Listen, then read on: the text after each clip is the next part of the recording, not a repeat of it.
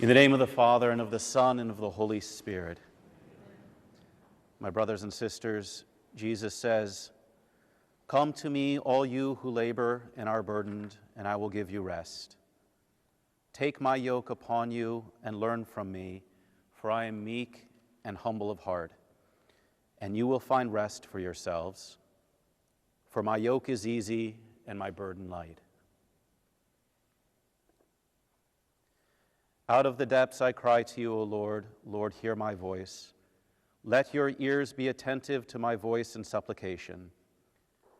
If you, O Lord, mark iniquities, Lord, who could stand? But with you is found forgiveness, that you may be revered. I trust in the Lord. My soul trusts in his word. My soul waits for the Lord more than sentinels wait for the dawn. For with the Lord is kindness, and with him is plenteous redemption, and he will redeem Israel from all their iniquities. Let us pray for the coming of the kingdom, as Jesus taught us.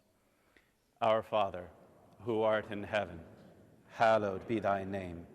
Thy kingdom come, thy will be done, on earth as it is in heaven. Give us this day our daily bread, and forgive us our trespasses, as we forgive those who trespass against us.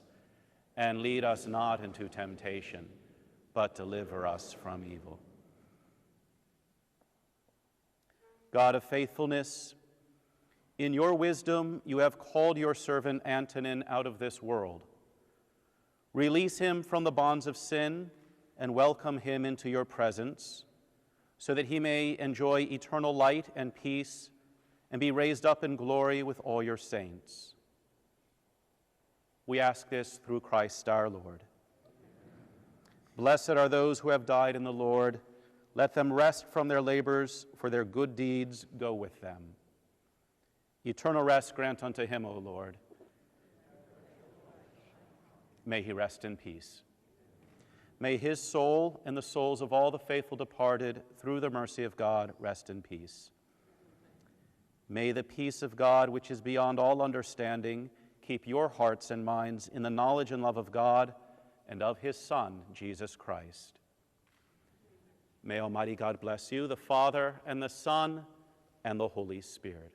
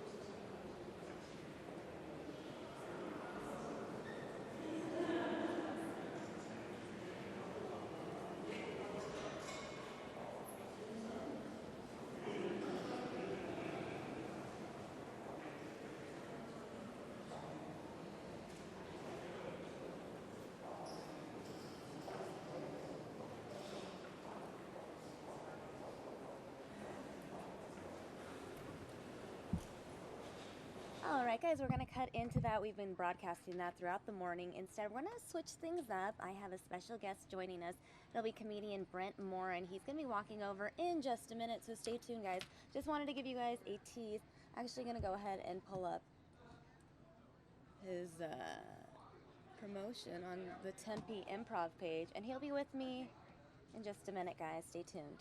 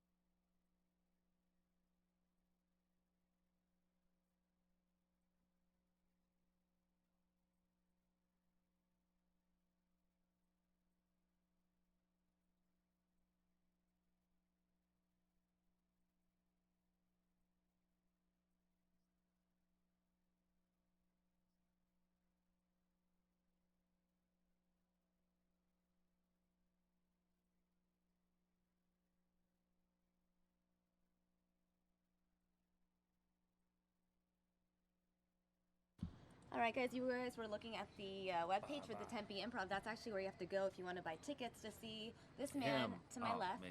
Yes. Oh, I guess if you take my gorilla, you can see the gorilla tonight, too, at the Tempe Improv. I'm actually the real mascot in real life. I want everybody to know that. I've been the Phoenix Sun mascot for 9 years. He's the guy that dresses in the big gorilla uniform. And now you get to see my face. And he does stand up on the side when he's not a gorilla. On the side. I do. You have to come watch. It's like primary career is gorilla. Yes. But I'm shifting that over to stand-up now. Because it's very hot in this gorilla outfit, and the lack of respect is killing me. That's so funny. All right, well, while we do this, I'm actually going to have questions coming in via Periscope. Uh-oh. So we're going to... Good old Periscope. So we're going to start this. There you are. Da-da. So we're going to be right there. And that'll be right so there. So digital. I know, this whole thing is very digital. So, Brent, you are in Arizona. You got in last night. You already had a show at the Tempe Improv, right? I did. It was awesome. I love it in Tempe. I love it in Arizona. Everybody's so pretty.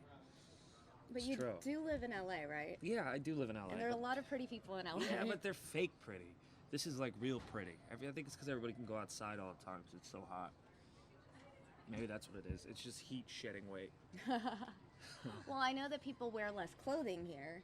Yes, maybe that's what it is. Maybe it's just less clothing. It could be just that. By the way, we're already getting hearts. Everyone who's watching on Periscope, feel free to ask questions to Brent. Go ahead. Pay attention over there so that we get your questions in. I've got a couple questions in from Twitter as well. Okay. One of them, this individual always asks this question. This is Ale. He always wants to know every comedian's favorite beer. Favorite beer? My favorite beer would have to be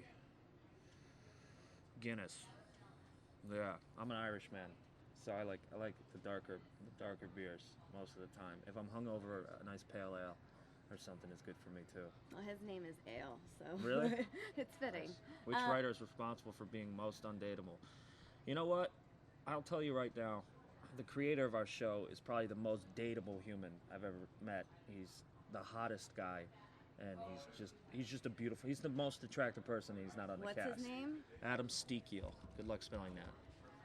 There's a Z in there. I think it's Z. There he is.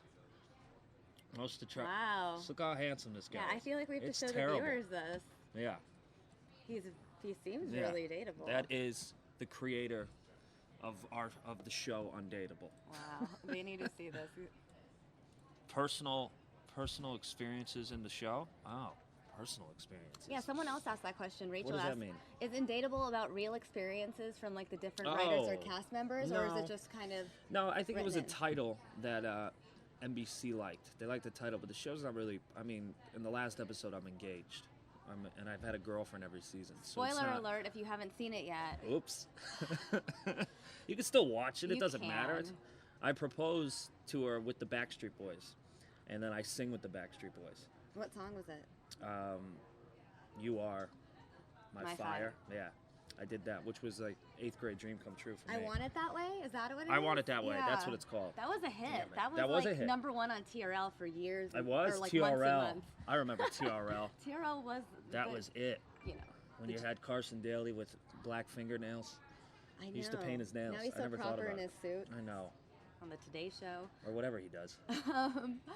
Speaking of Undateable, you guys switched from like a, regularly taped sitcom to this live format. Yeah. What inspired that? We did a live episode last year, or the season 2, which was just an experiment. They were like, well, let's try it live. We have a bunch of comedians and people that are used to live performing.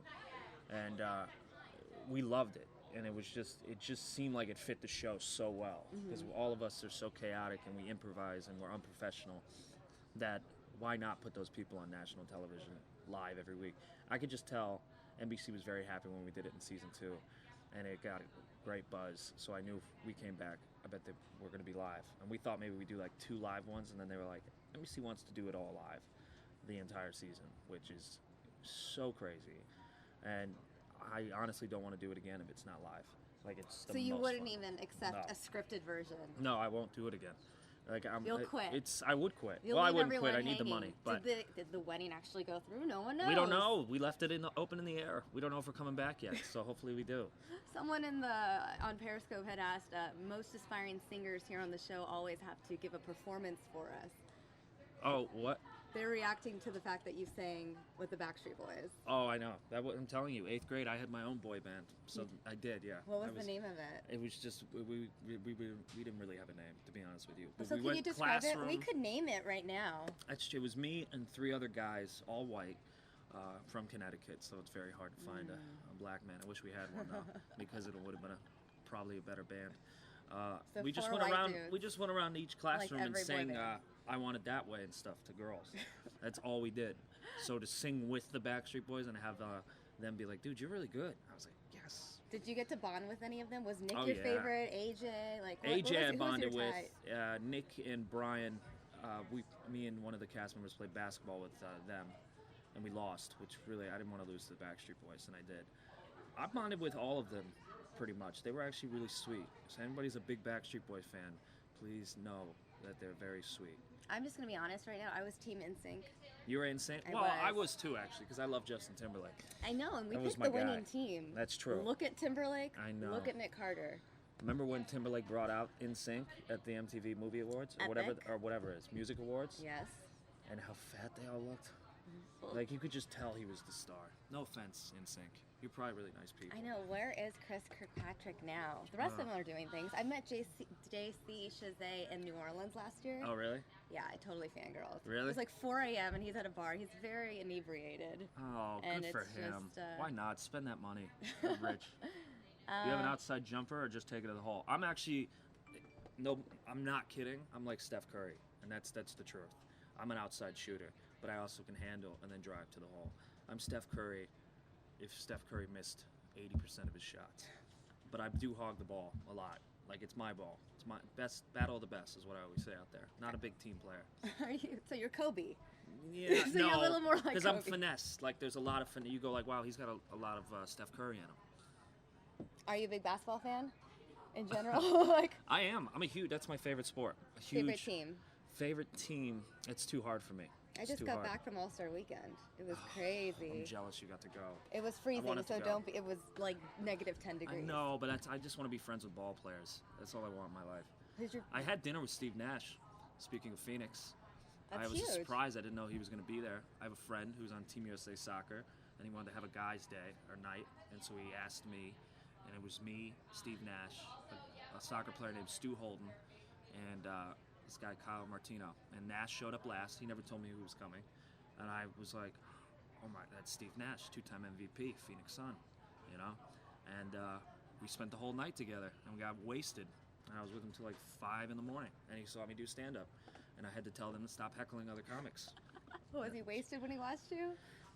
I got him pretty drunk. I mean, get he is people very drunk. Canadian, and Yeah. Canadians are kind of known for their It was alcohol intake. a fantastic evening, and then we ended up at a nightclub because he was single, I was single, and we just went to town. And then he tackled me into a couch, and I was like, "We're best friends." It was fantastic. This is all true. Yep. I just tweeted him actually to ask for restaurant recommendations. I'm really hoping he writes me back because it'll be embarrassing if he doesn't. That would be really awkward. Did you ever think growing up when you were watching Steve Nash that one day he would tackle you? Yes, actually, oddly, I had weird dreams like that. Did you ask Steve? Oh, No. The problem with Periscope is then the questions Yeah. disappear unless you're staring right at it. But I'm gonna. And yes, I did. No, I'm kidding. How is stand-up different from sitcoms, and which do you enjoy more? Rachel's asking. Tough question. Stand-up, I enjoy it more, but it's very close. It's different just because stand-up is me. Like that's me. I could just do me, be me, my point of view. And doing the sitcom, I play a character who is oddly and very different from me in real life. He's very clean-cut, very shirt tucked in, lovable loser, and I'm a stud. So it's very different. So and you have to stay in the parameters of whatever the story is and what the script is, and you have to be able to play with other people. So. Right. And I know the show also stars Crystalie and a handful of others. Were you friends with most of the cast going into the show, or did you bond after you guys were all cast? Yeah, oddly, actually, I've known Chris since I was 18. Like, we've been friends for about 10 years, 11 years. So we knew each other. We were like brothers already before we even did the show. So it's just odd we got to be in the same show. And then Rick Glassman, who's in the show, I've known him for like 8 years, and we live and still live in the same apartment building next door to each other. And he was a waiter, and I was a production assistant when we got cast on the show. And we would carpool to the test, now we carpool to work. Isn't that crazy? Where do you guys tape? The NBC lot? Warner Brothers. Oh. Warner Brothers. That's the thing about like Hollywood and television entertainment. I know a lot of people out there just assume that you would tape on the lot that your show is broadcast on. It makes sense. One of the misconceptions out there, guys. Yeah, but Warner Brothers produces our show, so they're in charge of us, both of us. So when you're at Warner Brothers and you see the big tower, did you watch Animaniacs? Yes, I did. Yeah, I do see the tower, and I do think about the Animaniacs. All right. Oh my gosh. Renee asking who was his favorite musical guest on NBC's Undateable? That was Ed Sheeran. Ed Sheeran was the best because we bonded the most, I think. He did the first live show that we did season 2. He was nice enough to come on and do the show. And after that, between the East Coast and West Coast, because we taped 2 live shows, one for the East Coast, one for the West Coast. That's so considerate. Yeah. That's really... It really is, actually. Really and it's a lot is. of fun because you can watch both versions on Hulu, and it's different. Mm-hmm. But we did the East Coast, and I wasn't drinking, and I decided to give myself a shot in between the shows, so I have a shot. I go to hair and makeup. Lauren, our hair lady, goes, "Brent, why do you smell like tequila?" I said, "Relax, I had a shot, I earned it, we were live. Okay, first time doing that, let's calm down." And then they laugh. I don't realize Ed Sheeran's in the room. Ed, it's like the seas parted, and he's right there, and Ed goes, "Oh, mate, you doing shots? You should come to my room, I got the good stuff." And I'm like, "Haha, all right, Ed Sheeran." And then he leaves, and they're all looking at me, hair and makeup. They go, "What are you doing?" And I go, it's Ed Sheeran. I'm not going to say no to Ed. So I go to his dressing room. He's got 3 guys in there that look like extras in Snatch. And he's got the lights off except on the tequila. And it was very considerate. He had limes cut. He had everything laid out. It was a very nice presentation. And so we did one shot. And then he's looking at me. And he's like, "Is that all you're going to do?" I'm already 4 in. And I'm like, "Ah, shit, he's a rock star." And he challenged you. You So, can't say no, right? Yeah, so I did it. I had about 4 shots or 5 shots. And I was a little drunk for the West Coast. And he was wasted. And then he made out with me on live television. That wasn't planned. And then after that, we just bonded. And we ended up staying at that studio until 4 in the morning and blacking When you out. swap saliva, that's a pretty deep bond. And I woke up the next day to a text message from Ed Sheeran. And I don't even remember getting his number. Oh my gosh. It was a crazy That means night. Ed Sheeran's really considerate, though. He texted He you was the great. next day. Then he played the Hollywood Bowl 3 months later. 4 hours before the show, I texted him and he got me 2 front row dead center tickets. Whoa. And then we got drunk at Saddle Ranch later that night and talked about love. Wow. Jealous. Saddle Ranch has great biscuits. They do. What is your favorite thing to do for inspiration? Who is your comedic icon? Oh, it's too hard. It changes. I mean, I look up to people like Louis C.K., Don Rickles, Jim, Jesus, I almost said Jim Pryor, Richard Pryor, George Carlin for sure.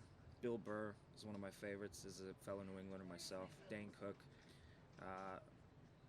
changed the game in a lot of ways. Doug Stanhope for sure. Love him. Somebody mentioned him. He's amazing. Those are the kind of people you watch and you go, I need to keep working. So I'm inspired by people that are better than me. That's a good answer. How did you fall into stand-up, or was it something you always wanted to do from like childhood? I kind of fell into it because I was in film school and I was 18. I couldn't do anything but go to like the Laugh Factory, and I saw live for the first time, and I just felt like Who was the first comedian you saw? Dan Cook. And I was like, whoa, I feel like I could do that. And so I tried it, and I sucked for a long time, and now you be the judge. Come to Tempe Improv tonight. That's true. You can come to Tempe Improv tonight, and those of you who are not in the Phoenix or Arizona area, you can watch him on your Netflix special. Yes, right? I got that. I got one of those. That's really exciting. Hell yeah. And I'm Brent Morin is what it's called. I want to pull up the trailer. Oh yeah. So we can do that There here. I am. I can do things like this. Right, interesting. So that just goes in that box and people can see that? Yeah, they will when I decide to switch over. Boom, they can see it now. Oh, I should also put Twitter down here. So yeah, viewers can see this. As you can see, I started watching it. Stopped at 101 though. Oh, that's good. That's very inspiring. That makes you feel Well, good. I had to do more work. I was running around. The next owner of the Playboy Mansion, I don't have $100 million. If I did, then yeah, probably. Have you been in the Playboy Mansion? I mean, you I have so haven't. many epic stories right now. I It's do- like I know. between getting drunk with Ed Sheeran and having biscuits with him. And getting drunk with Steve Nash. A lot of it Getting involves tackled just by getting him. drunk with odd Who was your people. favorite person to get drunk with? Oh, that's a tie between Ed Sheeran and Steve Nash. Oh, so those were the two epic Yeah, drinking moments of those life. were the best. Yeah. Did you get an email from Jeb Bush? Oh my god. Sorry, her email was up, and it just said Jeb Bush. Okay, can I explain this really quickly? Like, So- Jeb Bush email you? All the time, and I get it from his like dad. And can I tell What? you how sad the Jeb Bush campaign is? So, about a month ago, I was on Facebook, and there was this targeted ad like, "Win a dinner with Jeb Bush," and I was like, okay, maybe they saw my search, my search terms that I'd use because of work. So I'm like, I'm gonna just sign up because I want to win a dinner with Jeb Bush. Why not? I was also angry though because when I was in Miami, his people did not let me into his art event. I was like, look, whatever. Anyways, I sign up. All they do is take your email. That's it. Yeah. It's a scam. Oh. They have been using my email nonstop, and I get emails. There's that one, and I don't know if, let's just search Bush. You have a lot of Jeb Bush emails. And then President George W. Bush is big, Yeah, why is he writing it? Why is Yeah. President Bush writes you? Yeah. This is real. Jeb Bush, his mom, Barbara Bush, Oh boy. Lindsey Graham has reached out, his son. So basically, Jeb Bush is kind of like door-to-door salesman. Whoever's on his marketing team. It's like a telemarketer. Well, the only reason I haven't blocked them is because they're so funny to read. I just take screenshots and send them to my friends. Like Oh, the yeah. latest, Well, it is funny to just see Jeb Bush. but they're so desperate. Like this one, Jeb Bush Jr. Sami, I had to reach out quickly. I'm on the road with Dad, and he just asked for an update on everyone that has stepped up and chipped into our $250,000 South Carolina fundraising show. I was about to show him your name, but according to the report, you haven't given yet. This has to be a mistake, Sami. I'm telling you, this is just one of many. I wanted to start a Tumblr of just all my emails from You Jeb Bush's should. campaign because they're so ridiculous. That's just one, like every single one. Let's see what the president said. What are you doing later? What? Oh man, he's probably just saying that I was a better president than my brother ever will be, or something like that. I don't know. Anyways, back to you. Yes. We're not here to talk about Jeb. We're here to talk about you. Perfect. Let's get back to this trailer. We can watch it together, everyone.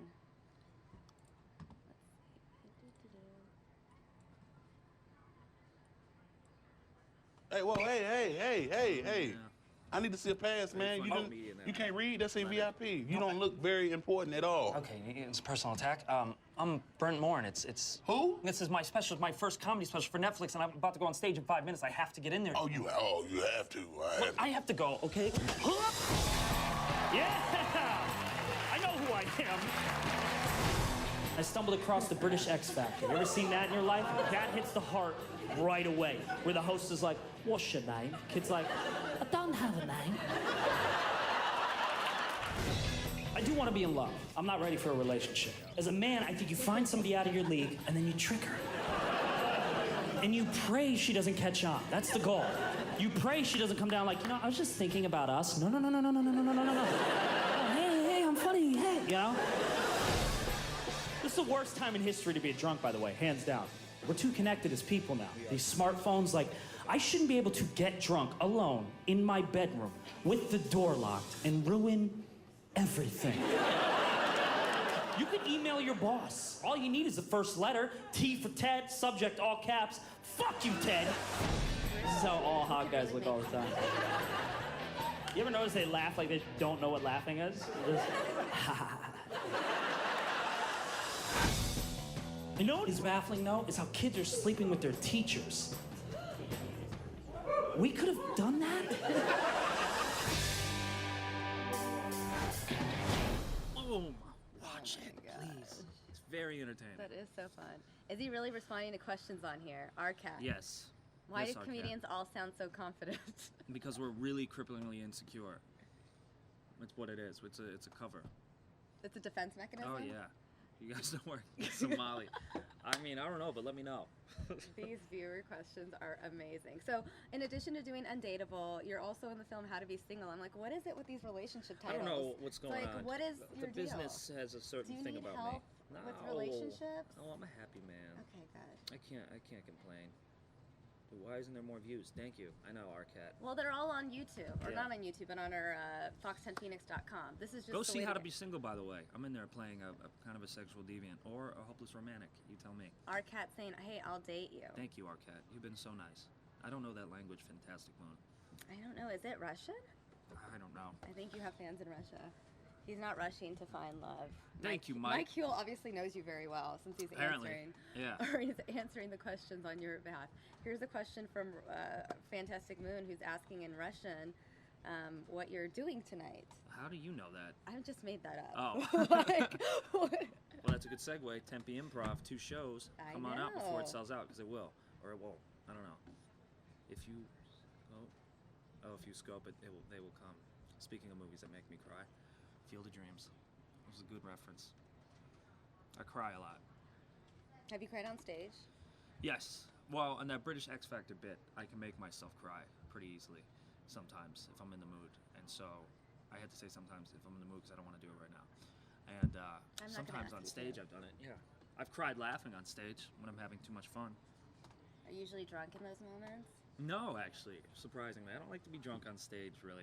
Because you have more control over yourself. Yeah, because I don't know what's going to happen if I'm too drunk. Lindsay and Blair, I cry when I see Ted Cruz. I hope they're tears of fear or sadness. Are you super sensitive? I am super sensitive. That answers that question. I have a question. Yeah. So we were just talking about Jeb Bush, and now he's A set of shared principles right and there on the screen, What's he doing? begging for people to vote for him. Oh, poor guy. He's in South Carolina. Then you have got his long arch arms. nemesis right here. Trump? Right here. He's also in South Carolina. It's weird because I see News Now and I had my name, but I saw that, so I got a little like, oh my God, is he talking about me? He might be. He's like, come on, guys. Go see Brent in Arizona. They can fly back to South Carolina so you can Yeah. vote for me tomorrow in the primaries. Go to the Tempe Improv. Yeah, let's do this right now, if you're down. Yeah. Since I have the volume down on Trump, Uh-huh. why don't you tell me what Oh my Trump is God. saying?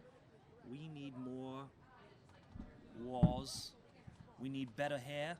We need more confidence in pointing. And look how angry I am. You see, because of you. I hate you. Let me fix this mic for a second. It's little. Anyway, here are some points I want to make. 1, let's write down our names and send it to your grandmother. 2, let's look at each other in the face and say, good work. 3, let's put together a bunch of bread and make sure people are aware of that bread. And then cut it in half. Cut it. And then, share it with your friends. You can share it with you guys. That's up to you. Anyway, what was I talking about? That's right. That was pretty amazing.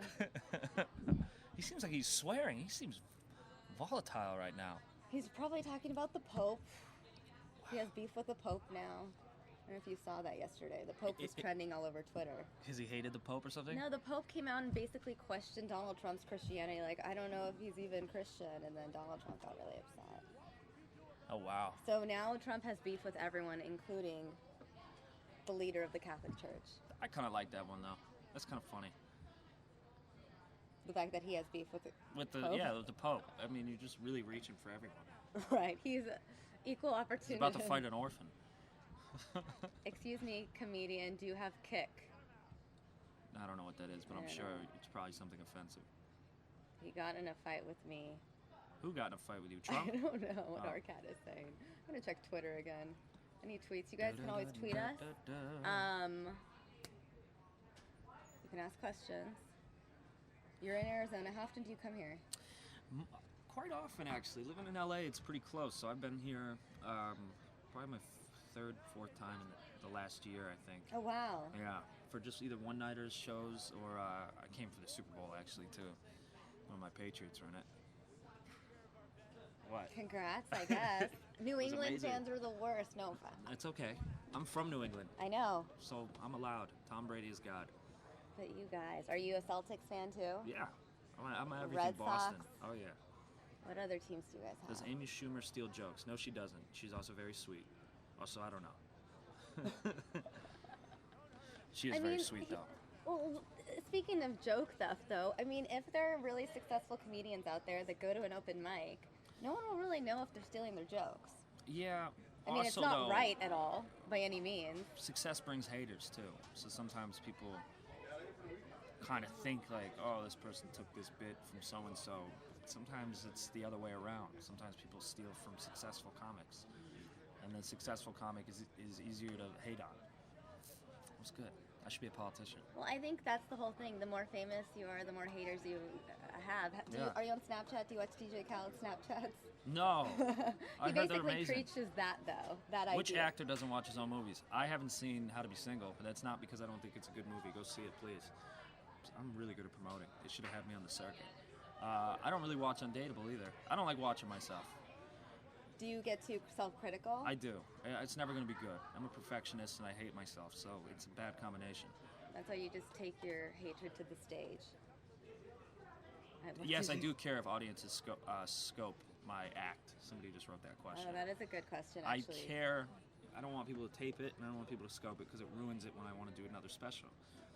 I don't want people to see it. You have to come live and see the process. What about Snapchat? Because Snapchat disappears in 24 hours. So if they take a quick so snap. does Periscope. It's That's just, true. I don't really, unless it's planned out where I'm like, let's Periscope this act tonight, and then I'll do some weird stuff, you know? That's fair. That's fair. Paul, okay, that's Yeah. inappropriate. Do you have a flat Too Ronnie? soon. I love Too Flat soon. Ronnie. I don't have one on me now. That's from the show. We had Flat Ronnie from Howard Stern in our show. Obviously talk about, so it's hard to do comedy without stepping on toes. Very true. People do talk about similar topics.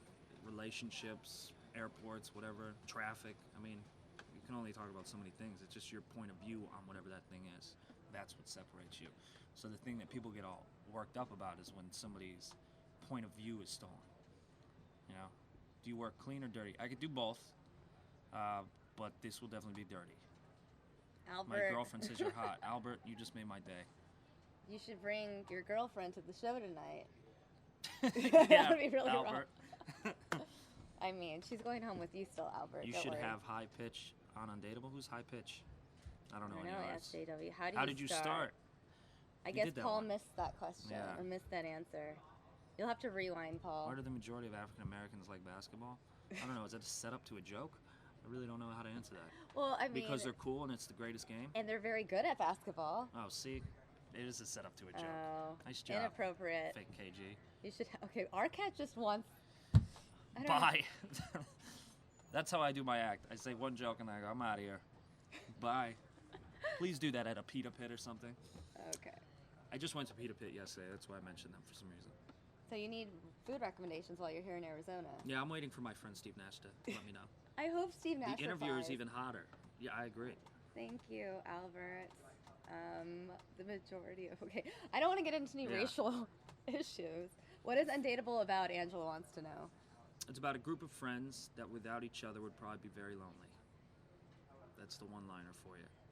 But it's basically just a bunch of psychopaths that they let go live on television, and we're just making fun of each other and ruining each other's reputations and embarrassing each other on national television. And it's fun when it's live because you can tell that there are moments that are improvised. You can tell that there are moments where you guys are just holding those laughs in. Oh, yeah. Because you don't want to react. Oh yeah, and there's our boss Bill Lawrence loves to throw each other under the bus, give Chris something to say about me that I didn't know he was going to say, like nobody's going to watch your Netflix special, or you've gained weight since the beginning of the season. I mean, Craft services, though, how I can know. you say no? I know. It's really hard to say no to free food, guys. it really is, and especially when it's displayed, I feel like I'm in like Neverland.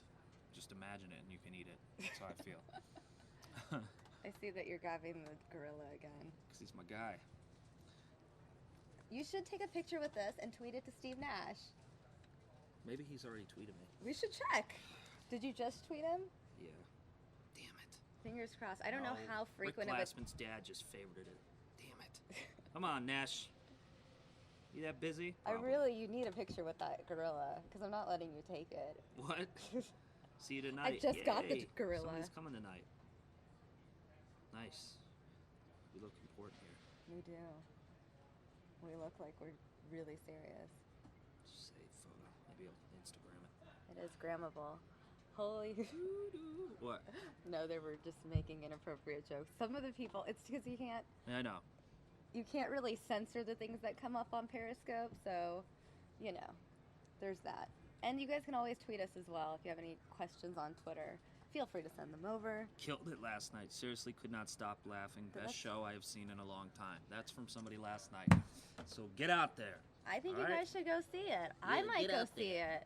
Yeah, come I'm out. not that far from the Tempe Improv. Yeah, why not come? I don't know why. Are there any Suns games this weekend? There is. Are you going to go? Yeah, there's two. They play the Spurs on Saturday, I think. How do I know that? I'm a huge basketball fan, so I looked it up because I was hoping they'd play Golden State. Yeah, no, they just played Golden State, and they were the hardest tickets to get. Uh-huh. They were the only tickets that were ever overpriced for the Suns game. Soft kitty. Do you come to Canada to do shows? I do. I do the Montreal Comedy Festival a lot. They play the Rockets today? Yeah, no, yeah, that's today at 7:30. It's gonna I'll be at my conflict. show. I went to the Spurs. Rockets. The Rockets were here 3 weeks ago, That's what I and wanna we know. almost Oh, beat yeah. them. We Oh, really? almost beat them, yeah, and then we blew it at the end of the fourth quarter like we do with every game. I do know a lot of Mexicans, yes. And then the Spurs, Sunday at 3 p.m. That's You going to gonna be a make loss. it? No, I mean, I'll they're be on really a plane. good. My Oh. flight's at 3 p.m. back to LA. Wait, that's Sunday. No, I That's- will be here. Yeah, because don't you Oh, perform I have a show on on Sunday? Sunday. Monday I leave. I'm going to look into tickets for that, actually. Can make that happen. I can. You can. Yeah. There you go. We just made your day. You can go say hi to Tim Duncan. And Tony Pacquiao. to know He's if we- French, so that's how he says his name. Pacquiao. Tony Pacquiao. I mean, just a heads up, we're probably gonna lose. Oh, Suns. well, yeah. I mean, the Suns will probably lose. And I hope they lose if Nash doesn't write me back. So that's on you, Nash. Steve Nash, please, if you're watching, write Brent back on Twitter Or he gets it. or the gorilla. Or I'll kill this guy. Please, Nash, write him back.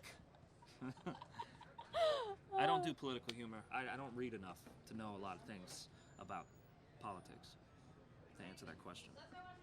Jay Forsney, thank you for asking that question. We did a little bit of politics a few minutes ago. You guys It's can always true. rewind it. You can always, Yeah. can always watch the full interview. Those of you who are on Periscope, you can go to foxandphoenix.com and watch the whole thing. You can rewind it. It'll be there. And Yeah. it'll then end up on our YouTube channel, so you can watch it if you missed it the first time around. When's Michael Jordan coming back? That's a good question. Can I tell you a Michael Jordan story? Always. He's my A couple of favorite nights guy. ago, Friday night, Uh-huh. I'm at the Jordan party. Oh, nice. And in Toronto, and I'm here. Someone bumps into me. Turn around.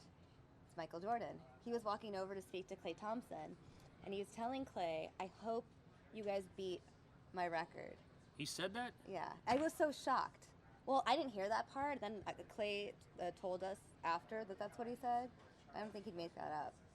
Unless he's trying to be charming. That's true. He could have been doing that, but I believe him because cool. now it's out in the world. I just said it, online. Man, that's so... Because Jordan's the number one person I want to meet. Growing I up, was- I idolized him. I was genuinely starstruck. I just stared and I just You got to go to all the parties and everything? Well, one of my friends, she's the courtside reporter for the Warriors. Oh, that's a job. And so by default, she's friends with all of them. So, Oh, yeah. you know. So what, she got invited? She was invited to the Jordan party, and then I was already out there for All-Star Weekend, so she just had me come with her. Wow. Yeah, What a friend. I know. That's a good friend. Cool. Guy with the racist joke is back. Well, anyways, Nice. so you love basketball. You're going to go see the Spurs now. Yes, I think I'm going to go see the Spurs Suns. Go check out that stadium. And then you guys can go check out Brent Yes, at the Tempe Improv. at the Tempe Improv or in the audience at the Suns Spurs game. Yeah. Or both. At both. Meet me And at the Suns Spurs game. you can find him on Twitter at Brent Morin. Yes. Instagram. Brent Morin, it's all the same. Are there a lot of Brent Morins out there, or were you able No, to get your name I on got everything? I got it all. Wow. Brent Morin for everything. So Instagram. Brent Morin Instagram, Brent Morin Twitter, Brent Morin Facebook. I'm Brent Morin special. Oh, I also I just want to acknowledge you. I like your web address. Oh yeah, BrentMoore.in. That's clever. because somebody bought my .com, and so I had to use .in for now. Oh. But a fan bought it back, my .com, and so I will be a BrentMorin.com very soon. Okay, so he's So Brent I'll have Morin it across almost the everywhere. board. Yes. And you're not on Snapchat. I am on Snapchat. That's Brent Morin as well. So you guys can I'm find going to him start at- doing more Snapchats, by the way. You can. All right, guys. Well, I have to let him go. I'm going to leave you guys with. The bird guy with the beard. Talking about Chris. Chris does look like a bird. A tired bird. I heard Justin Bieber's favorite comic is Crystalia, right? Yeah, whatever. What? Ed Sheeran loves me more. Has Justin Bieber visited Undateable yet? Not yet. No, Chris is playing it too cool. Too cool. He should be asking Bieber. I would have been doing it already. Yeah, I feel like every comedian, at least that I'm friends with, has posted from backstage there. Like I feel like everyone kind of Everybody. goes and It's a hangs party out. there. Yeah. If we come back, come. It's a complete party back there. We have an open bar and a live lounge. And This is how he gets drunk between shows, guys. Yes, and you have bands, and it gets crazy. No, that's why I stay away from all that stuff, because I would be drunk between shows. So unless Ed Sheeran is there, then Or Steve Nash. or Nash. Like my hair, I just woke up like this. Okay, Beyonce. All right, and on that note, I'm going to let Beyonce Morin go. That's actually a beautiful name. I'll name my daughter that. Or maybe you can get Beyonce. You can steal her from Jay-Z. Man, that'd be cool. Damn it. You know, you never know. Most celebrity Couldn't handle couples that woman. eventually end. I know, but they seem perfect. They do. Yeah, that's king and queen. It's true. All right. Thanks, guys, for tuning in. I'm going to walk Brent out. I'm going to leave you with, do you have a choice between Jeb Bush and Donald Trump? I'm going to go with Donald Trump. Sorry, Jeb. Go ahead, Jeb. Relax with the emails. So here's what I do with Carrier. Not overly conservative, but very smart, okay? I would say, folks, here's what you do. You are going to pay and you are going to make a lot of money in Mexico, and I congratulate you on your move. I think it's a wonderful thing. Enjoy Mexico. Enjoy everything about it. Good luck. But here's the story. Every air conditioner that you make and every air conditioner that you send across the border to our country, we're going to charge you a 35% tax, okay? And that tax is going to be used to reduce our debt and bring up our budget and balance our budget. But we're going to charge you a 35% tax. And that's the way it is. Now, I hope your numbers still work, but I doubt they do. So I'm going to get called by lobbyists. But I know a lot of the lobbyists, but I don't care about them. I've used them over the years. Some are very talented. I have lobbyists where I can say, go into that senator and get his vote changed right now. Yes, Mr. Trump. He'll call me up. All done, sir. All done. You know why? Because he raises millions of dollars for the guy. So that's bad for the country, but it's good for the company, good for the lobbyists. They make a fortune. These guys make a fortune. They totally control the people I'm on stage with. So now I'll get a call, and they'll say, Mr. Trump, you can't do that to Kerry. I said, like hell I can't. And they'll say, President Trump, please, please change your decision. It's so terrible. You're setting a terrible precedent. Mr. Trump, President Trump, this is not free trade. I said, no, it's smart trade, okay? And here's what's going to happen. Here's what's going to happen. As sure as you're standing there, we say no, and we say no, it's over. Carrier will announce they've decided not to leave the United States, okay? That's what's going to happen. And they'll build a new plant, or they'll fix up their old plant, and they'll keep the people that have been so great for years. And that's what's going to happen. Same thing with Ford. Ford, I've been talking about Ford now for years, for 2 years. $2.5 billion plant in Mexico. I thought I shamed them that they'd never do it again. But you need to be president to really do it properly. So Ford announces they're going to build a $2.5 billion plant in Mexico. Do you know what a $2.5 billion plant is? You know how big that is? That's like a one-story building. That's a building that goes forever. They're going to make cars, trucks, and parts, okay? And I say, how does that help us? They're closing up plants in Michigan and other places. They're going to open up this massive plant in Mexico. And then yesterday I read in one of the newspapers, I won't say the Wall Street Journal because I think it's one of the worst newspapers I've ever, such a pile of garbage. Every bad poll I get is from the Wall Street Journal, you know? Every poll, every time they do a poll, I have a lousy poll. Then I get great polls from everyone else. But every poll, so I don't believe in the Wall Street. I'm not a believer in the Wall Street Journal. I think it's a piece of garbage. It's going to lose a fortune anyway. Don't worry. It'll be out of business like all the rest of them very soon. But let me just tell you, I did read this one in the Wall Street Journal, however, I must be honest. And basically it said Ford is doubling down. That Ford opened the $2.5 billion plant. And now they're doubling down. They're going to open up tremendous additional car. Mexico is going to become the car capital of the world because we let that happen. And here's what I tell Ford, and I say this 100 times over. They call up Hillary. She knows it's a bad deal for the United States. What's good about it? They close up their factories. They close up their plants in Michigan and other states. They build this massive plant in Mexico. They make their cars in Mexico with Mexican labor, and they sell them to us with no tax. How do we benefit, folks? How? In a million years, I went to the Wharton School of Finance, the best school in the world, business school in the world. I think most people do. You got to be really smart to get in, okay? Really.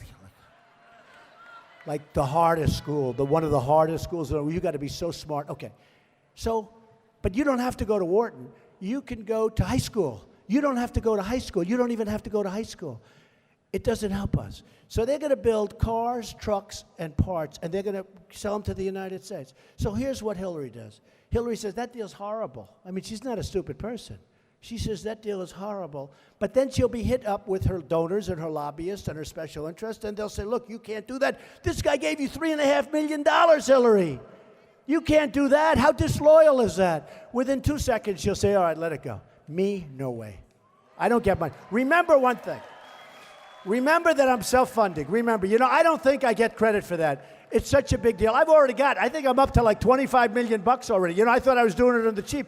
I'm still into this thing now, 25. I'll be up a lot more. And I start spending money because I felt guilty not spending any money. All these guys, Jeb has spent $22 million on commercials against me. People said, why do I dislike Jeb? Because he spends money on commercials. If he didn't spend money on commercials, I'd leave him alone. If he was smart, he'd stop. I mean, it's much better. But they spend money, but it's not their money. It's all special interest money. You saw that at the debate the other day, right? The debate. These guys walk in. They're nowhere. Cruz walks in. The oil industry starts screaming, we love you. You're great. We love you. Then he pretends like, oh, I have nothing to do with the oil industry. I have nothing to do with the banking industry because I refuse to put it down on my form, which is probably illegal, by the way, but we won't say that. So they're all controlled. They stand up. I mean, I walk in. I have no donors. I have no special interest. The room is like I had my wife and my kids clapping for me. It was very lonely. It was very lonely. I mean, the Republican National Committee should be ashamed of themselves for giving those tickets out to all these special interests and donors. It's a disgrace. But anyway, and I've said to myself, by the way, it's not really worth it because I don't know. When people go into the voting booth, they're not saying, we're voting for Trump because he didn't take any money from I don't know if I get my money's worth on this one. I'll be honest with you, folks. I can tell you I'll have a tremendous amount of money. And what I said is true. I started spending a lot of money over the last few weeks because, number one, I didn't want to take a chance, right? You know what I mean? I don't want to be too cute. Oh, I'm so smart. I don't have to spend money. I mean, in New Hampshire, I spent $3 million. And Bush spent $44 million. I was first by a landslide. You know, I won by over 20 points. We had 36. I won by 20 points. I was first in a landslide. By the way, that's 20 points over number 2. That's like 35 points over Bush. But I was first in a landslide, and he's at the bottom of the pack, right? Wouldn't it be nice if our country could do that? If our country could spend less and be number 1, wouldn't that be nice? We can do that. We can do that.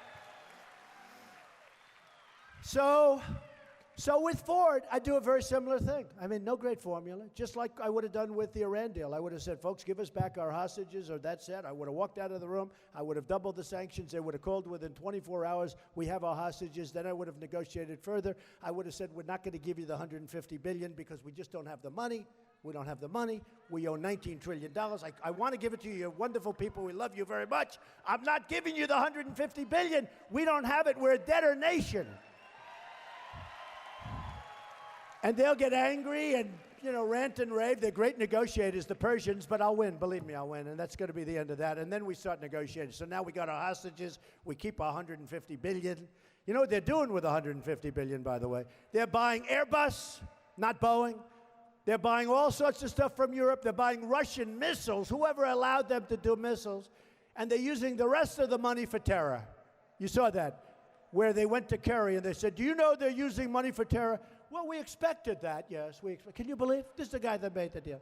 So with the Ford deal, similar to the Carrier deal, I'd say, got to move. I'm not going to let you do it. And I'll be hit with everybody. I'll say, nope. Every time you sell a lousy truck, every time you see how I've cleaned up my act, I don't use bad language anymore. I won't. I won't. Because I don't even have to use bad words and I get in trouble. Do you know that I did one a week ago in New Hampshire, where I said, and I just like, I didn't say anything. In other words, I refused to say the word. And these guys bleeped it on television, and everybody thought I said the word, and they said, his language is terrible. I never said the word. You can check it. I never said the word. I went like, but on television, they bleeped it. So they went bleep. So everybody thought I said the word. So here's the story. So with Ford, I'd say you're going to pay a tremendous tax if you go to Mexico. Tremendous. Because it doesn't help us. At least this way we'll get a lot of money in tax. It doesn't help us. And you can do whatever you want. I guarantee you, folks, I guarantee you they don't move to Mexico. They took a plant was supposed to go, a great place, a place I love. They treat me so great in Tennessee. They were going to build a massive auto plant, right? I love Tennessee. I love Tennessee. No, they treat me great. We're going to do great in Tennessee. We're going to do great in Georgia, in Tennessee, in Texas. We're going to do great everywhere. But look, they took a plant in Tennessee that was practically done, going to be built by a big foreign company. It was all set to be announced. It was all set. And they moved to Mexico at the last moment. Not going to happen. Not going to happen. We're no longer going to be the stupid people, okay? We're no longer going to be. We're going to be the really smart people that win. We're going to start winning again, folks. We're going to knock out ISIS. I said don't go to Iraq, and I said it strongly, and I said it loud, by the way. You know, they like to say now, oh, well, maybe he didn't say. I was with Howard Stern, who happens to be a good guy, by the way. I was with Howard Stern before the war, like many months before. And the first guy ever asked me about Iraq was Howard Stern. I said, well, I don't know. Yeah, I guess so. Then I started looking at it. Before the war started, I was against that war. You know, you have losers like this Karl Rove guy. This guy's a loser. What a loser. He spends all this money on races. He loses all of them. We have such losers in this Republican Party. We've got to go to a different system, folks. You're never going to have a president. I'm telling you that right now. You're never going to have a president. But listen, I will guarantee you that Ford comes back. I will guarantee you that many of these companies come back. We have killed ourselves with trade deals. But what's happened is after the catastrophe in Paris, where you're not allowed to have a gun, they have the toughest gun laws in the world in France and in Paris. And these animals walked in and they killed 130 people. Some people are gravely injured. After that, it all changed. Everybody liked me the best, because they said, he's the toughest on the border. Hey, I have Sarah Palin's total endorsement. I have Sheriff Joe Arpaio. I mean, how tough is Sheriff Joe? You know, if Sheriff Joe from Arizona endorses you, you're the toughest on the border. Is that right? Sheriff Joe, he said there's nobody like Trump. Okay. But we have all of this. But what's happened is after Paris took place, and then I started being different because I started talking about big security. I started talking about military. I'm good at military. I'm going to be really, people are going to be surprised. We're going to make our military so big, so strong, so powerful, nobody is ever going to mess with us, folks. Nobody. Nobody. Nobody. And we're going to get the right equipment. You know, our military buys equipment they don't want because the companies that make certain equipment that they don't want are politically active and they're politically good. How often you hear about a plane that they don't want, but they're ordering them, and the plane that they do want, they're not ordering, even though it's cheaper and better. And those days are gone because I don't give a damn what they want. I want to get the right stuff.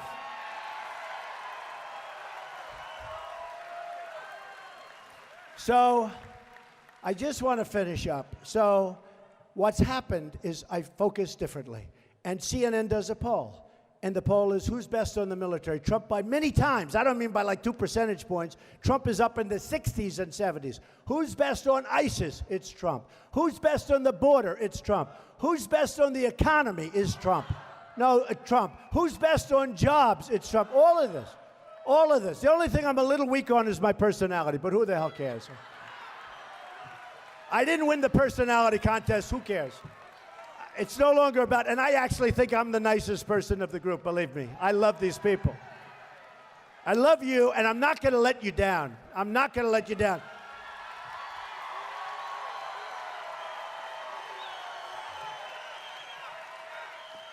You know, I won't use his name, but a great reporter from CBS was very nice this morning. He said, you know, Mr. Trump, I've never seen anything like this. I've been covering this stuff for 25 years. I've never seen anything like this. He said, but don't you have a lot of pressure? These people were here 6 hours ago to line up, right? 6 hours ago. They were here 6 hours. Isn't this a lot of pressure? Supposing you let them down. I said, you're right, it's pressure, and I'm not going to let them down. I'm not going to let you down. I'm not letting you down.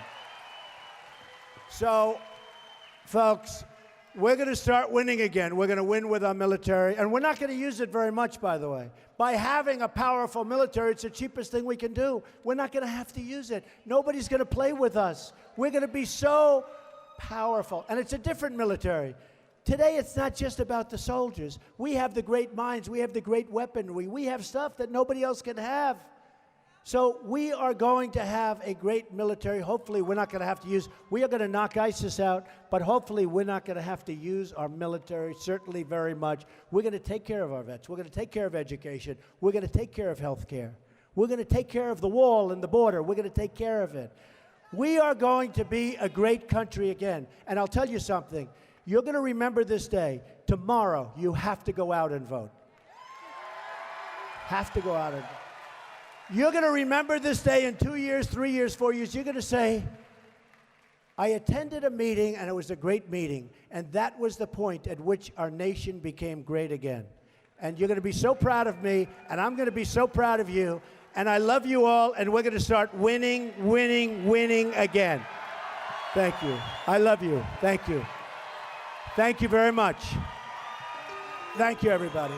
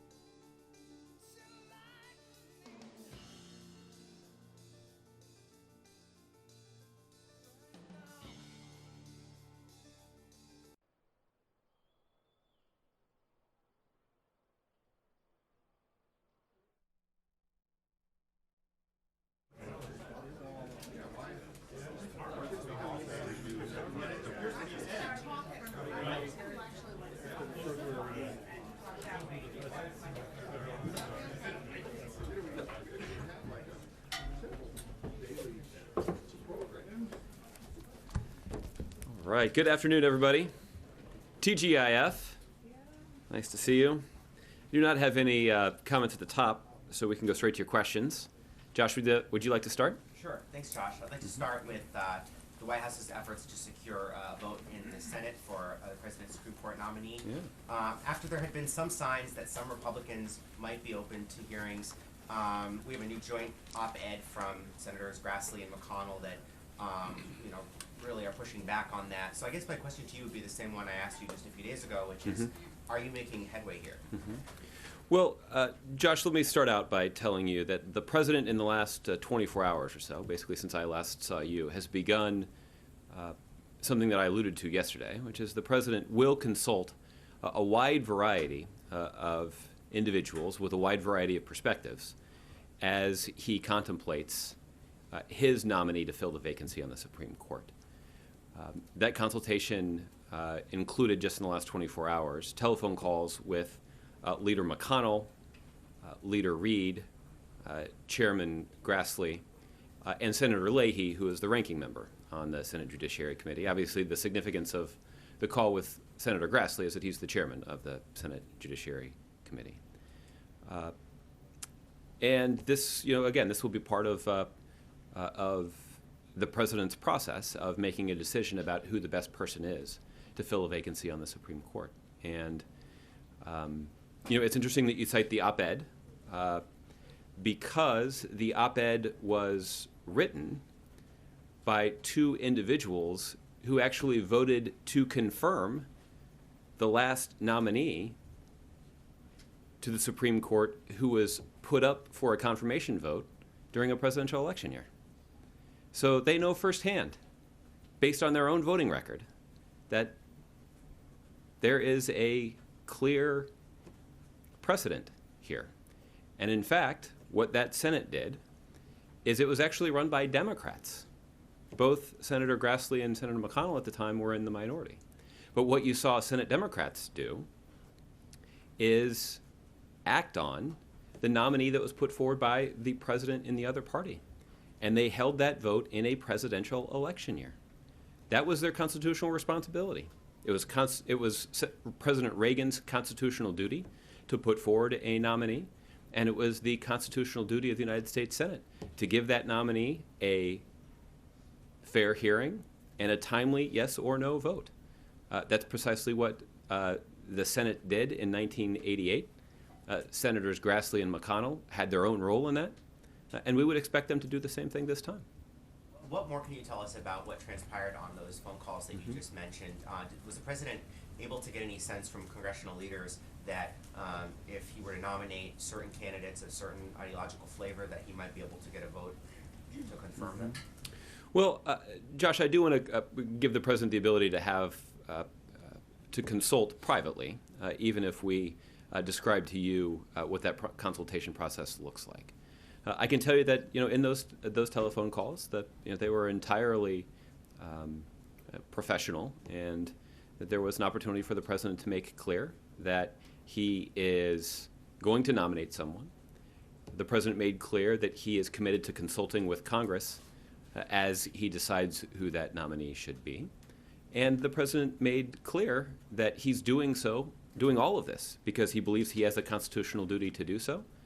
And he reiterated his firm belief that the Senate has a constitutional obligation here as well. I wanted to ask you also about the U.S. airstrikes overnight in Libya. Was this kind of a one-off going after a high-level target similar to what we saw in Libya late last year, or should we be looking at this as the start of a stepped-up military effort in Libya? Josh, let's do the details first. I can confirm for you that early this morning, the United States military conducted an airstrike in Libya, targeting both an ISIL training camp near Sabratha and a specific leading ISIL figure named Nuruddin Shushan. This individual is a known ISIL leader, a facilitator, and an individual who has facilitated the flow of foreign terrorist fighters across North Africa. This individual is also wanted because of the role that he played in carrying out a terrorist attack almost a year ago, in March of 2015, in Tunis, killing a number of tourists at the Bardo Museum in Tunis. We, at this point, cannot confirm the results of the operation, but I do think it is legitimate for you to connect this operation with the operation that U.S. military forces carried out back in November. Back in November, U.S. military forces carried out a strike against the leading ISIL figure in Libya, Abu Nabil. We have concluded that that strike was successful, and both of these military strikes are an indication that the president will make good on his promise to continue to apply pressure to ISIL leaders who threaten the United States and our interests. And this does demonstrate the important capabilities that the United States has, including in Libya. And it's an indication that the president will not hesitate to take these kinds of forceful, decisive actions to ensure the safety and security of the American people. And obviously, today is one additional occasion for us to pay tribute to the courage, service, professionalism, and expertise of the men and women who serve in the United States military. Here we have a tangible example of how their service to the country makes all of us safer. And lastly, Senator Sanders, in a BET interview that's going to be airing, suggested that the reason that Hillary Clinton is wrapping herself in the Obama legacy so much is because she's going after African American voters in particular. The Clinton campaign has taken some issue with that. Does the president consider that to be an appropriate assessment of what Clinton is doing? Well, I guess for a good assessment of the Clinton campaign strategy, you should check with the Clinton campaign, and it sounds like you might have done that already. I think there are a couple of facts that I would point out. The first is, Senator Sanders stood not too far away from where I'm standing. You can just peek out the window and sort of see the spot where he was standing, where he spoke to all of you after having spent an hour with the President of the United States in the Oval Office, where he talked to all of you about how proud he was of the progress our country has made under President Obama's leadership. And I think that's a pretty strong statement about how supportive and proud Senator Sanders is of President Obama's legacy. And that certainly is consistent with the kinds of comments that we've heard from Secretary Clinton. Both candidates were making those kinds of statements in advance of the Iowa caucuses. And based on even my own personal experience there, I know the proportion of African American voters in the Iowa caucuses is not particularly high. So I suspect that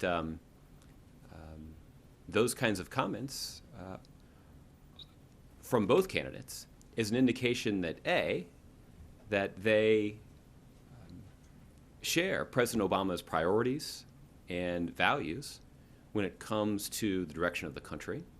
Both of them have played their unique role in supporting the president in advancing those values and priorities. Obviously, Senator Sanders, on a range of legislative priorities, has been supportive of the president's legislative agenda in an important way. And obviously, Secretary Clinton had a role as the Secretary of State in the Obama administration to advance the president's foreign policy vision around the world. So,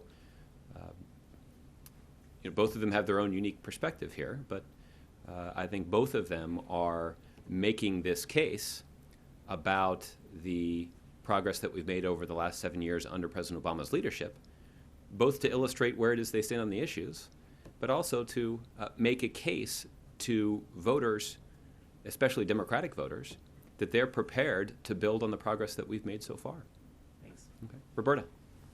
The op-ed that was written by Leader McConnell and Senator Grassley ran around 8 p.m. last night. And I'm wondering if you can say whether the president spoke to them after, whether they talked about the issues that the two senators had brought up in their op-ed. I can tell you that President Obama had the opportunity to connect with Leader McConnell earlier in the day yesterday than 8 o'clock.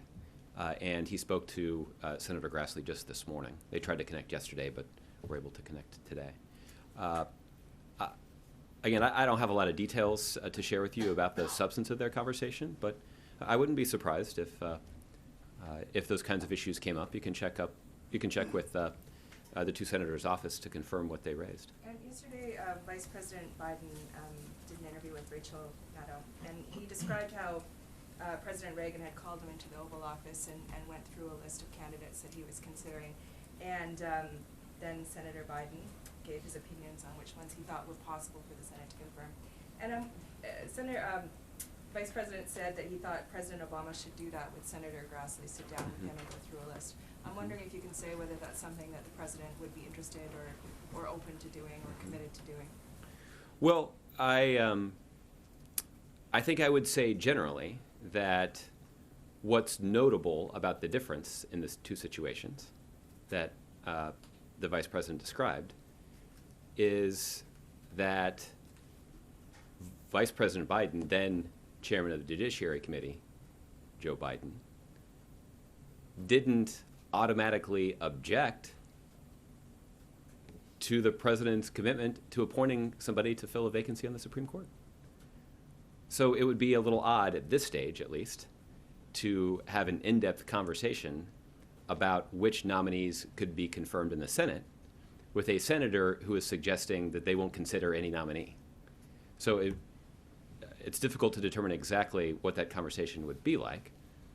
But I think, as evidenced by the President's telephone call, the President's committed to trying to find some common ground with Republicans and to continue to make our case about the constitutional obligation that the President has and the duty that he's prepared to fulfill. So if Senator Grassley showed an openness to possibly having a hearing, then the President might talk to him a little bit more about the candidates he might have in mind. Well, I think what I'm saying is, even though Senator Grassley has indicated that he won't support anybody that the President puts forward, the President takes seriously the obligation that he has to consult with the United States Senate. I also want to assure you that the President's consultations, as he considers this decision, will not just be limited to sitting members of the United States Senate. And as the President has more of those meetings and conversations, we'll do our best to let you know about those as well. But certainly, starting with the two leaders of the Senate and the two leaders of the Judiciary Committee is an appropriate way to begin the conversation about both the President and the United States Senate fulfilling their constitutional duties. But it's fair to say that in his conversations, he didn't run through any names that he was considering. I'm not going to get into the details of their conversations. I wouldn't rule out discussion about particular nominees. But I just would say that the President is serious about robust consultation with Democrats and Republicans in the United States Senate. Those kinds of conversations will continue, and there's no reason that this necessarily even has to be the last conversation that the President has with Chairman Grassley before he chooses a nominee. I suspect it won't be. But I do suspect that as long as the Chairman of the Judiciary Committee says that he won't consider anybody that the President puts forward, that will at least limit the productiveness of those conversations. Okay? Bill. So you indicated, I think, that normally it's been about a month. And I'm wondering if you received any indication from the President about the length of time he might want to take before he puts forth a nominee in this case. Bill, I have observed that both in filling the vacancies that were left by the retirements of Justices Souter and Stevens, that the President appointed or nominated a replacement within 4 or 5 weeks. I don't have a different timeline to lay out, but I think that gives you an indication of the amount of time that is required to conduct a detailed search and to do the vetting that is necessary to determine who the best person for the job is. Has the President mentioned any kind of timetable to you? Not one that I'm prepared to share here publicly. Oh, come on. But we'll try to keep you apprised of the process as it moves forward. I mean, I guess another thing that I can tell you is that the President's team over the course of this week has spent a lot of time preparing materials for the President's review. And I would expect over the weekend that the President will begin to dig in to the materials that have been prepared for him by his team. These are materials related to some potential nominees. This would include information about these individuals' record, about their professional career and their professional experience, all of which they would bring to a lifetime appointment to the Supreme Court. And there are, as you know, a large number of lawyers who work at the White House, and they've produced a significant quantity of information, and I suspect the president will be dedicating a significant portion of his weekend digging into that information. Okay? Ron. Just to follow up on that, at the end of his conversations with Senator Grassley, is it still your feeling that they are not going to look at anyone, that they will not consider a nominee, or did he back away from that position in his discussion with the president? Well, I'll let Senator Grassley characterize his position and characterize what he represented to the President of the United States. The president was clear about representing his view that the president has a constitutional duty to nominate a successor whenever there's a vacancy on the Supreme Court, and the Senate has a solemn constitutional duty to give that person a fair hearing and a timely yes or no vote. Beyond beyond the constitutional argument, and when the president talked about this the other day, he said something about how because it's the Supreme Court, this is the time when we should rise above partisanship, we being, of course, the Senate. Does the president think that he has some political leverage here as well? In terms of, would you go so far as to say that if the Republicans don't fulfill their responsibility as he sees it, that there would be some political consequence out there in the country? Yeah. Well, I think it's hard. It's too hard at this point to assess exactly what the political consequences are, knowing the day and age in which we live and the fact that it is, in fact, a presidential election year. I'm confident that there will be a robust political debate around this process. And I'm not suggesting that that somehow is illegitimate.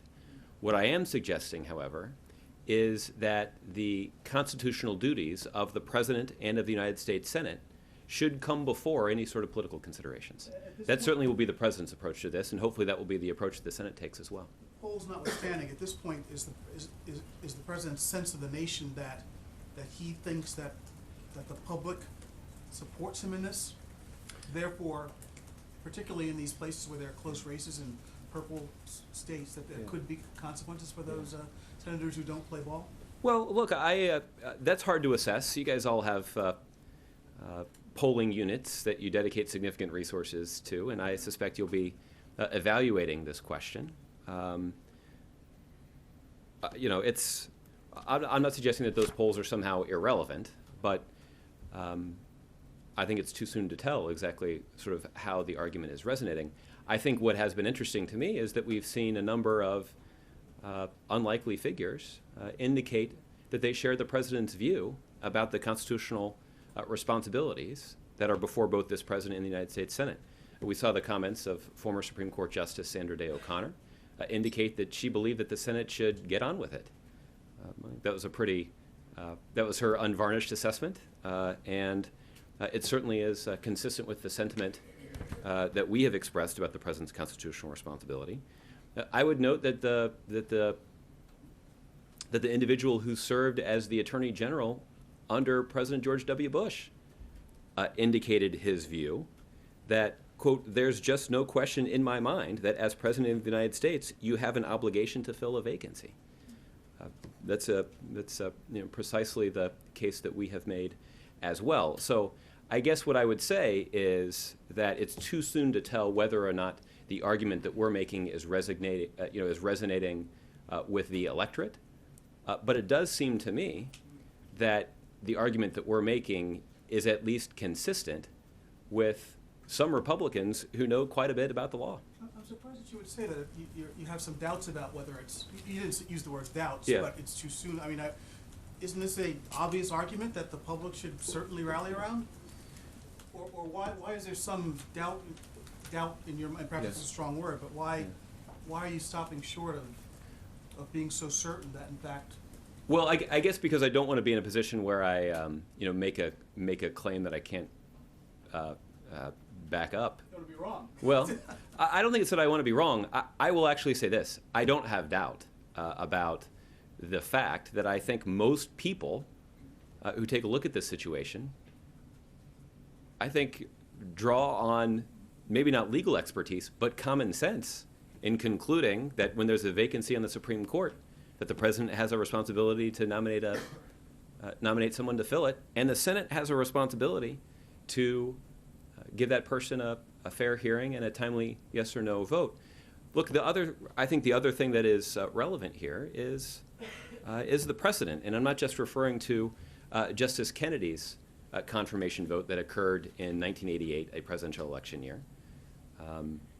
I think that is relevant, but what's also relevant is the way that Supreme Court vacancies have been handled in the past.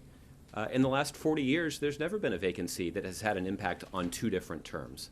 But yet that's precisely what would happen if the Senate follows through on the threats that Senator McConnell has made to not even consider the president's nominee. It would be more than a year, and it would have an impact not just on the current Supreme Court term, but on the next term that begins in October. And when you consider the important stakes of the kinds of questions that the Supreme Court will be wrestling with, in the president's view, the Supreme Court should function as our founding fathers intended, and that means with 9 justices. Just lastly, this afternoon, when the president attends the services for Justice Scalia, what can we expect to see? What's that going to look like? Any more detail about what's going to happen? Well, I've seen a little bit of the television coverage that of the events that have already taken place at the Supreme Court today. It's a solemn event, and the country is marking the passing of an influential figure in American life and in American jurisprudence. And over the course of the day, thousands of Americans will have an opportunity to pay their respects to Justice Scalia as he lies in repose in the Great Hall of the Supreme Court. And the President and First Lady will be just among the thousands of people doing the same thing. And the President doesn't plan to make any remarks or anything. Obviously, he will just be there to offer up his own condolences to the family and to all of those who love Justice Scalia. Justice Scalia had a large family. He had nine children and a couple dozen grandchildren at least. And they're obviously mourning his death in a very personal way. So this is an opportunity for the President to both pay his personal respects to those who love Justice Scalia, but also pay tribute to the outsized impact that he had on our country and on our legal system. The President believes that is worthy of respect, and that's why both the President and First Lady will be traveling to the Supreme Court this afternoon. Okay? Kevin. Thanks, Josh. Did the President get word of Harper Lee's passing, and does he have any reaction to the passing of a literary giant, winner of the Pulitzer Prize, and wrote To Kill a Mockingbird? Yeah. I did not ask the President about this today, so I don't know if he was aware. But obviously, the President has talked publicly before about how much respect he had for Harper Lee, and obviously she was a giant of American literature, and wrote To Kill a Mockingbird, a book that I think all of us can remember having read in school, and obviously she had her own significant impact on our country and our culture and in our country's perspective on some pretty sensitive topics. But she had a way of telling stories that does have an influence and resonates with the worldview of so many Americans, even so many decades after that book was initially published. If I could ask you about the High Court, and I know that the process is still ongoing. Yeah. Is there any doubt in your mind that the President would also consider the Attorney General? And if so, what sort of complications would that pose were he to nominate her? Yeah. Kevin, at this point, I don't want to comment on any sort of speculation about who the President may appoint, but let me try to provide some insight that could be helpful to you. The last time there was a vacancy on the Supreme Court was after Justice Stevens announced his intent to retire. And the President selected Elena Kagan to be his nominee to fill that vacancy. She was confirmed by the Senate with bipartisan support. But Justice Kagan at the time had an important role in America's legal system. She was a Solicitor General, so she was representing the United States government before the Supreme Court on a regular basis. And I guess the point that I'm making is that she was able to have her deputy step up and fulfill some important functions as she was going through the process. What's also true is there were a handful of cases that she did have to recuse herself from because of her previous involvement with them as Solicitor General. So I guess the point is it matters if a nominee is someone who is already playing a role, an influential role in the justice system. But even somebody who's as central to that process as a Solicitor General did not present obstacles that were insurmountable. If I could just, I don't want to put too much of a point on this, but given the fact that the Attorney General has already been vetted and has already received bipartisan support and has been confirmed, would that not make the process easier for the President? Well, it's hard to say at this point, and again, I wouldn't want to speculate on the potential ramifications of nominating one individual or another. But certainly all the things that you said are true. Attorney General Lynch has served with distinction. She's somebody who did have strong bipartisan support when she was nominated for the Attorney General post. Both Democrats and Republicans in the Senate supported her nomination to that job, and she's only been serving for 9 months or so, but she has served with distinction. Okay. Justin. I wanted to ask if you had any details on the call with President Erdogan today, Mm-hmm. and if you had made a determination on the terror attack, and if there were any policy changes on aid to the Kurdish PYD that you might have coming out of those. Mm-hmm. We will be working on a more formal readout of the call a little later today, Justin. But I can confirm for you that President Obama did telephone President Erdogan earlier today. The chief goal of the call was so the President could offer his condolences for the February 17th terrorist attack in Ankara and the terror attack that occurred a day later against a Turkish military convoy in Diyarbakir province. The conversation between the two leaders did talk about the situation in Syria. And I think the thing that's notable is that had you asked me this question a year ago, your question would have been focused on, rightfully so, why the Turks weren't helping at all in our ongoing efforts to fight ISIL inside of Syria. That they hadn't put forward the kind of resources that we would have liked to see. They hadn't committed to taking the steps along the Turkey-Syria border that we believed were important to shutting down the flow of foreign terrorist fighters into Syria. But over the course of the last year, substantial progress has been made. Over the course of the last year, Turkey did join our counter-ISIL coalition. They are making a substantial contribution to that effort. At the request of the United States, the Turkish government has taken important steps to close off large sections of their border. There continue to be some sections where we'd like to see them do more, but there's no doubt that the steps that they have taken to secure their border have reduced the flow of foreign fighters to Syria. We know that ISIL relies on that flow of foreign fighters to replenish their ranks of fighters who are taken off the battlefield.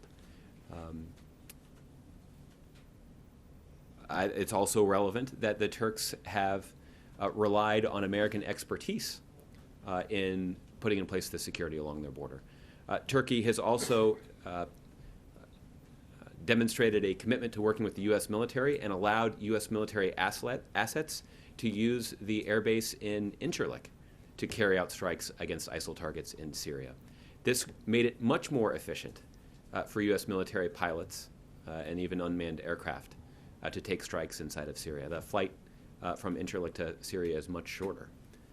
And that was a big benefit and an important way that Turkey can help in this fight. And that is a step that they have taken just in the last few months. The other thing that has long been true is that Turkey is bearing a significant burden when it comes to providing for Syrian refugees who are fleeing violence in their own country. And they have been extraordinarily generous and focused on meeting the humanitarian needs of these migrants. The United States has also provided significant humanitarian support, more than any other country, to all of the countries in the region, including Turkey, that are providing this important assistance. You'll recall that Turkey was pretty irritated at the end of last year when there was a Russian fighter jet that they had said had flown into Turkish airspace. And tensions between Turkey and Russia spiked. And while the United States certainly urged both sides to de-escalate, we made it quite clear that the United States stood shoulder to shoulder with our NATO ally in Turkey against Russian provocations and other inappropriate actions that were taken by the Russian military. The engagement between senior U.S. officials and senior Turkish officials has been extensive. Vice President Biden was in Turkey just a month or so ago. And President Obama, on 2 different occasions within the span of a couple of weeks last fall, met face-to-face with President Erdogan, both in Turkey and in Paris, when he was in Paris for the climate talks. So I say all of that to underscore that there's important progress that we have made over the last year in strengthening and solidifying the relationship between the United States and Turkey. And that has yielded important benefits for both our countries, particularly in enhancing our effort to degrade and ultimately destroy ISIL. Part of that effort, though, as you point out, does include supporting a variety of forces on the ground who are taking the fight to ISIL in their own country. We certainly believe that's a critical part of the effort, and we're going to continue to do that. Were you able to come to a determination? I know you said you weren't yesterday over who was responsible. We've seen the claims of responsibility, but I can't verify those claims at this point. Obviously, the terrorist attack that occurred was outrageous and one that we strongly condemn because there were a lot of innocent lives who were affected. The Senate Intelligence Committee and some Republicans especially say they want to consider a bill that would penalize companies like Apple who didn't assist law enforcement in accessing encrypted devices. I'm wondering if you guys would support this kind of legislation, especially since I think this week has clouded your guys' position a little bit on encryption and whether the administration believes that U.S. companies should be able to sell, devices that remain encrypted no matter what. Yeah. Well, let me do my best to try to clarify that position for you then, because the steps that were taken by the independent investigators at the FBI, are consistent with the view that we've expressed from here on many occasions, which is the president does believe that strong encryption is good. It's good for the U.S. economy. It's also good for protecting the civil liberties of private American citizens. But at the same time, we don't want to allow terrorists to establish a safe haven in cyberspace. And the good news is that technology companies don't want to see them do the same thing. There are innocent people who lost their lives, patriotic American citizens who lost their lives in San Bernardino. And the president has made that investigation a top priority because he wants to make sure we can learn everything we possibly can about that situation so that we can take the steps that are needed to protect the country. And that's exactly what FBI investigators are doing. And all of that is consistent not just with our view of these complicated issues, but also consistent with the standard operating practice that the FBI has engaged in for quite some time now when investigating these kinds of matters. All right. Well, that didn't quite answer the question of whether you would be supportive of legislation that would penalize companies when there are disagreements, like what we've seen in this exact case where Apple has said, this is a slippery slope, and this is.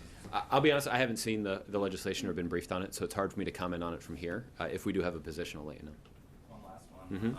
Since I know you enjoy bringing up Ted Cruz's birth almost as much as Adam Zubin. I thought you were going to say almost as much as Donald Trump. He does it far more often than I do.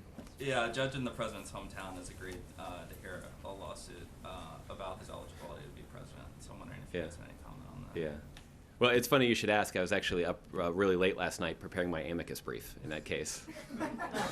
So I don't know if that makes me eligible for a Supreme Court appointment or not. But look, obviously this is something that will work its way through the court system. The concern that we have with Senator Cruz's record and is not questions that have been raised about his birthplace or his eligibility to serve as president, but rather about the kinds of values and priorities that he would bring to the job. They stand in quite stark contrast to the kinds of priorities that this president has championed. All right, Michelle.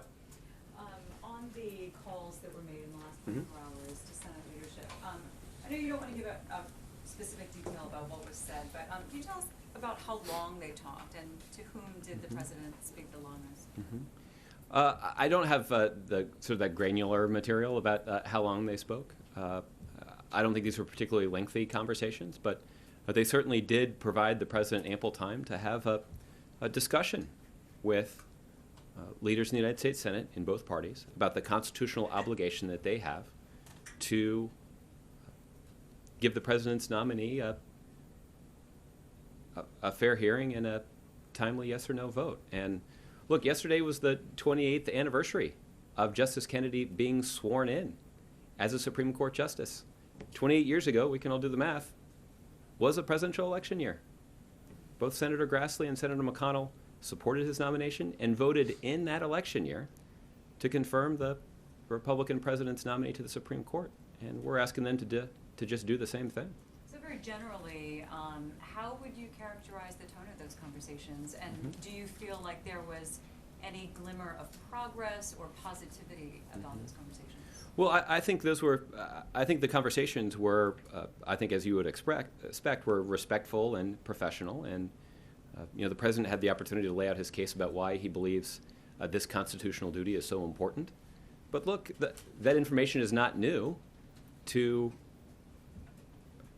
4 different individuals who spent a lot of time fulfilling the Senate's constitutional duty to offer advice and consent on the president's Supreme Court nominees. So that information isn't necessarily new to them, but it is an opportunity for the president to begin a dialogue about how this process should work, about how the president intends to approach it. And the president's approach will be characterized by frequent consultation, not just with Democrats and Republicans in the Senate, but a variety of voices and individuals that have a perspective on a nomination that is this important. You mentioned all the materials that the president will be looking at this weekend. So does that mean that the short list is complete? Is this everybody that he's considering at this point?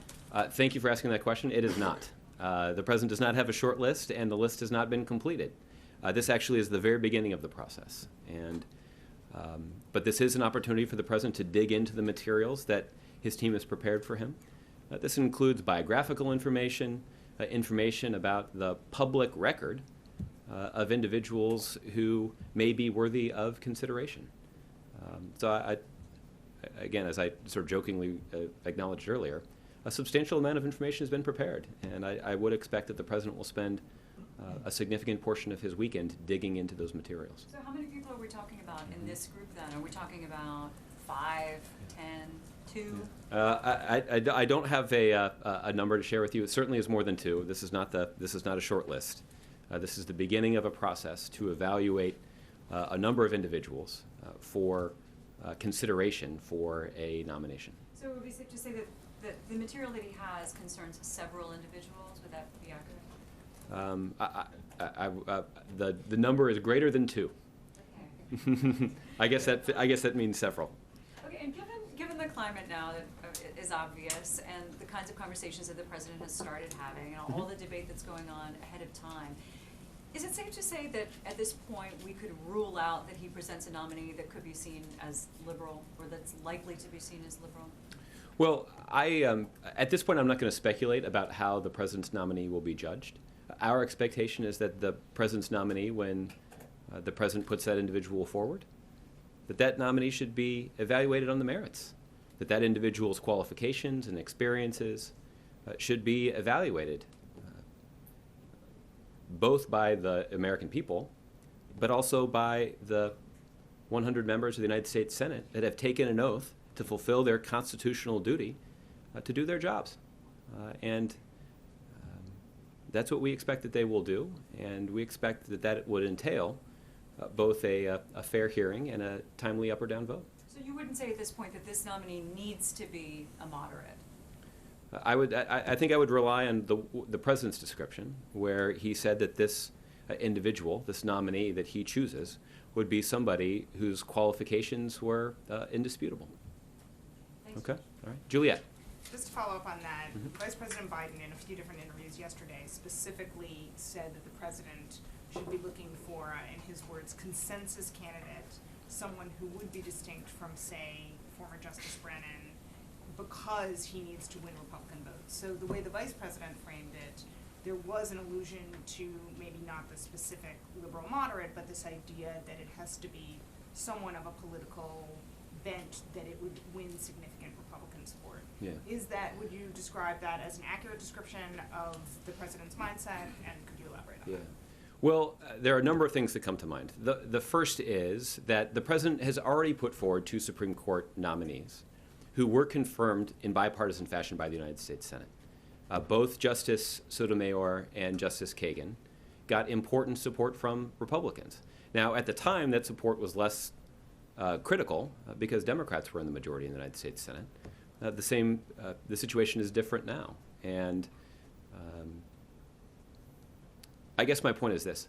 Even when the president didn't have to necessarily put forward someone who deserved bipartisan support, that's exactly what he did.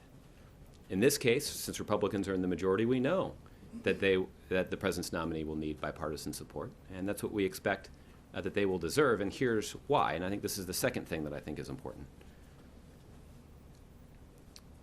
The criteria that senators use when evaluating presidential nominees to the court is not evaluating whether or not they would have picked this person. Their responsibility is to evaluate whether or not this is an individual who can serve the country with honor and distinction in a lifetime appointment to the Supreme Court. That is a substantial responsibility that the president is suggesting that this individual should assume. And the Senate should evaluate whether or not that person, based on their qualifications, their temperament, their experience, their professionalism, whether or not they can handle it. And that's the question that's being asked of them. There are 100 different members of the United States Senate, and some of them know a whole lot about the Supreme Court and have spent decades working on these issues. Some of them are new. Even those in the same party, I'm confident that if you just did a poll, an open-ended questionnaire of the members of the Senate who they believe should be nominated to fill the vacancy, I wouldn't be surprised if you got 100 different people in response. That's why the question facing the Senate is different.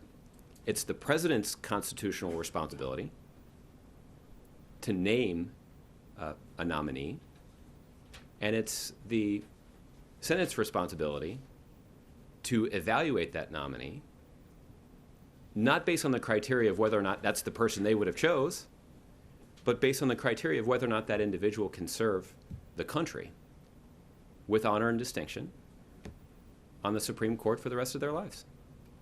And that's the way that the process has been laid out. That's the way the process has moved forward in the past. It certainly is consistent with what our founding fathers intended. And most importantly, that is a process that both the President and the United States Senate have a constitutional duty to fulfill. Jordan. Thanks, Josh. I have a question about Zika funding. Okay. The chairman of the Appropriations Committee, Hal Rogers, wrote a letter to the White House saying, basically turning down your requests for emergency funding, saying that Congress should use funding for Ebola to fight and redirect that toward fighting Zika. I know this is an approach that you've rejected in the past, but given opposition coming from Republicans now, are you willing to reconsider that at all? Yeah. Well, Jordan, I think I would start out by saying that the important work that the United States has done to fight Ebola and to protect the American people from Ebola is not done. I recognize that that disease has receded from the headlines. I think we're all pleased about that. But the important work that needs to be done to build up the public health infrastructure of countries overseas, to make sure that those outbreaks don't quickly spiral out of control. We've seen firsthand, as recently as a little over a year ago, how that can have direct consequences on the safety and well-being of the American people, even if that outbreak occurs an ocean away. So it's critically important that we follow through on those efforts. And it would be profoundly unwise to take money away from the ongoing effort that's needed to fight Ebola.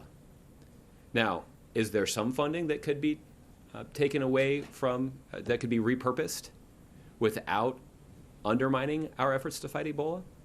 Yeah, there probably is. In fact, that's likely to be part of our request. But those funds, those resources, would not be sufficient to take on what we believe is a pretty serious threat from the Zika virus. We want to make sure that we're prepared, and we're hopeful that when we put forward a proposal, a specific proposal that's coming soon, that the Senate and the House will be prepared to act on it quickly. There's no reason that something like keeping the American people safe from the Zika virus should be some sort of partisan fight. I think Democrats and Republicans in Congress are interested in making sure that pregnant women and unborn children in this country can be properly protected. And those are the stakes here. And this is a threat that the administration takes quite seriously. And we hope that Democrats and Republicans in Congress will do the same thing. Do you have a timeline for putting that proposal forward? I don't have a specific timeline to share with you, but it's coming soon. Okay. Andrew. Thanks, Josh. There's a gentleman called Albert Woodfox who's going to be released today after 42 or 43 years in solitary confinement. Given this is an issue that the President's discussed a number of times, I was wondering if you had a view on the utility of keeping someone in confinement for that long, and whether the White House thinks that that's humane punishment. Andrew, I have to confess I'm not familiar with this specific case. I can tell you that the President did author an op-ed earlier this year that ran in the Washington Post where he laid out his views about the reforms that he believes should be implemented in our criminal justice system to ensure that things like solitary confinement are used appropriately and sparingly. Scientists tell us that prolonged incarceration in solitary confinement can have a debilitating and long-term impact on an individual's mental health. And if our ultimate goal of our criminal justice system is to give people a second chance.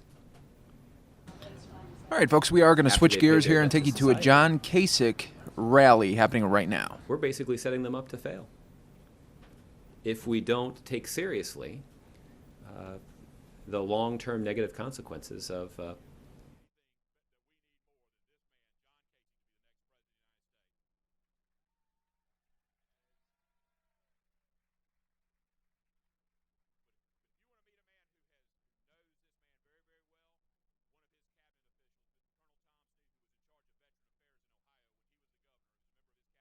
also joined us, and it's my honor to introduce him, and he's going to introduce the governor. So here we go.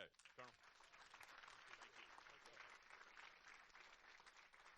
Well, I'm going to make this really short and sweet because you want to hear the governor, not Tommy. So thanks so much for being here today. I really appreciate it. I understand there's some high school folks out there that are involved in some advanced college placement courses, so good for you. Well, I have the honor to introduce the governor. It's an honor to me because I know so much about this gentleman. And I don't need to say much because you're going to hear he speaks from the heart. And if you saw that clip on TV yesterday where that young man came up from Georgia and told his story, that speaks to this man here. So, and remember, when you're voting, on Saturday, you're not only voting for a person that can be the president, you're voting for a person that will be the commander-in-chief, okay? And here's a man with a medal, 18 years on the Armed Services Committee and so forth, and I know working for him as the Vets Director, what he thinks about all of our citizens and a special place for our military and for our veterans. Ladies and gentlemen, our next commander-in-chief, our next president, John Kasich.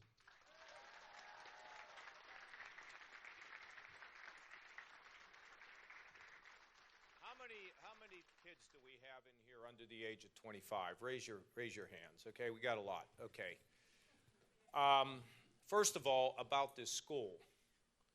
I had a lady today telling me about all the debt that her son has rung up, and that is not unusual to hear today from people who go to college. Now, you know the school where we are right now? You can go to school here for an entire year for $3,800. You know what it costs to go to some schools for a year? Like $60,000. So when you start thinking about where you're going to go to school, you know, when you ring up debt, do you know what debt, you're in high school, you guys, huh? You know what debt is? What is debt? What does that mean? Tell me what debt is. How much money you owe. How much money you owe. How much money do you owe right now? None. No money. No, you don't owe anything, okay? And what if I told you you were going to owe me $50,000? What would you think about that? It would really suck. Yes!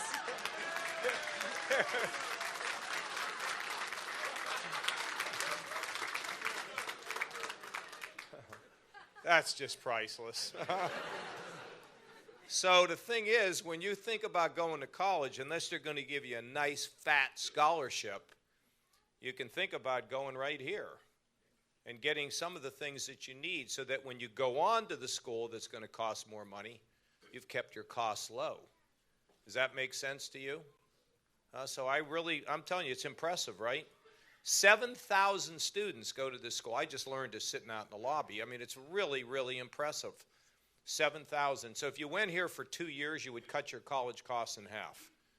And then the debt would be less than the $50,000 that you owe me. Now here's the thing. I'm so tired of Tom Moe, this man in this brown jacket, and that's why I wanted to see.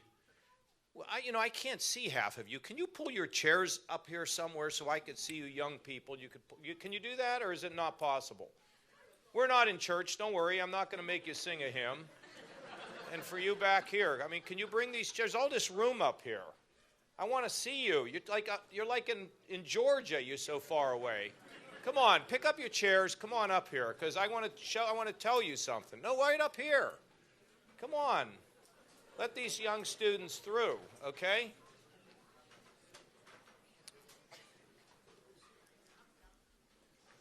Okay, so we getting up a little closer. There's room up here. Come on, kids. And then you'll be bored, but I want you to learn this lesson. Okay, so here's what we're going to do. I'm going to do an interview. I used to be a television star, and and I want to do an interview, okay? And I'm really frustrated with him because I had dinner with him last night, and he doesn't want to tell his story. So, Colonel, come on over here, and I want all you young people to listen to this story. So what year did you go into the military? I joined the Navy when I was 17. Okay, and what was your job? In the Navy, I was a CB, driving trucks. Okay, and then what happened? I switched to the Air Force when I was 21 and started flying fighter jets. Okay, so first of the thing is he starts at the age of 17. You're 17. 14.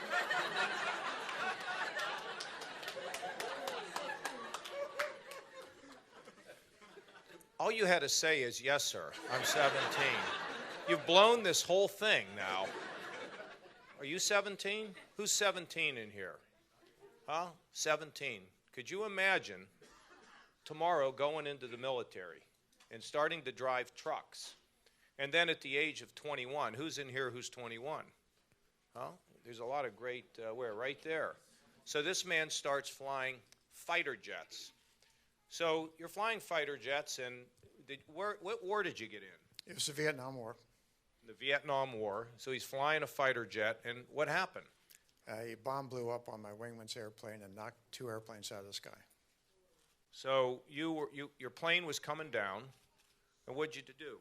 Well, I had to eject at 25,000 feet, and I had to also then have the presence of mind to get on my radio and tell headquarters about these daggone fuses, which also used the same word about those fuses that were blowing, that were killing us, and I did, and saved lives. But unfortunately, I didn't Came come down home. to parachute. Landed in a tree. Landed in a tree. So what happened when you got in the tree? Well, the bad guys were nearby, a AAA site, so they were shooting at me, and I had to lower myself out of a tree with a $2.50 device designed by the lowest bidder, but it worked. And then what happened when you got to the ground? So I ran around for a couple days, and on a very sad and serious note, on the second day, one of the gentlemen trying to rescue me was killed. Where's the other microphone? So we have another one in here, or do we only have one? Okay, here, Colonel. So what, on the second day, what happened? Now say that again. So the weather was really bad, but the guys know that for every hour you're on the ground, your chance of being rescued or go down to almost zero. And so this pilot, who I now know his name, Bob Wilkie, continued to fly around the area in spite of my warnings to AAA in the bad weather, and he was shot down so close to me that the ground shook like an earthquake, and he was killed. And then what happened after 2 days? One more day went by, another night in the jungle with the tigers and the pythons. And the third day, the weather was clear. What were you eating, by the way? Nothing. I lost everything in the tree. Okay. And I couldn't go out and forage because the bad guys kept sweeping through the area. So the third day was a day like today, beautiful and clear. The guys came in, helicopters, more airplanes, dropping bombs, cleansing the area. And the bad guys have been sweeping back and forth, and they got to me first. And then they took you, where'd they put you? We traveled north for a couple months to the city of Hanoi, to the luxurious Hanoi Hilton prison. Now, for kids that are here, when they hear the Hilton, they're thinking Paris, or they're thinking indoor swimming pool. Tell them what the Hanoi Hilton was. It was a huge prison built by the French, actually, many years earlier, with cells where you slept on cement and were shackled to the bed sometimes, and then interrogated. And I was there for about 9 months. And how did they treat you when they interrogated you? Now, you know, Governor, I don't like to talk about this stuff, but it wasn't good. It was bad. I want these young people to get a sense of it. Well, the human spirit sometimes has a dark side, and whether it be a person in a communist country or other parts of the world, even possibly in this country at times, can abuse someone if they have absolute power over them. And so we were horribly treated. And then they transfer you to another camp. After about 9 months, I finally had a roommate who eventually, after the severe treatment I got, saved my life, broken ribs and damaged kidney and so forth. And so he and I were together most of the next 4 years. So he was there being mistreated for 5 years, beaten every day. Tell them about the ropes they put on you. Well, one of the things they would do to just really make you miserable, I'm not sure what the point of it was except that, but they would put leg irons on you, handcuffs on you, tie your neck to the leg irons, put a pole behind your elbows, and then tie ropes around your arms above your elbows. And in this one particular case, so tightly, and they were always tight, but the circulation was being cut off, and my arms were actually starting to turn black, and I just figured this was it. And a guard, there was this decent fellow, and just like there's a dark side to humanity, even under circumstances, there could be a bright side. And this guard that we all really loved because he was kind to us came in the middle of the night, loosened the ropes on my arms so my circulation started again, and then Sure, because if anybody found out, he would have been in prison himself. So when he was locked in the prison, he wasn't there with anybody. They were isolated. So they came up with a special code. It's a tough story, isn't it? But people need to hear it because it's not everything in a movie. So tell them how you finally communicated, Colonel. Well, one of our buddies was shot down early, an Air Force guy named Smitty Harris, had sometime in his Boy Scout career or whatever, had discovered a code that you could use by tapping. It wasn't the Morse code because you can't tap dots and dashes. And so using a 25-letter alphabet, we would have a series of taps, one tap for a row of 5 letters, and the second tap for the row. And we would communicate by hours this way. And the way we would always sign off our messages was as follows.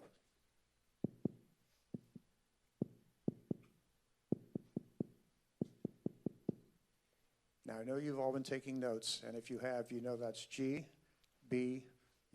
God bless you. And God bless Governor Kasich. Thank you, Colonel. And so I asked look, the Colonel came back home.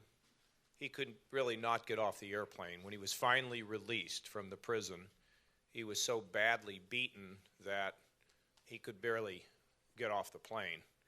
And he came back to Ohio, and I met him a few years ago, and I put him in charge of Veterans Affairs.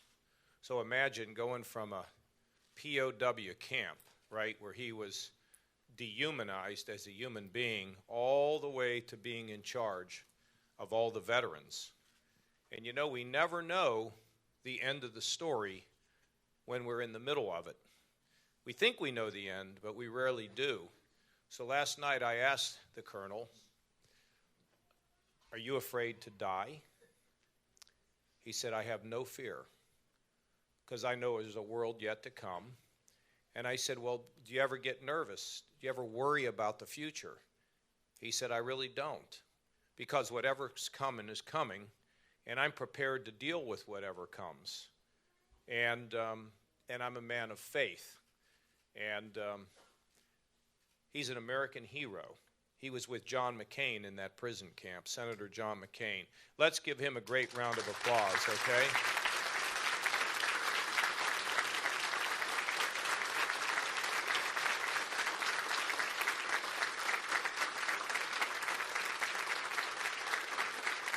So there's a lot of lessons in there for the young people. And the lesson is that everybody here is really made special, and everybody here can do something to make the world a little better place. So for the young people that are here, the one thing that'll get in your way of making the world a better place, and I don't know if you know this, but you're all made special. Do you know that? There's nobody like you. Did you know that? Nobody. And you have a purpose. You know what'll get in the way of your purpose? Drugs. Do not mess with drugs. And I know what you're thinking. I know what I'm doing. Don't you? I know what I'm doing. I can control this. I'm smarter than everybody else. You go near those drugs, and your life is going to change. And it will all be for the worse. And I want you to have high hopes, and I want you to have big dreams. I don't care where you come from. I don't care what your mommy, your daddy, your grandpa, your grandma, doesn't matter. It's your life. I want you to have big dreams and big hopes about what you're going to do in your lifetime. That's not a political speech, kids. That's a speech from a dad.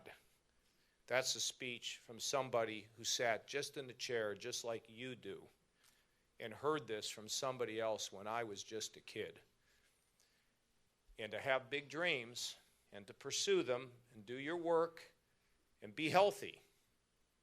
Anything going on up in here? You got to tell somebody, okay? Don't keep it all to yourself. No bullying. No making anybody feel badly. Right, girl? You're all in this together. Look out for one another, okay? If you're going to wear those shirts, you got to do what I ask you to do, okay?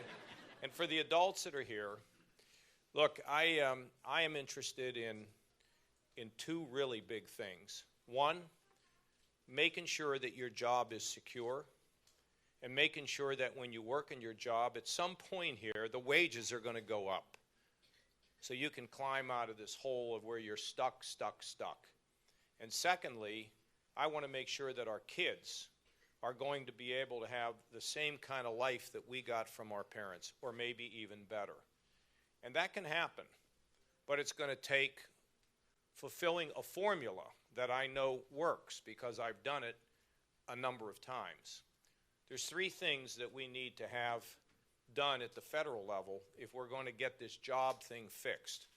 And we got to have jobs, because we don't have jobs, the young people graduate from college can't get a job. The number one thing is we got to have common sense. There is a book written years ago by a man that studied Washington, and the title of his book was The Death of Common Sense. We're trying to regulate everything that happens in our lives. And the federal bureaucrats, who are, many of them think they're doing the right thing, have written so many rules and so many regulations that it's hamstringing our businesses' ability to do well, and particularly if they're small business. Anybody here a small business person? You own a business, sir? Yes. How do you feel about all those regulations? It starts off pretty cumbersome. Yeah, and does it ever make you think you want to give up? Well, it makes it very difficult. I mean, there was way too many regulations. Who else is a small business person? You are? How's it going? It's tough. I mean, economy's in bad shape. You see that microphone? The reason why you have that is so you can give it to somebody when they speak. But you have to move fast, okay? And the fact is that when you over-regulate people who have businesses, you can kill their business. And when you kill their business, you kill jobs. It doesn't work. So we have to have common sense regulations. And as a start, let's get the federal government to not put any more regulations in for a solid year, unless it's health and safety. Freeze them all. And then get a vice president who's going to look at being able to examine all those regulations to figure out the ones we need and the ones that are getting in the way of economic growth. And thirdly, let's make sure that if there's going to be a bunch of big regulations written by the bureaucracy, let's have Congress vote yes or no. You can't have the bureaucrats making the laws in this country. You got to have the people who got elected to make the laws. Secondly, we need, beyond the regulations, we need lower taxes. If you don't lower your taxes, then it doesn't send a good message to the business people. In my state, we have no income taxes at all on small businesses. Oh, there might be a few, but 98% of them will pay no income tax. Why? Because we want the small businesses to succeed. We don't want to burden them. And we got to bring down the tax rates for everybody. Now, some people propose a flat tax and all that. I'm going to promise you a flat tax, a chicken in every pot, and there'll be a new car for everybody when you walk outside the door, okay? I'm not going to tell you that stuff. I believe we can get the taxes from 28, 25, and 10%, 3 brackets, simplified system with a lower capital gains tax, so that those who invest and risk take have an incentive to continue to do it. And then on the corporate side, we got some of the highest tax rates in the world. So industry moves out of here. You read these stories about how they're really not moving out, but they technically go get a headquarters somewhere else in another country. And then if they're over in Europe, they get taxed so much when they bring their profits home. After they've already been taxed, they just leave them there. And so therefore, they then start investing in Europe. And I would rather them invest in the United States of America. That's like a big, big deal. So don't double tax them, and lower the corporate rate. And for a business that wants to invest in giving you the tools, whether it's new computers, whether it's new equipment, whatever it is, that when they invest in that, so you can do a better job and produce more of the same items in a shorter time, which is called productivity. You can get a wage increase. When they do it, let them write the investment off in 1 year. That will give them incentive to put their money into plant and equipment. And then thirdly, you already have $58,000 worth of debt, young lady. That's even on top of what college debt you're going to ring up. And that's because we adults have spent more money than what we've taken in year after year after year. And it's like $58,000 at this point for the debt that you're going to have to pay back. Thank you for funding my party. Very, very nice of you. But we can deal with that. It was mentioned earlier by the councilman that when I was in Washington years ago, I spent a long part of my career there trying to balance the federal budget for two reasons. One, I don't want her to have that debt. And secondly, if you can control your spending, you're going to give businesses a reason to trust that they can invest in creating jobs. And we did balance the budget. It hadn't been done since Andrew Jackson, that's a long way back. But it hadn't been done since we walked on the moon. And we balanced the budget 4 years in a row, and we paid down a half a trillion of the national debt, and we were growing jobs. You might remember, the end of the last century and into the beginning of this, things were really hopping in America. And we had a $5 trillion projected surplus, and the politicians spent it all. And we started to head down. And I got out for 10 years and got back in. My state had lost 350,000 jobs. We were $8 billion in the hole, 20% of our operating budget, and it was doom and gloom. And today, we're $2 billion in the black.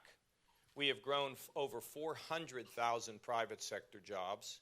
Our credit is strong, our pensions are secure, and we're doing really well, and we're not leaving anybody behind. The mentally ill, the drug addicted, the working poor, they're all getting some of the resources they need to get on their feet so they can recover, so they can live their lives. And what did I do there? Common sense regulation, lower taxes, balanced budgets. When you do that, you get yourself in a really strong position to grow the economy. For these young people who are here, I want to tell you what you need to ask for, and you really need to demand from the adults around you. You know how you're going to make money in your life and have a good family and have a nice car and beautiful clothes? It's when you have skills. What are skills? You know what skills are? Things that you can do. Yeah. Like that help the society. Well, yeah, and things that you can do that make you good. You like basketball? You ever heard of Steph Curry? Huh? You ever heard of Steph Curry? You know how much money he's going to make? Why do you think he's going to make all that money? Because he's good at basketball. Yeah, what does he have? Skills. Skills. And how did he develop them? Well, and Steph Curry, he realized, first of all, I'll give you a little sports lesson. I can do it all. He learned how to dribble. Most kids want to learn how to shoot. He learned how to dribble because he knew it was a skill that would be unique to him. And he uses the ability to dribble to get himself in a place where he then can shoot. And he's the best player right now in the NBA. And he's going to make so much money, not because of how he looks or how he talks. He's going to make a lot of money because he has skills. And you see, education is about getting skills so that nobody can ever deny you a chance to go up. Whether you're black or white or red or yellow, it doesn't matter. You get a skill and somebody gets in your way, you keep going, and you'll get what you want. So you got to ask your teachers, are you giving me the skills for what I want to do? There was a little girl, I think she's 9. Is she here with me? I gave her some candy. I'm obviously not a dentist. There she is right there. Sweet, how old are you, sweetie? 5. She's 5 years old. Listen to this. Tell everybody what you want to be when you grow up. Doctor.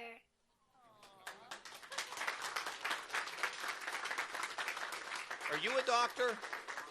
Where'd she get that from? Well, here's the thing. Now when a little girl is 5 years old says she wants to be a doctor, to me there's something about that that's special. Now she's 5 years old, right? Pretty soon she's going to be 10, and then she's going to be 12, and then she's going to be 14. Where's everybody going?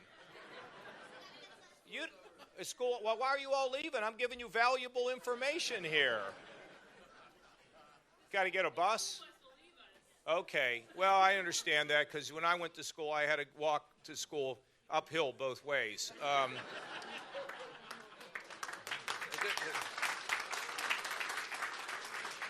So I have daughters who are 16 years old.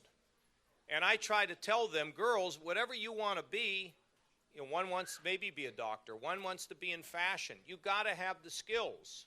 And you got to be able to read, write, and compute and add. And you need to ask the adults to give you the skills you need. And when you're not getting them, I'm going to tell you something, they're not doing their job. And the skills are what allow us to get ahead.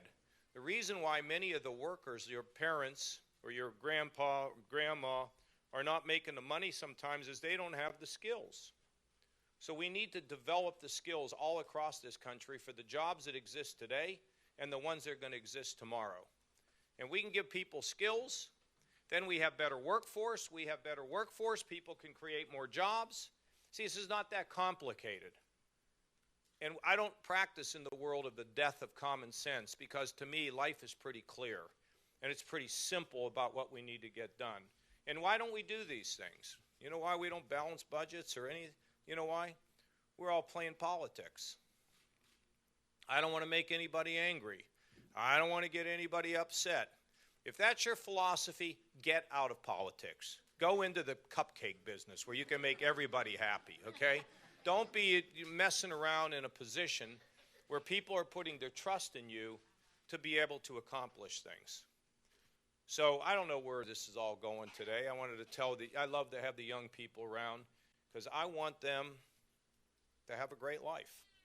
Period, end of story. Let me take questions from you before I have to scoot. Who wants to go first? Yes, sir, right here. What can you tell us about superdelegates? About superdelegates? Are there superdelegates in the Republican Party? Superdelegates. I know Superman.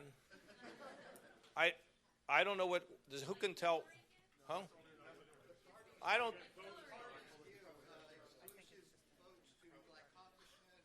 Oh, give special votes to the elected officials.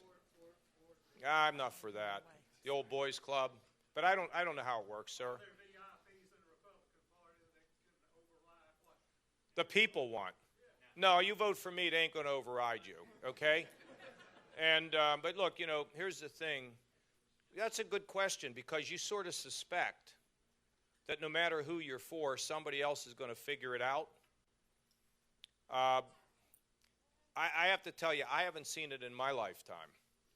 Now, my dad, I'll give him my history. My dad was a mailman, carried mail on his back, 29 years, delivered mail to our home.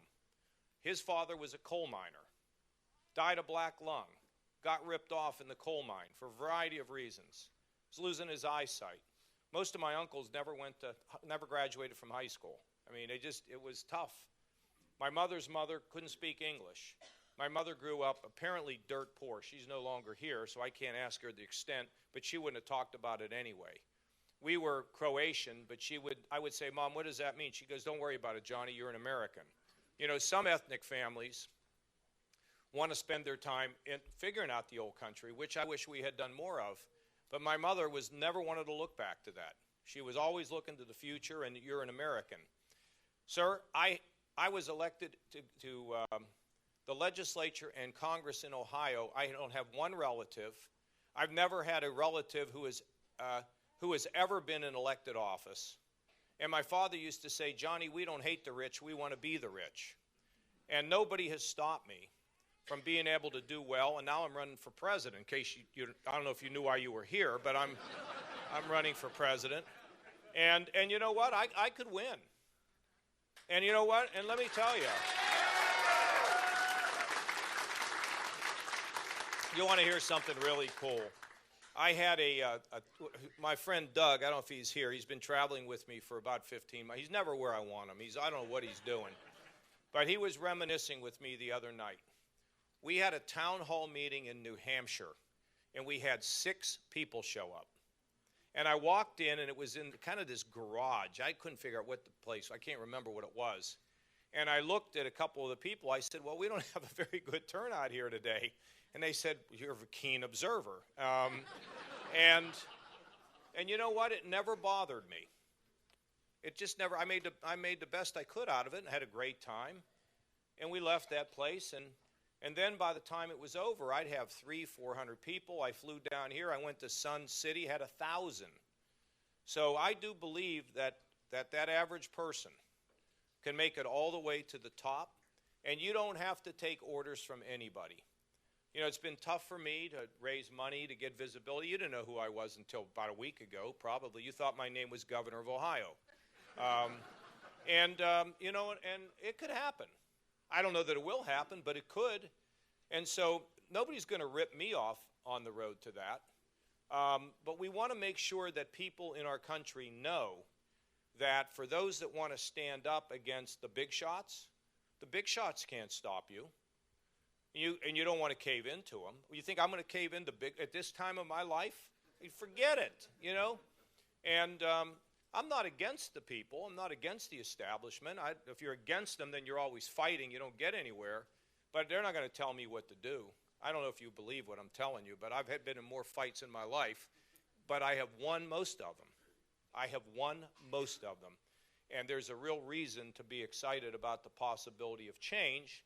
If you know what you're doing, you don't give up. That's what I would tell you. Yes, ma'am, right there. As Commander-in-Chief, how are you going to protect us? What's your foreign policy? Well, what would you think I ought to be doing? Give me a sense. I think you should be, well, you're getting me to answer the question. I think you should, I think you should be building You see, it back. works a lot better that way. Let me answer your question. First of all, we're going to have to spend more money on defense. Probably Yes. I have reserved $100 billion. But I talked to John McCain today, just a little bit ago. We had a major weapon system that cost overran by $2 billion. I mean, we can't be like wasting money. So he's now putting the service chiefs in charge. You don't build the system on time and on budget, we're holding you accountable. We need to do that because we can't be throwing money at this problem. Because if we do, we waste money, and then the money that needs to go out to the people who are fighting the wars doesn't get there.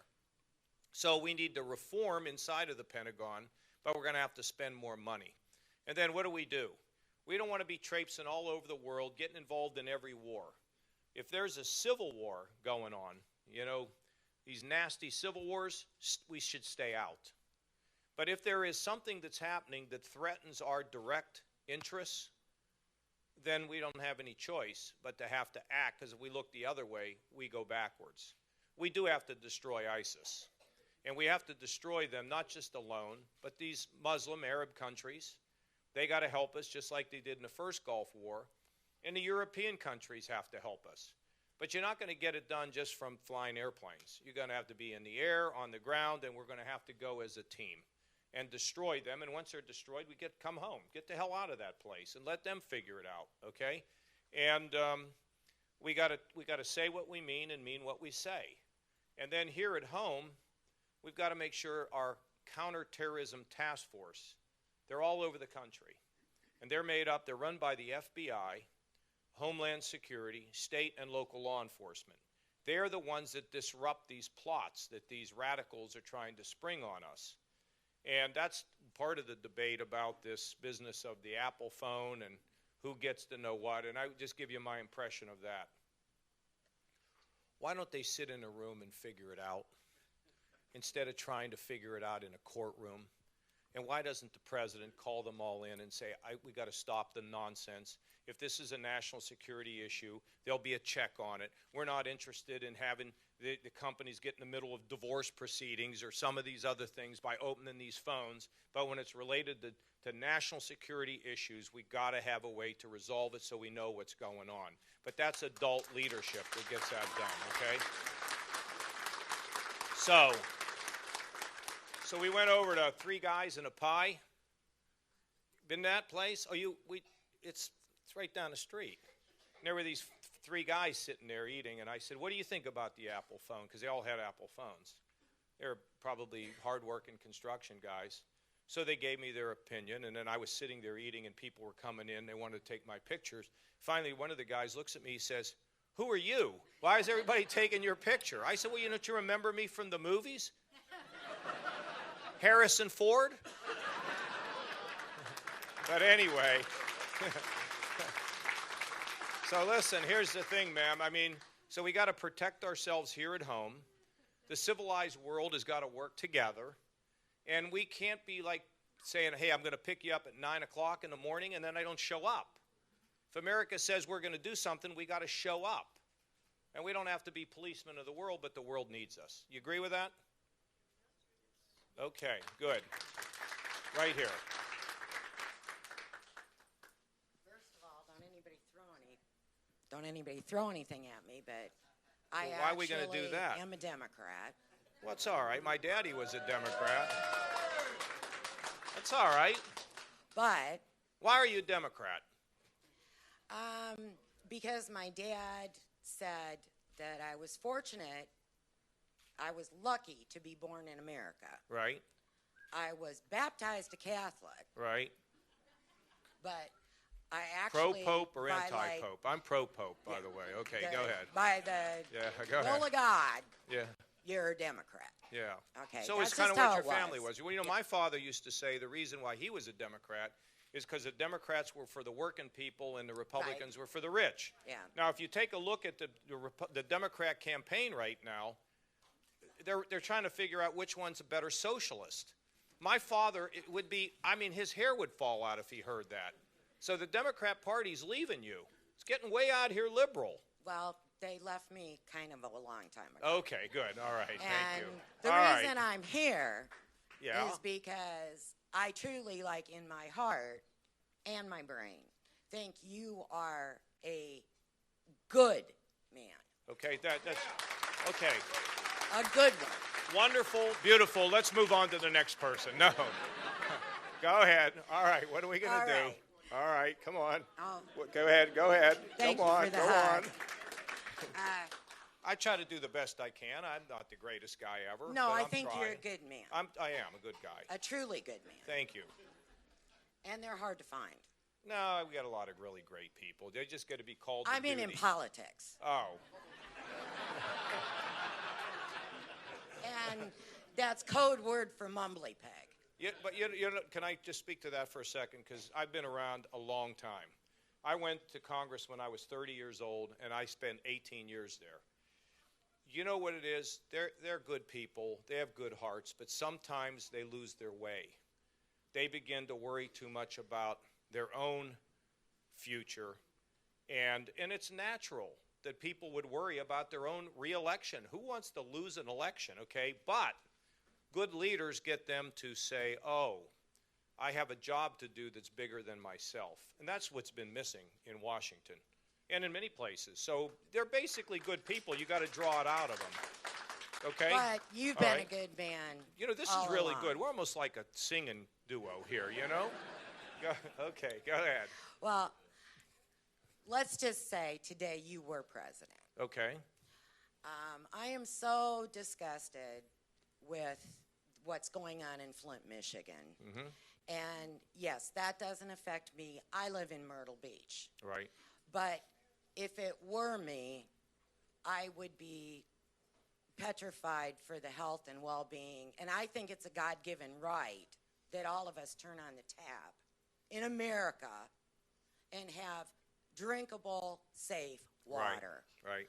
And I'd like to know, I think it's a shame that we don't send in like the Army Corps of Engineers, and if we have to put the Army in there to replace those pipes. Let me.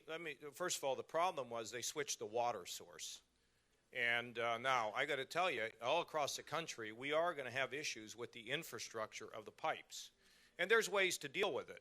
Whether it's the chemicals coming in, whether it's letting people run their water for a minute or so things don't gather in the pipes. I think in what happened in Flint is, you know, I think there were signs that people didn't see kind of a couple times. Now, the governor up there, believe me, if he needed the Army, the Marines, and the Air Force, he'd call them in. Because he is, believe me, on top of that situation. He's a fix-it kind of guy. And look, he's paid a very high price. He's fired a bunch of people. A lot of people resigned. And I think that they're going to get on top of it. They are getting on top of it. What we have to think about is what we do for our local infrastructure. And in my state, as we should be doing, I think, in a lot of the states, is we got to float some bonds, and we got to use that to help rebuild the infrastructure in our local communities. I don't think the federal government ought to come here and pass all that money out. I think we have to manage it where we live so that we can make sure that, you know, whatever it is, whether it's the water treatment facilities, whether it's the water works, whatever it is, so that it can be improved and get it to a standard, and everybody needs to be vigilant. Keep an eye open. You see something, let the bosses know, and that's what I think we should do there. Okay, I can take two more, and then I got to go on the road. Yes, sir.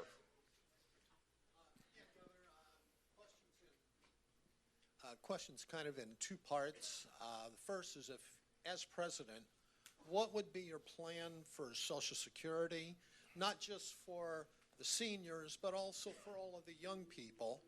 And secondarily, it says in your brochure, you know, when you took over as governor, you had 89 cents in the rainy day fund. Yeah, in the surplus, right. What'd you spend it on? One guy wrote a check for 89 cents to double it. Now we have $2 billion, which is really amazing, right? And that's called management. The Social Security system can be fixed. I mean, frankly, if we had fixed it 15, 16, 17 years ago, it wouldn't have been as difficult as it is now. But here's the way it's going to work. If you have been wealthy, you're going to get less of your Social Security, not zero, so that those that really depend on Social Security are going to get what they need, what they depend on. And in order to get that done, you're going to have to pass that through a Republican and Democrat coalition of people who want to fix it. And if you set that up so that those up here get less and those down here that are dependent get what they need, it will fix the system forever. And that's what we need to get done. And I want to do it within the first 100 days. Have a plan before the Congress in 100 days and get the people to say enough is enough, fix Social Security. Is that the means testing? Pardon? Is that the means testing? Yeah, it's basically what you could call it. Yeah, it would be means testing. So if you, even though you've contributed and you think like, I want to have it all, it's not going to work out because the numbers don't work. And it would make sure that these young people would be in a position to be able to, what is wrong? What do you people got, an itch or what? So that's what we would do, sir. All right, I'm going to go you, and then she's going to have the last word. All right, kid, what do you want? One second. Robert Callahan. I'm a sophomore political science student at Coastal Carolina, right across the street. I actually am just starting on a research paper about party platforms, and I was wondering if there are any positions that you would be comfortable admitting that you do not fall under the Republican platform. Well, we haven't written it yet.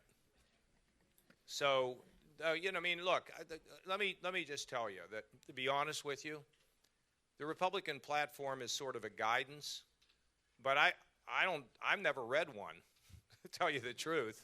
And if I get to be the nominee, I will be able to appoint the members of the platform committee to get most of what I would be comfortable with. Or is there some things they're going to put in there that I wouldn't like? Probably. Do you have friends?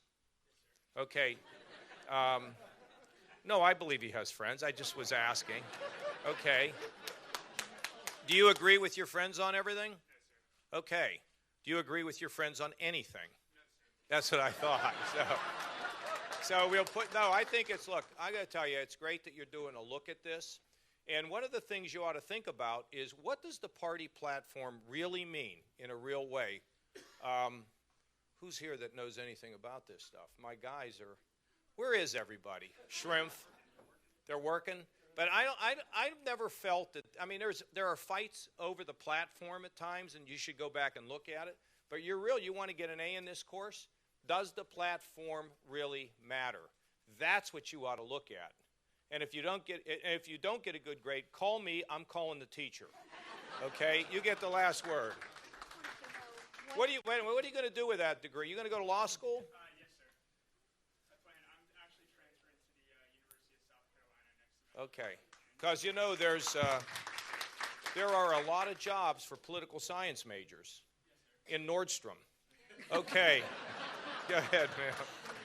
Love political scientists. You know, one time I was on the floor of the House, and I said the politicians like to spend like drunken sailors. And I got a letter from a lady. And she wrote to me, I resent that remark. My husband is a drunken sailor. Okay, you get the last one. I just wanted to go back to the means testing. Yeah. How would that be done? Like through the IRS or, I mean, God No, forbid. yeah, you'd calculate it. It's all, you know, and look, it's a little bit more complicated because right now we determine Social Security benefits on the basis of wages and prices. We Right. would change the formula and make it prices rather than wages and prices, and then we would put in the means testing. And you must get, I know you're not old enough to get Social Security yes, yet, I am. but you get, you know how they send you what you're going to get each month. Right. Like I just got something the other day. If you get the full retirement, this is what you're going to get Right. paid, and they're just going to have to adjust it. It's not that. I know when we think about the government, we say they can't do anything right, Yeah, but they that's can. my point. They can do adjustments like this and make sure that it fits. And it's all a matter of demographics. You know, we got a lot fewer people working for the number of people who are retired.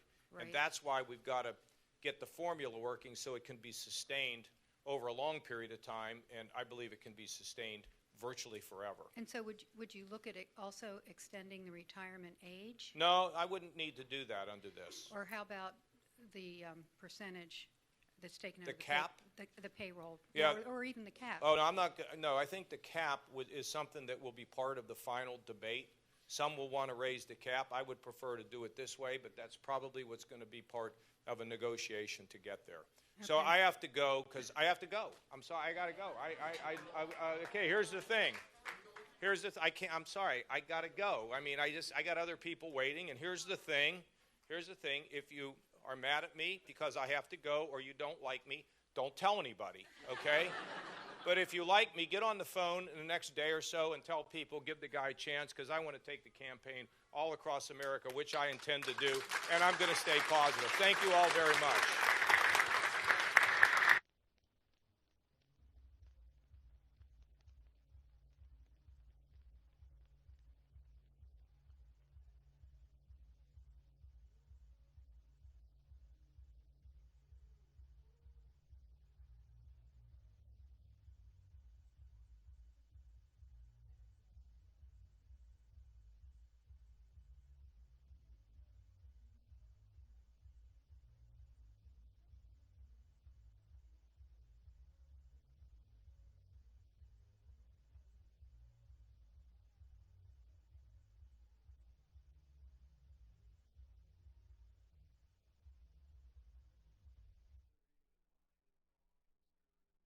And he's probably watching on TV, so Dad, I love you very much. You're the greatest man alive.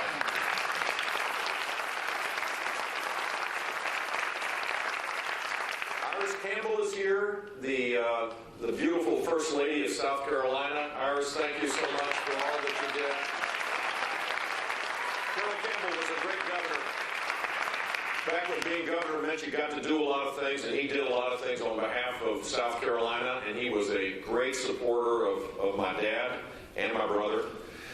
It is great to be with you all as well. I'm honored to be here as a candidate for President of the United States, the greatest country on the face of the earth. I start with that each and every day because we still are the greatest country on the face of the earth. We just have to start acting like it again. That's my belief. I want to tell you a quick story about, that's a Bush family story, but it's also an American story. My Jeb Jr.'s oldest daughter is my first grandchild and my parents' first great-grandchild. And her name is Georgia Helena Walker Bush. She's named after her great-grandfather. Her nickname is 41. Only in the Bush family would you have a nickname like that. And Georgia is, see if I can get this right, Georgia is an Iraqi, Canadian, Texas, Mexican American. She's a quadra-hyphenated American. Her mom is from Canada, beautiful Sandra, and Sanders' parents are Iraqi Christian that migrated to Canada.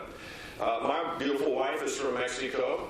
And I'm from Texas, which, as you know, is a separate country in the minds of Texas. So, hence the quadra-hyphenated nature of this precious little girl who's trilingual, who could give you a full briefing on the solar system at the age of 4.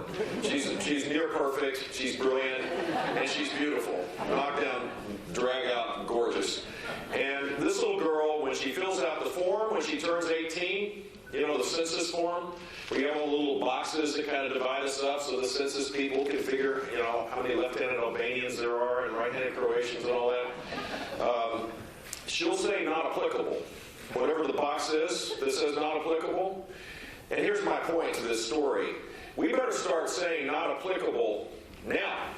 We should stop figuring out why it is that we divide ourselves up and allow politicians to do that and be Americans again with a sense of purpose and unity.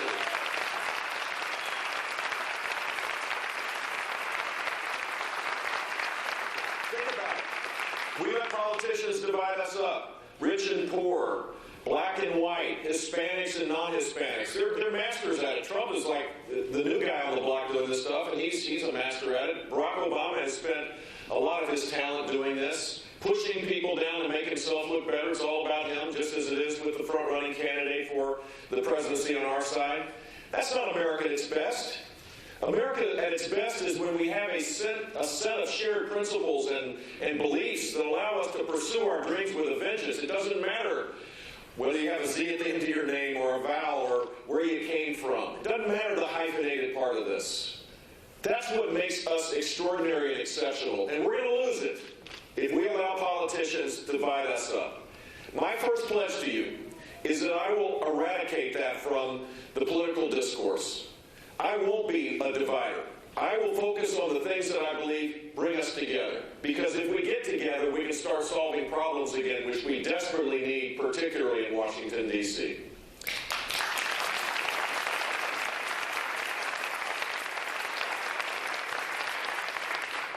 In the next year, 2 years, 3 years, I don't know when it'll happen, but it's going to happen. There's going to be a great conflict, a great challenge, some kind of thing happening. It could be a pandemic.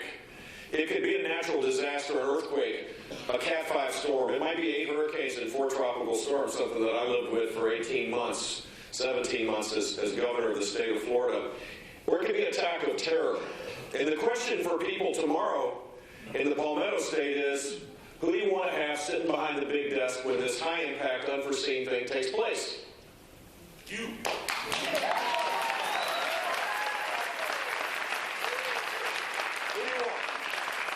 Because then it's not a question of, ideology, perhaps, although I'm a committed conservative. In fact, I'm the most conservative guy running with the most proven conservative record, and I'm proud of it. The question then becomes, do you have the right stuff? Do you have the leadership skills to be able to get through the storm, to lessen people's fears, to give them hope that we can solve whatever the challenge is that's in front of us? That's what leaders do. That's what they do. And today, if you look at the candidates running, not all of them have those proven leadership skills. 7 years ago, right about now, I remember Kaluma and I were watching the Iowa caucuses, and this gifted politician, a uniquely American experience in many ways, Barack Obama gave this soaring speech winning the Iowa caucuses, that there are no red states, there are no blue states, only the United States. And I'm thinking, wow, this guy is giving this incredible speech. I'm not supposed to like him because, I'm assuming he's a liberal, I'm a conservative. But there was nothing in his background that would suggest he could make a tough decision, that he would think about all Americans, that he would forge consensus.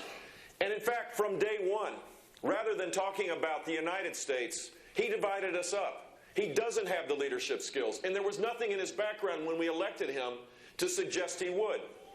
Well, my background is replete of examples of how I've learned through trial and error how to lead. I did it as governor of the state of Florida. When you're a governor and you're a reform-minded governor and you're all in at advancing a cause of limited government, reforming the things that are broken, you can't cut and run. You don't follow polls. Much of the things that we implemented when we started weren't popular. We created the first statewide voucher program in Florida in the country, the second statewide voucher program, and the third. And if I polled it, someone else probably did, it wouldn't have been popular to begin with, because it was a big change and people don't necessarily embrace provocative change. But when we ended, when we had the greatest gains in learning of any state in the country, when low-income Hispanic kids, for example, in Florida on the nation's report card do better on the 4th grade reading test than the South Carolina average, when we had all sorts of improvement in learning across the board, we were 50th out of 50 in graduation rates, and we saw these big improvements. We're now at the national average. People now think it's popular. But a governor or a president can't be chasing popularity because public sentiment will change. We need someone who will stay true to their beliefs, will focus on the things that are wrong, will fix them, irrespective of the political costs. And that's what I did as governor of the state of Florida.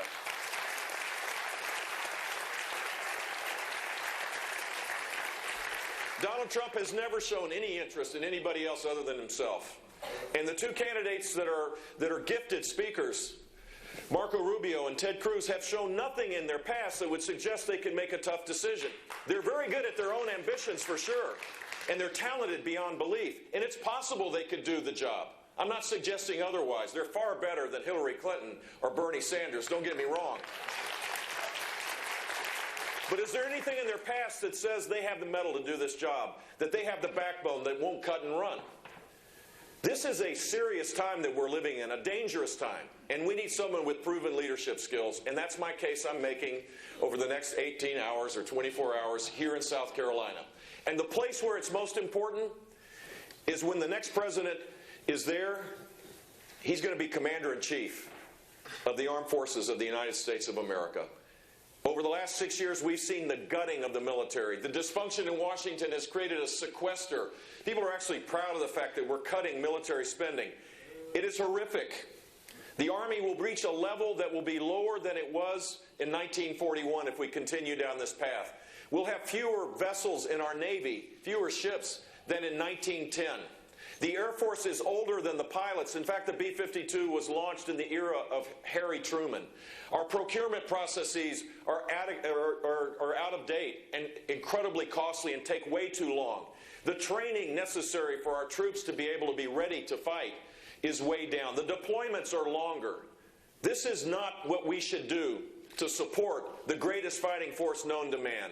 We need to eliminate the sequester, rebuild our military, show our support for the men and women in uniform, because they will keep us safe.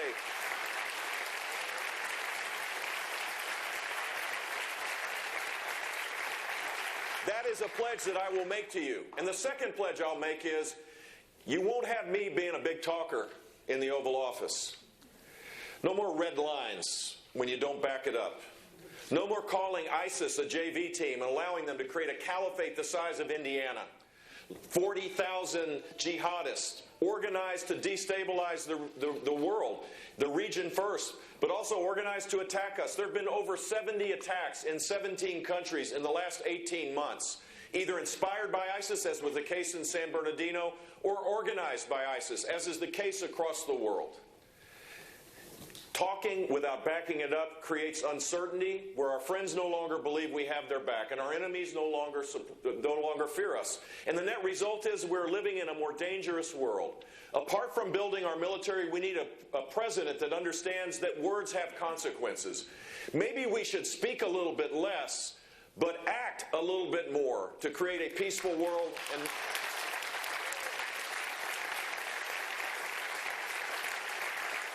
And the first place that I would do that would be to reestablish the relationship with Israel. We have a tattered relationship. Beyond the symbolism, I think the first thing that the president should do is to announce that we're moving our embassy from Tel Aviv to Jerusalem, to say, we've got your back. And across the world, reestablish the relationships with our friends so that they know we've not lost our way, that we're not pulling back, that we're going to be engaged. It's in our national security interests that we are engaged. It's certainly in our economic interests that we're engaged. And our enemies need to fear us a little bit. They ought to understand if they take a step forward, there's a consequence if it is not the right step. There should be a price to pay when Russia invades a host country. Rather than talking about Russia being a regional power and allowing them to do it, we should have more severe sanctions. We should push back. We should have a brigade in the Baltics, a brigade in Eastern Europe. We should make sure NATO is a viable treaty organization to know that we can resist this kind of aggression that exists with Russia. Similarly, with China, we have to do the exact same thing.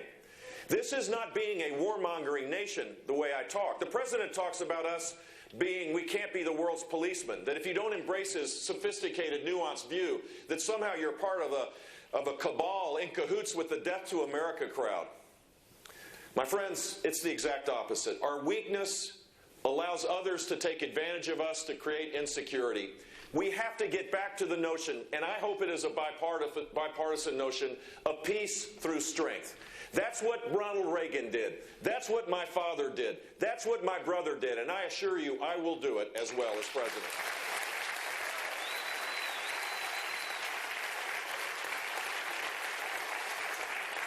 So I feel like I'm in some sort of play as I listen occasionally. On the bus, you see the pundits on the cable shows. We have a few here today. And we're all part of a narrative. I always thought narratives were part of a play, where you just kind of play out your part. The narrative is that there's a establishment lane, and then there's the outsider lane. And I'm in the establishment lane because I am the son of George H.W. Bush and the brother of George W. Bush. I got that. I'm proud of it. It doesn't bother me a bit. But apparently the establishment lane means that you are there to protect the status quo. There's nothing in my life that would suggest that I'm a protector of the status quo. Nothing. I got elected as the first conservative governor with a Republican legislature in Tallahassee, and we turned the darn place upside down. It was disruptive in ways that helped everybody rise up. In Florida, we had 8 balanced budgets, and when I ended, we had $9 billion of surplus and a AAA bond rating, one of 2 states to go up. $9 billion of reserves was equal to about 40% of the general revenue. No one came close to that in the country. Don't you want a balanced budget amendment and a balanced budget in Washington with surpluses? I did that by doing all sorts of things that people's eyes glaze over, like making sure that non-recurring revenue could be spent on recurring obligations. I brought a kitchen table budgeting process to Tallahassee. We reserved for everything. We made sure that we were there for a rainy day to take care of the needs of the state. We didn't raid our pension plan like we do with Social Security, by the way, in Washington. We did the right things and restricted government and allowed for the economy to boom. In Florida, they call me Vito Corleone. I was an equal opportunity vetoer. Senator, I know that never happens to you. You never put a line item in the budget. But in Florida, a lot of Republicans did. And I vetoed their projects just like I vetoed a backbench Democrat legislator's projects. 2,500 separate times, totaling $2 billion. In honor of my mother, the greatest advocate of family literacy, I vetoed one project called Where You At? For bad grammar.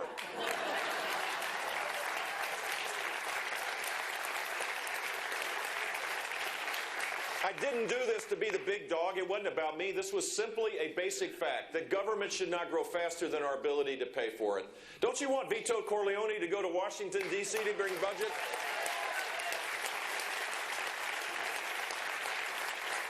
In Florida, we eliminated, and this is where you see the scar, the teachers' union scars here, the public union scars on my left forehead. We eliminated lifetime career protection for state workers.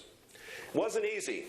In fact, I had thousands of so-called volunteers in my reelection cross the state line from places like Michigan and Ohio and other places, fearful that this contagion would spread. But we won the debate. We won the argument. And we eliminated lifetime career civil service protections. We reduced the government workforce in 8 years by 11%, 13,000 workers. But all the while, we built a business climate that created 7 out of 8 years the most jobs of any state. We led the nation in job growth with 1.3 million jobs created. Don't you want that relationship in Washington where we shrink the government and allow people to rise up? So if that's the establishment, let's create the establishment where we're constantly changing the things and fixing the things that are broken. That should be the new establishment in Washington, D.C. And rather than talk about it, I've done it, and I will do it again.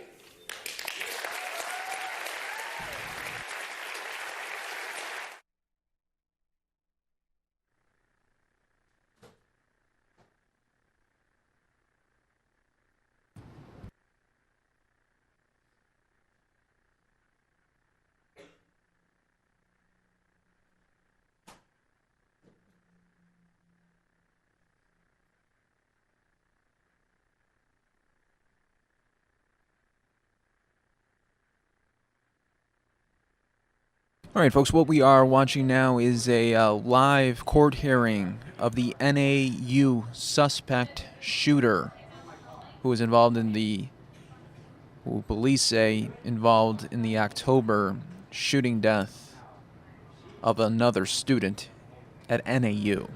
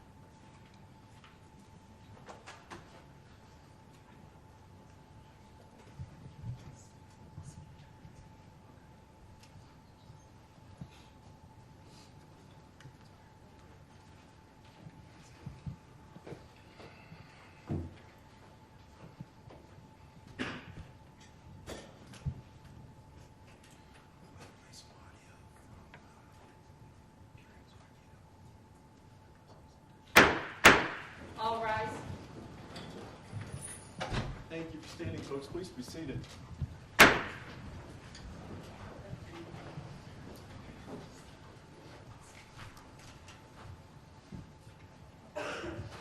All right, good afternoon, everyone. This is CR 2015-00862, State of Arizona versus Stephen Jones.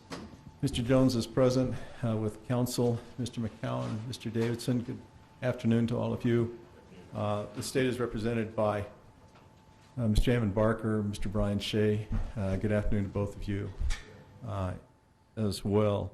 There's several motions, two motions that we're here to decide and to hear have argued. The defense has filed a motion to remand to the grand jury for a new determination of probable cause, and also a motion to review conditions of release. I should also indicate that I believe we have some victims here, and we have victim representatives here as well. Is that correct? That is correct, Your Honor. Okay.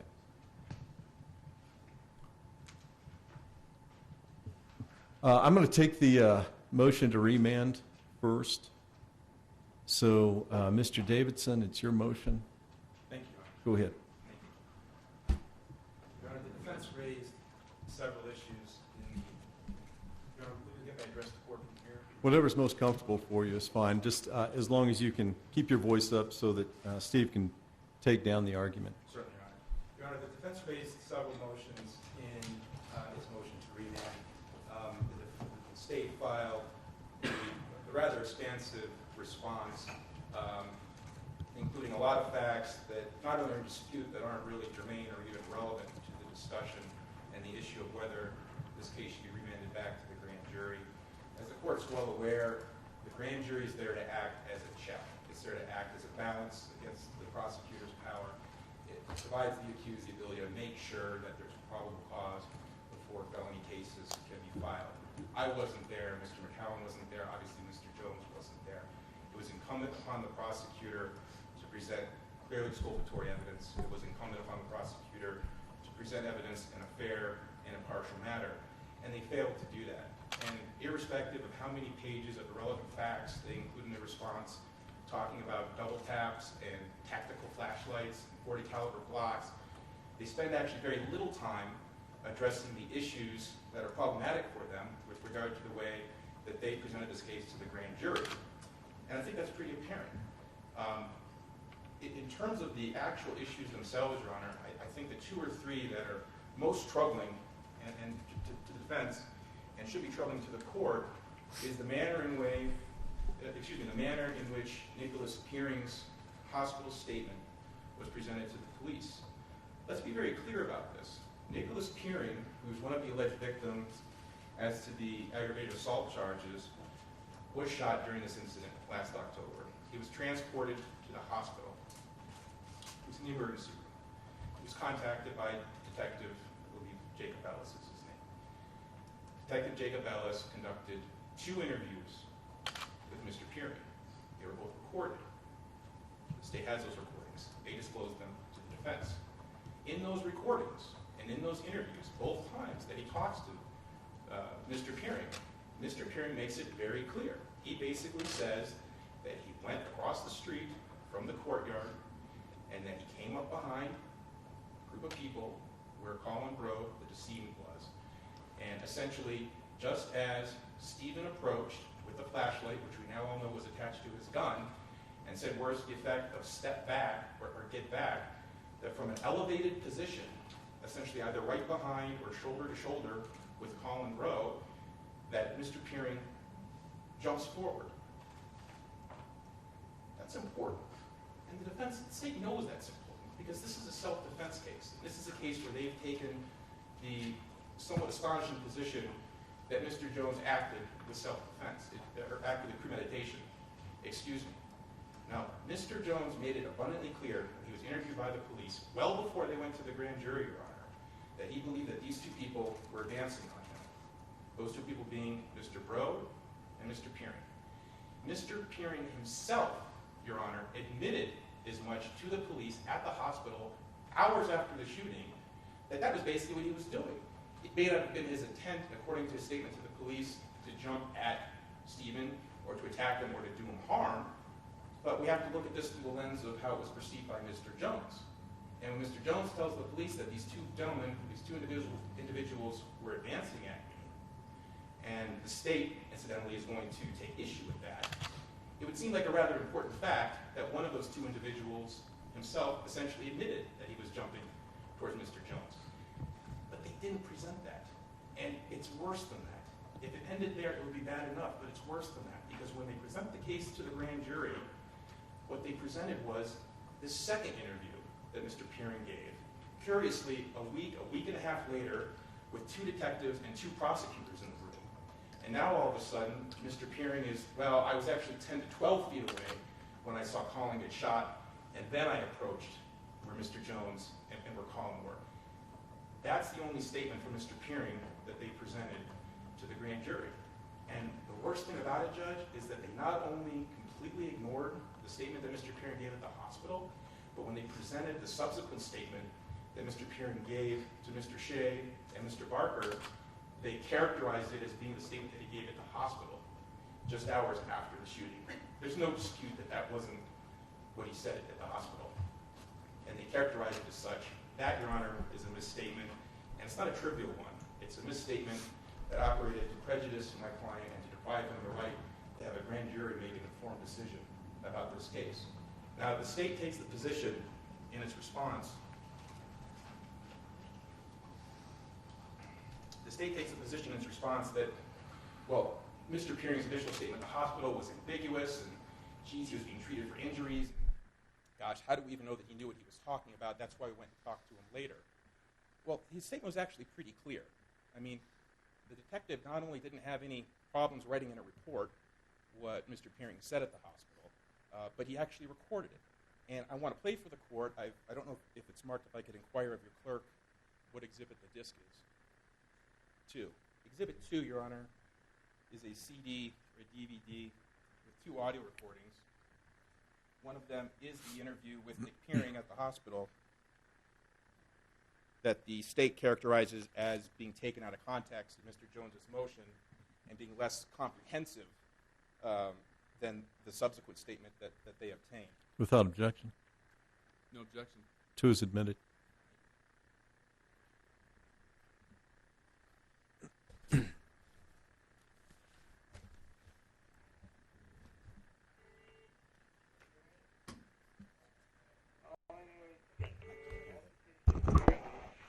They were going across the street. I went over there to see what was going on.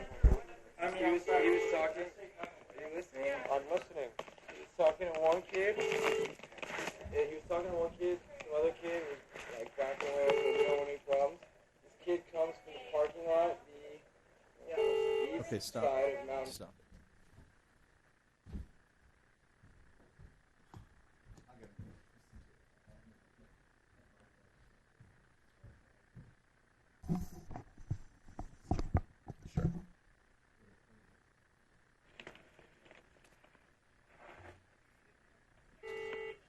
My roommate. All I know is there was an altercation apparently. They were going across the street. I went over there trying to see what was going on. He was talking. Are you listening? I'm listening. He was talking to one kid. Yeah, he was talking to one kid. Some other kid was like backing away, so we don't want any problems. This kid comes from the parking lot, the east side of Mountain View. East side of Mountain View. Comes to the parking lot, shines a flashlight, says, back up! We're like, naturally, everyone else is still like progressing because we wanted to like make them leave. Next thing you know, I see a flashlight and I hear gunshots. Colin, my roommate, he's to the left of me, which would be south. Next thing you know, he drops to the floor, and I didn't even take a step yet. I jumped over a bush, and I get hit once, and this one doesn't, the one, I think I got hit with my arm first, didn't faze me. I didn't even know what was going on. Your Honor, actually there's one other. There was a pause where medical staff was attending to Mr. Peering. The interview recommenced.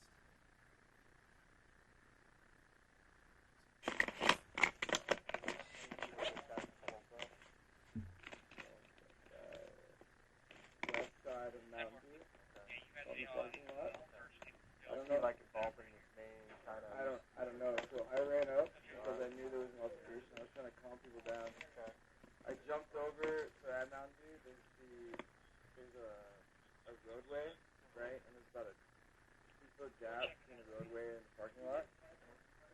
So I was trying to calm people down. And I went over there and I was like, hey, calm down, calm down. He said, step back. And I had, at the exact moment he said step back, I jumped from the top to the lower part. And that's when I got shot in like mid-air. So were you more towards that NAU side, or were you more on the street of Franklin? More towards Franklin. I was running up behind people, trying to calm it down. Mainly trying to calm my roommate down. Dead. And it was about 4 people on the opposite side of us, 3 of which were like, okay, we're leaving. And the next thing I know, this guy, I don't even know if this guy was part of that group or not. He came from the parking lot and he should have shined the flashlight, like step back as I was jumping. And Colin was like kind of heading towards this way, kind of heading, I think maybe towards someone else. And he put the flashlight up, and as soon as he did, he started shooting. No heads up. Thank you.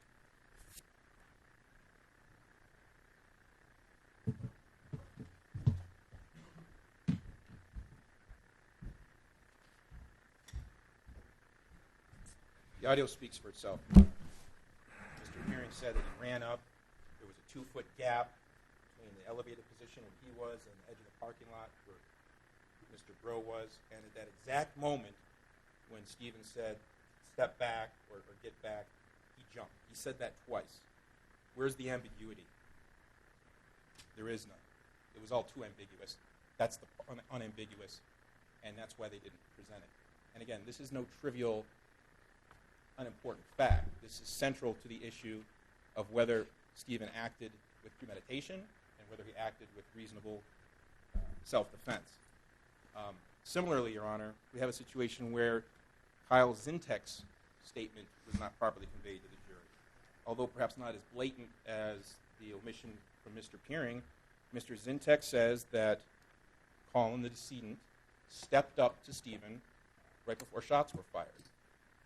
The state tries to diffuse that and say, well, when pressed on it, he said it was 4 feet away, as if someone stepping up from 4 feet away is somehow less intimidating than someone stepping up a distance of 3 feet away. Whether it's 3 feet or 4 feet or 2 feet or 6 feet, when looked against the backdrop of all the underlying circumstances and the assault that he had just suffered, the fact that you have one of the victims, a friend of the decedent, telling the police that the decedent, who was shot by my client, who claimed self-defense, had stepped up to him the very moment before he was shot, could not be more exculpatory. And to characterize it as anything other than clearly exculpatory simply doesn't hold water. I simply can't envision a scenario where we could have a situation where someone is shot and the person who fires the gun says he was attacking me, I was in fear for my life, and the state sits on a statement from another witness who was present that the alleged victim stepped up to the defendant or the shooter just seconds before the shooting happened. I think these two omissions by themselves, Your Honor, certainly collectively require that this case be sent back to another grand jury to be reconsidered and to be reevaluated whether probable cause exists. There's also some dispute, Your Honor, about whether the state should have presented evidence about Shay McConnell's statement that Mr. Bro had punched Stephen right before the incident occurred. I don't think there's any dispute that Stephen was punched. He had a bloody lip. His glasses got knocked off his face. He had a lot of injuries that were noted by the detectives who investigated the case. Okay? So it's not a question of whether he was hit. It's a question of who hit him. Shay McConnell says that he thought it was Colin Bro, identifies him as wearing the same white shirt that Mr. Bro was seen wearing as the one who punched Stephen.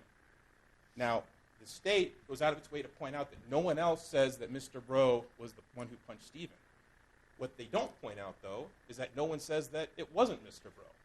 So the only real statement we have identifying the person who punched Stephen was from Shay McConnell. And Shay McConnell said it was Colin Bro. Well, that fact isn't particularly expedient to the state's case, and that likewise was left out. The fact that Colin being identified as the one who punched Stephen was couched in terms of I thought it was him, or that Mr. McConnell used the word thought or believed when he described to the detectives that it was Colin who threw the punch, doesn't give the prosecutor licensed to omit that information from the grand jury. If they want to cross-examine Shea at trial and say, well, you said you thought, you didn't say you were certain, that's fine, but we're not at trial. This isn't supposed to be a mini trial. This is supposed to be a fair, impartial, and complete presentation of the evidence for the grand jury to consider. If they were so hung up on the fact that Colin Breaux was identified by Shea, and Shea used the word thought or believed when he identified Colin, they could have conveyed that to the grand jury judge. They could have said that Mr. McConnell said that he thought Mr. Breaux was the one who punched Stephen. They didn't even do that. They withheld it from the grand jury. And again, grand jury made a decision, a non-unanimous one, I note, to indict Stephen without knowing that one of Stephen's friends identified the decedent as the person who had punched Stephen just moments earlier. One of the other issues that the state takes issue with and suggests that because Mr. Jones is cited as a source of that information is the fact that Colin Breaux was leaning or lunging towards him when the shots were fired. I don't think the court requires me to elaborate in any great measure of detail as to why that is perhaps one of the most important issues of this case. When the post-mortem was conducted, the track path, or the wound path, for the two wounds, gunshot wounds that the decedent suffered, had a downward path. It's interesting because in my motion, Your Honor, I addressed two things related to that as it pertains to the grand jury presentation. One is that when it was presented to the grand jury, that being the description of the wounds, it was done in a very muddied and inartful way.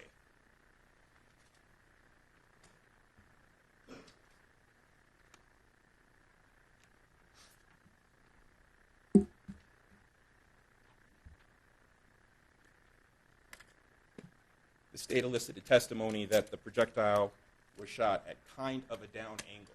Well, what in the world does kind of a down angle mean? Does that mean that the wound path is going down from here? That we're starting from the resting location of the bullet forward anteriorly? Or does it mean that it was coming down from above, as was the case? It certainly isn't clear from the way that it was described to the grand jury. And without benefit of the medical examiner's report that Mr. McCowan and I had, how in the world would the grand jury have known that? I think the state tacitly concedes that point because in their response that was so long they had to file a request to include more pages than the rules would otherwise permit. They don't even address the issue that we raise in our motion that it was muddied and unclear as to what exactly the wound path looked like. So putting that aside a moment and the ambiguity as to how that was portrayed to the grand jury, we have the second issue of the importance of the wound path itself. This goes directly to the position of Mr. Breaux's body at the time the shots were fired. You have a round that went in, I believe, just above his left nipple and was removed from just above his lower back.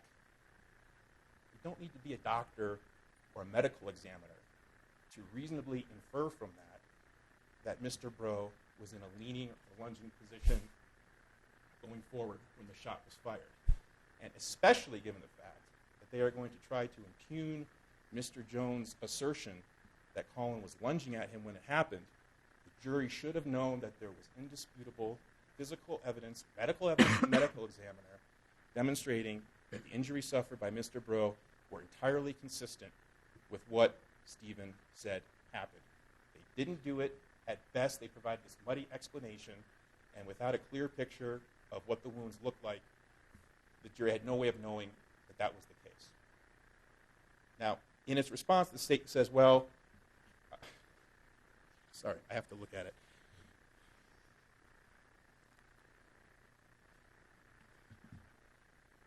I can't find it. Essentially, it sounds like the state intends to offer some type of magic bullet theory as to how this occurred, and that because Mr. McCowan and I are unable and unqualified to explain that away, that it would have been inappropriate for that evidence to be presented in its raw form to the grand jury. Well, that's just nonsense. I mean, a layperson without a medical degree is perfectly capable of drawing reasonable inferences based on an accurate description of a wound path.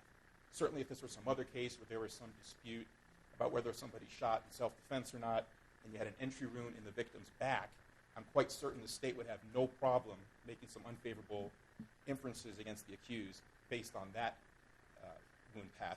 This is really no different. The grand jury should have heard that, and they didn't, Your Honor.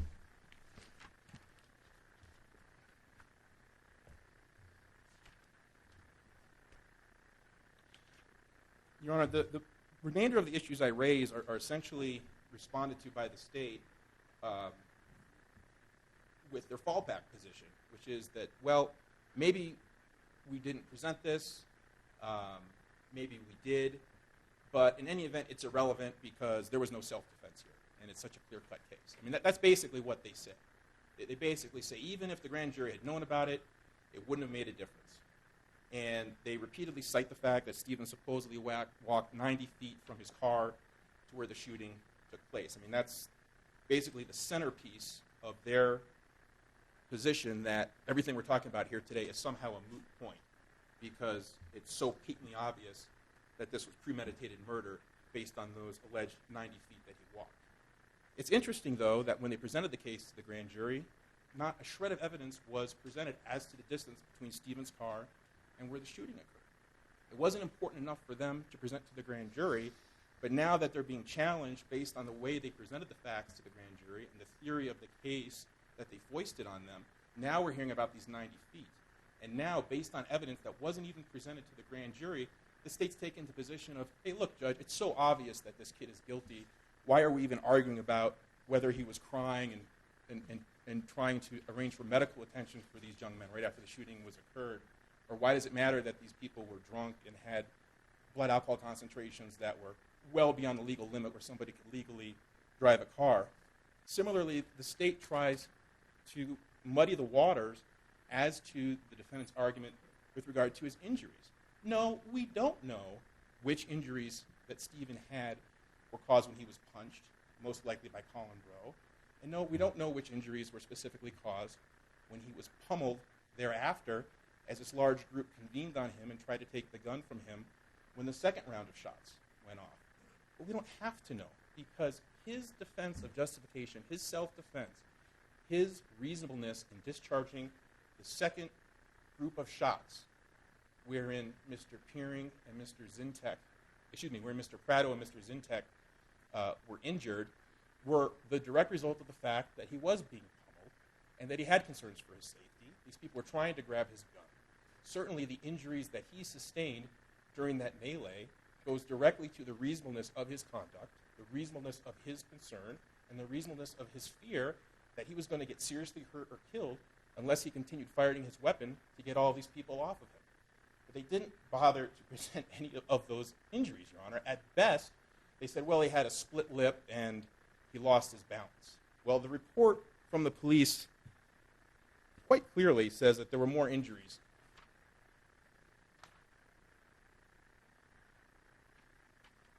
Observed on Stephen's person. Injuries to his head, his back, his chest, his arm, his knees, and his wrist. But when asked what were the results of Stephen being punched in his face, the state's witness testified his glasses get knocked off and he loses his balance. And then they compound it. They compound it by having the nerve in a response to say that Mr. Jones went back and fired because his pride was hurt. He was wounded. It wasn't his pride that was hurt. It was his entire body that was hurt. He had injuries just about on every portion of his body. And all the grand jury heard was that his glasses were knocked off and his lip was cut. They downplayed what he had gone through. They downplayed the injuries that were inflicted on him, again, because it plays into downplaying the self-defense concerns that he had and the reasonableness of the actions that he took to protect himself. We talked briefly in chambers, Your Honor, about the remaining issue. Well, actually, I'm sorry, let me back up. There's also the issue pertaining to Chase Irwin's statement. I don't want to take up everyone's time continuing to split hairs here, but I would respectfully submit that that's exactly what the state is doing with regard to this issue. Chase Irwin makes it very clear in his statement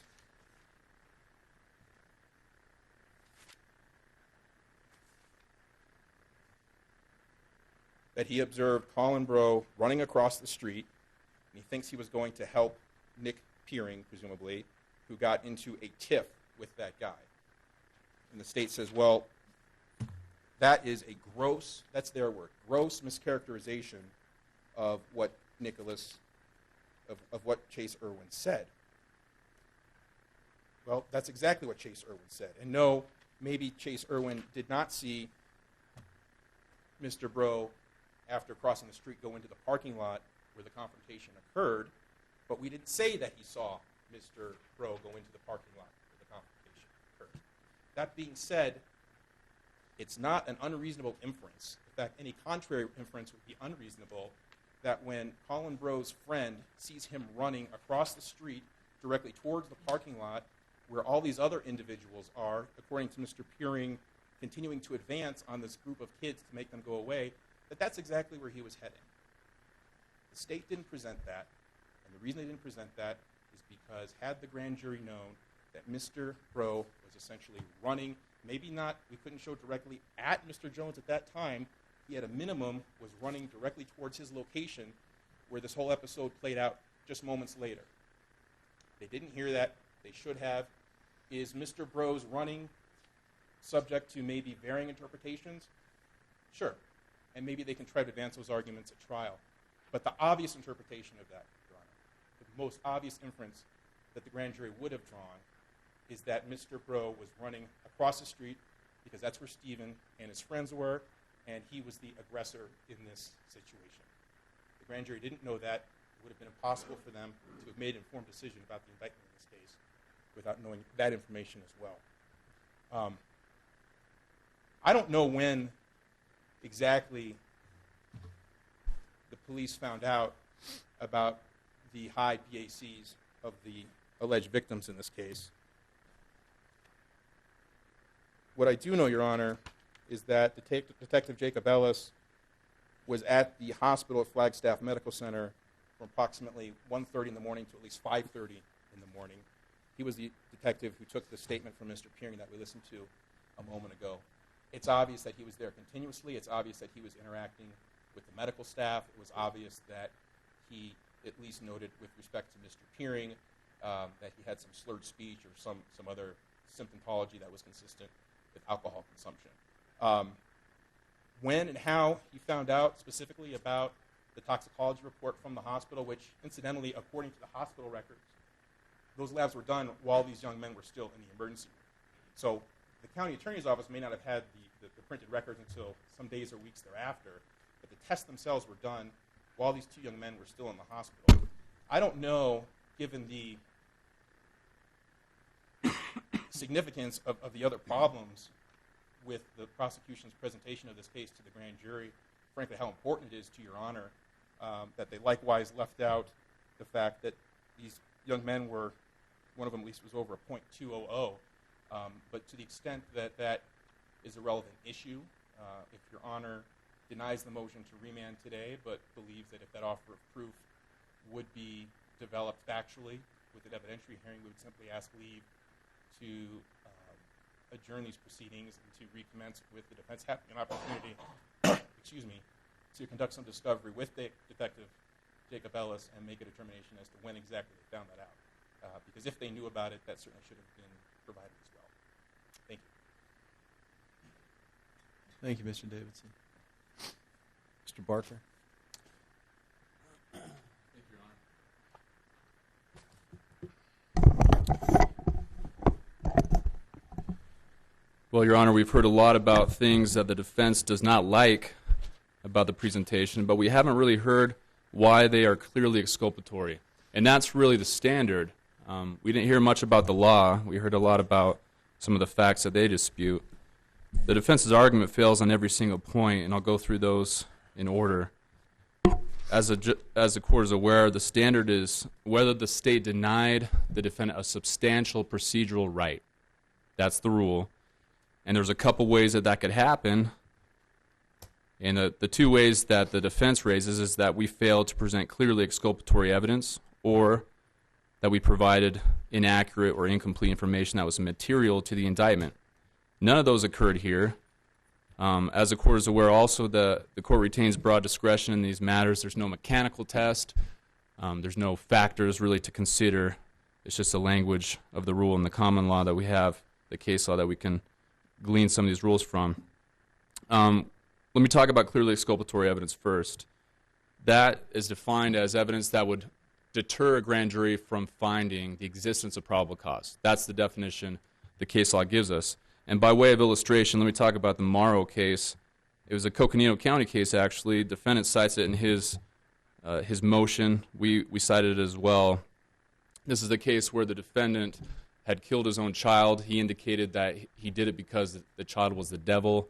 There was indication that he was had some mental lapse, that there was mental health issues that he had in his background. And in fact, it was clear that he had been to multiple hospitals for mental health issues. None of that was presented to the grand jury by the state in that case, and no insanity language was read to the grand jury. The appellate court found, however, that while it tended to be exculpatory, it was not clearly exculpatory. It didn't meet that standard that we just talked about, that it would tend to deter a grand jury from finding probable cause. So that is the standard. It's a fairly high standard. The defense has not met that in any of these points. So let's talk about the things that the defense claims are clearly exculpatory. Kyle's statements, this would be Kyle Zentek, one of the victims. You'll recall that the victim, Kyle, was shot twice in the back. He lost a kidney because of his injuries. He stated in a statement that he made to Sergeant O'Hagan, myself, Mr. Shea, in his hospital bed while he was recovering from these injuries, that Colin Breaux, he said, had gotten into, I think the words were gotten into the defendant's face, were gotten into the guy's face. When we asked him what he meant by that, he said, well, he was about 4 feet away. That's what he meant by getting into his face. He was not nose to nose. And yes, there is a difference between being 10 feet away, 5 feet away, 1 foot away. Of course there is. But regardless, Judge, how Kyle Zentek, there's no dispute, by the way, that Kyle Zentek had no weapons, or I'm sorry, Colin Breaux had no weapons. There's no dispute even that his fists were down. He didn't have his hands up at the time he was shot twice by the defendant in the torso. Even if we took that statement out of context, as the defense does, that Colin Breaux was in the defendant's face, the defendant had no right to shoot him twice, to shoot him even once. So when we talk about clearly exculpatory evidence, we need to be very clear here. Is that the type of evidence that the grand jury would be thinking, oh man, okay, now that I know he was in his face, I guess it's okay for you to shoot an unarmed person? Of course not. That's not clearly exculpatory. The defense doesn't even talk about that standard. So there's one down. That does not change anything about the grand jury presentation. And again, the defense is cherry-picking the statements that they would like presented, but don't look at the other statements about how Kyle indicated he was 4 feet away. Let's talk about Shea McConnell's statement that Colin was the one who punched the defendant. First, it wasn't clear. It's not clear in Shea McConnell's statement that it was Colin. He indicated that the person who had a white shirt on, he thought, also punched the defendant. Who was shot was also the person who punched the defendant. That's what Shea McConnell said. Nobody else in the area, and we're talking about a dozen people or so, say that they saw that Colin was the one who punched the defendant. But let's just suppose for a minute that that was true. Does that change anything about the case?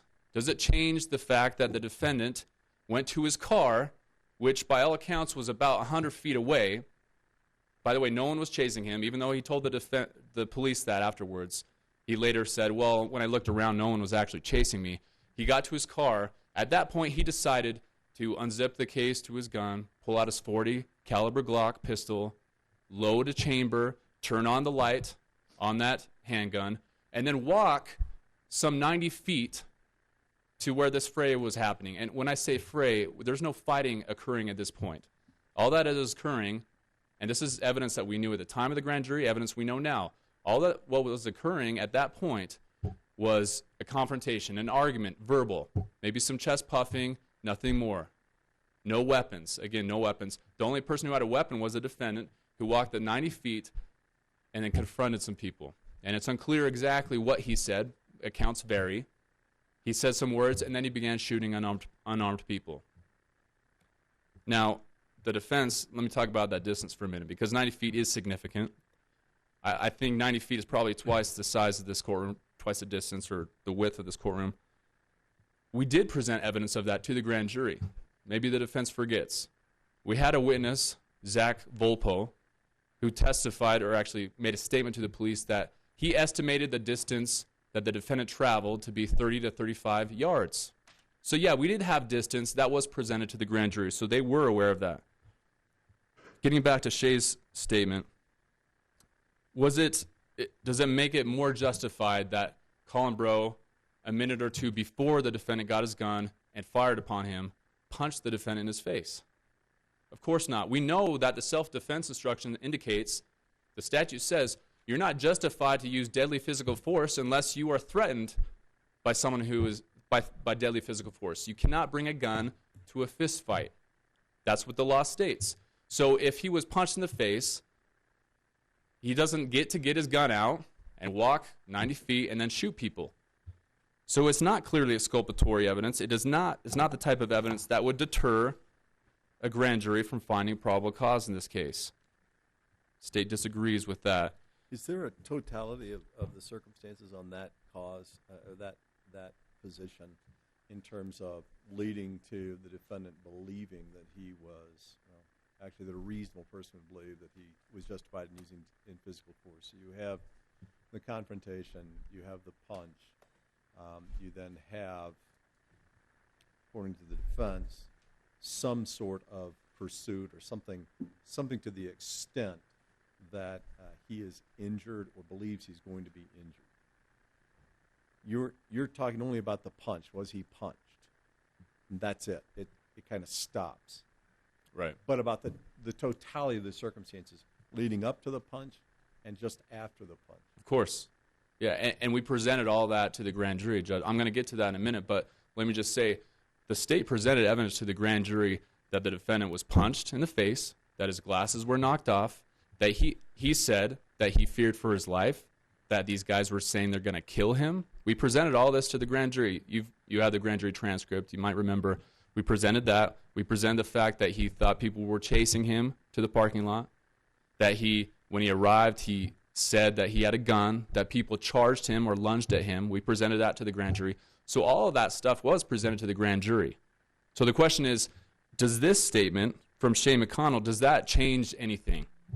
Would that deter the grand jury from finding probable cause? And the answer is clearly no. It's not clearly exculpatory evidence, but I get what the judge is saying. Of course, and that's why you need to look at the whole picture. And the state did present all of those, the background, the foreground. We presented all of that to give the grand jury a picture of what happened. Chase Irwin's statements, the defense claims, is also clearly exculpatory. First of all, they did grossly misstate the evidence. Chase Irwin never said that the defendant that Colin Breaux ran at the defendant. And that's what they put. I'm almost surprised the defense didn't just stop talking about this, because they said that in their motion. I'm looking on page 12, top of the page. Irwin's observation of Breaux running towards Stephen, that's not a fact. That's not evidence. That's not what Chase Irwin said. So yeah, they did grossly misstate the evidence. So that's not misleading, that's misrepresenting the evidence, but it's also does not fall under the category of clearly exculpatory evidence. That Colin, an unarmed individual, ran across the street does not then give the defendant a right to shoot him dead. That's a ridiculous argument. The BAC of the victims, the blood alcohol concentration, I'm not aware. We have Sergeant O'Hagan here. Maybe we could ask him if he knew about the BAC. I'm not aware that anyone knew what the BAC of these victims were at the time of the grand jury presentation. Obviously, we're not required to introduce evidence we don't know about. But regardless, let's just suppose that we knew what the BAC of these victims were.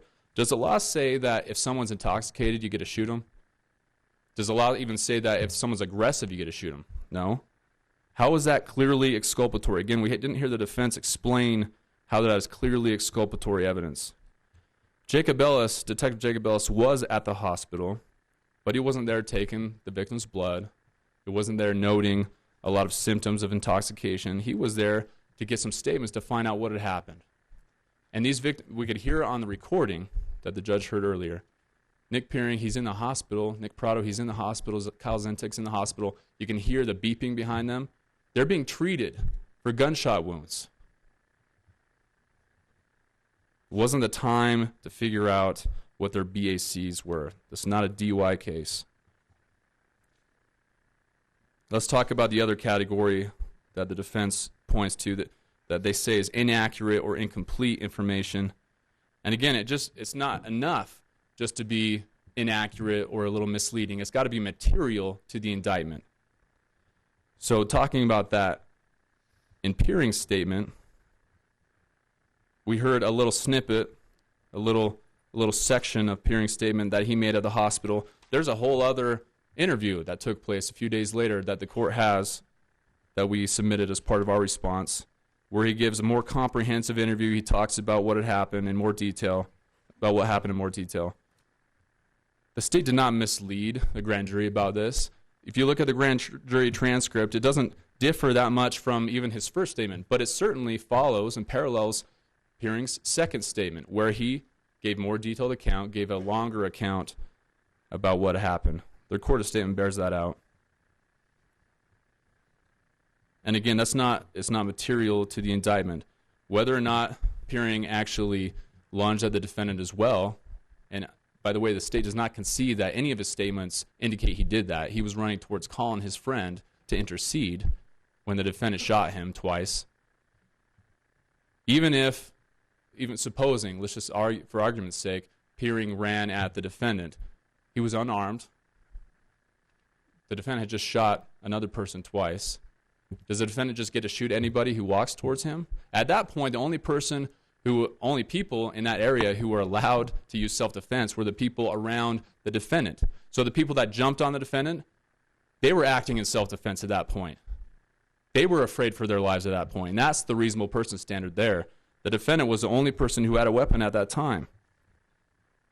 Let me talk about the trajectory of the bullets. The state, I'm kind of surprised we're arguing about this, but the state does not have an expert report from Dr. Zarnicki or anyone else opining about the trajectory of the bullets and what that means. We're not in a position, the state cannot be placed in a position where we are telling the grand jury this is what this means. What we heard from Sergeant O'Hagan at the grand jury presentation was that they were at a downward angle, or a down angle, I think is how he said it.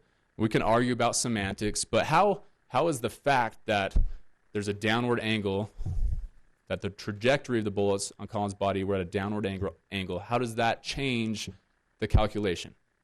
How does that make it seem like the defendant is now acting in self-defense? Again, does that deter a grand jury from finding probable cause? No. Colin had no weapons. Even if he were lunging at the defendant, which, by the way, is disputed by a lot of independent witnesses, he does not have a right to then shoot him dead. So the trajectory of the bullets, again, does not meet any standard that I could find in the law. The defense has failed to adequately explain that as well. The defense just, I guess they're not addressing the defendant's self-serving statements he made in the patrol car. I think our response, we can just rest on that issue. The defendant's injuries, these were not materially misleading. The statement that I believe Sergeant O'Hagan made to the grand jury was that he was punched in the face. There may have been an indication that he had a split lip, that he lost his balance at one point. The injuries were superficial. All the injuries that the defense pointed out in a police report, I noticed that they didn't include any photographs of the defendant's injuries because they are just little scrapes and bruises, nothing more. So we don't know where they came from, what or when they happened. It's possible he received a bloody lip when he was initially punched in the face. But either way, it's not clearly exculpatory information. The defendant is only allowed to use physical force, not deadly physical force. So the fact that he got some scrapes and bruises did not indicate that he was in that position where he needed to use deadly physical force. His injuries don't add anything to that analysis. So basically, Judge, what the defense is arguing is that the state didn't present the defense's entire case to the grand jury. And that's not the purpose of the grand jury proceeding. And let me, by way of an example, talk about some of the case law to understand what type of information the state is supposed to present. In State v. Harrell, which was cited by the defense, although they cited just for a generic purpose, in that case, the defendant had chased down a car that he thought contained his daughter. He was looking for his daughter. He thought she was in trouble. And so he was chasing this car down. He had a little BB gun with him. He ended up going around the neighborhood, following this car, had a confrontation with people in this car. It turned out it was the wrong car. Okay? And the people in that car was just a family not related to this incident. They called the police. He was arrested. The grand jury, at the presentation of the grand jury, they were read the crime prevention statute, but the state failed to present information, any background information, that he was looking for his daughter, that he thought she was in harm's way. And so that, the court decided, was enough to send it back to the grand jury. That's completely distinguishable from this case. Here we read all the applicable justification statutes. You have the grand jury transcript. I know you've read it. We read all the self-defense statutes, crime prevention statutes, spent time explaining what those meant, read the definitions, and then we included all these events in the grand jury presentation. Let me just go through them. Information that while the defendant was in the street, he got punched in the face, that his glasses got knocked off. Information that Shane McConnell and Jacob Mike, who were the defendant's friends, were pushed to the ground initially, and that McConnell was also punched. Information that the defendant thought people were chasing him, which turned out not to be true, but we presented that anyway. That he thought he was going to die, that he needed to defend himself, that was presented. That later one of the Delta Chi members lunged at defendant when he had the gun. That two guys rushed toward the defendant. That afterwards several people piled on the defendant. That the defendant yelled out to call the police. That Jacob Mike actually called the police and said his friend was being assaulted. This is all included. That there were statements from the defendant that he didn't want to do this, that he didn't want to hurt anyone, or that Colin and Peering were angry about guys who crashed the party earlier. Information that the defendant tried to help one of the guys or to render aid. Information that, according to the defendant, people were saying they were going to kill him, although that's disputed by everyone else. Also that he warned the people around him that he had a gun, and that when he displayed the gun, he thought they were going to kill him. We presented, essentially, this self-defense argument for the defendant. This is a fair and impartial presentation to a grand jury. I would agree with the defense, had we left all that out, just read the statute, for instance, like in Harrell, just read the statute of self-defense and just didn't include any of that information, we'd have a problem. But we didn't. We included all of this information, included all the justification statutes. How can the defense now say we didn't present a fair picture? We presented their entire case. Now, the grand jury rejected that self-defense claim. We don't know exactly why they did that, but perhaps it was because the defendant went to his car, made a decision to get his Glock 40, and then walk 90 feet toward this fray and start shooting unarmed people. We don't know exactly what the grand jury was thinking, but clearly they rejected this self-defense claim. Judge, as the court is aware, the state is only required to present a fair and impartial picture. We're not required to present the defense's case or argument. Again, I agree with the defense. This is not the time to try the case. This shouldn't devolve into a mini trial. And credibility, as I quoted from Trebus, credibility or consistency of statements is not the issue at this stage. Neither is the sufficiency of the evidence. The state made a fair and impartial presentation to the grand jury. We're asking the court now to deny the defendant's motion. Thank you. Thank you, Mr. Barker.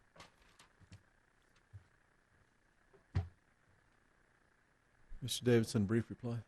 Yes, Your Honor. These aspects of the case and the evidence that the prosecutor lists off that were ostensibly favorable to Mr. Jones and were offered to the court to ostensibly leave it with the impression that they did come to the grand jury and give them a fair and impartial presentation completely ignores the fact that when they did provide information about what Stephen said, they disparaged it and they presented it as self-serving statements, much like he has this afternoon. It's astonishing to me, Your Honor, that we have a case where the discovery is so voluminous, it takes up 3 notebooks like this. We have a group of drunk undergraduate college men chasing my client and his friend through a parking lot. There's no dispute, excuse my language, that they're calling him pussy, that they're calling him faggot. No one else may have actually heard the word kill, but to represent to the court that no one else heard somebody making threats against Stephen other than Stephen simply isn't so. So they present the evidence. They say, well, yeah, Stephen might have said that, but we all know it's true because all these other people, all of the decedent's likely impaired friends didn't corroborate it, that somehow we should ignore it and that the state was entitled to downplay it during the grand jury presentation. Well, A, that's just not so. B, I don't think that anybody, myself or the prosecutor, could stand before you with such great certainty of what happened and what didn't happen when you have dozens of witnesses who have been interviewed and provided conflicting accounts about some of the minor details of this case. What we do know, Your Honor, is that Mr. Jones made it abundantly clear that he fired that gun because he was acting in self-defense and he thought these 2 guys were lunging at him. Yes, they conveyed that statement to the police, to the grand jury, but they made it sound like he was making it up. They made it sound like it was just a self-serving statement he was saying to get out of trouble. And it makes it very easy for them to do that when they leave out all this corroboration, when they leave out the fact that Peering says that he was basically right behind Colin, jumping from an elevated position, mind you, towards Mr. Jones at the very moment when Jones says, step back. Now, the fact that Mr. Peering's subjective intent at that point may have been to assist Colin Rowe or do something other than attack Stephen is irrelevant, and it's a distraction from the issue before the court, as is all this talk about Glock pistols and 90 feet of distance. The reality of it is that statement from Peering himself corroborates what what Mr. Jones says happened. And it's not just that they left it out, Your Honor. I would invite the court to look directly at page 56 of the transcript. They told the grand jury that that's what Mr. Peering said at the hospital. Now, the story today is, well, there was a heart monitor beeping in the background. We couldn't possibly give any credence to what Mr. Peering said under those conditions. Well, obviously, they thought a hospital setting right after the incident was a very reliable scenario in which to obtain a statement from somebody, A, because they took the statement. They took 2 statements during that period of time. And B, when they presented to the grand jury, when they presented Mr. Peering's subsequent statement to the grand jury, the one that fit the narrative, they misrepresented it. They said he said that at the hospital. It's right there in black and white. Now, Nicholas Peering was at that scene too. Is that right? Answer, yes, he was. Question, and was he spoken to? Answer, he was. Question, was he spoken to at the scene or later at the hospital? Answer, later at the hospital. Well, he was spoken to at the hospital. They just didn't like the information that he gave at that point, so they substituted in what he said a week and a half later. And that statement from the hospital, had they presented it, would have corroborated what Stephen said. It's very easy for the state to stand here and have the court look just at Mr. Peering's statement, just at Mr. Zintek's statement, just at Stephen's injuries, and say, Judge, that by itself doesn't entitle Mr. Jones to grab his gun from his car, walk across a parking lot 90 or 100 feet and start shooting people as if that's what happened. Well, of course it doesn't, and it's not the defendant's position that happened. But as the court correctly noted, it's the totality of the circumstances here. It's not the appropriate analysis to look at each of these by themselves and say whether each individual omission or misstatement by the state on its own would have been a basis for the jury to find that Stephen acted with reasonableness or that he didn't act with premeditation, an issue that I didn't hear the state discuss just now. Certainly when you view these things collectively, and certainly when you view these things against the backdrop of the larger fray in which this all happened, yes, it was clearly exculpatory that Peering said he was jumping in the defendant's direction when the shots were fired, and at a moment, obviously when Stephen was fearing for his life, because the words that he was uttering at that point were to step back.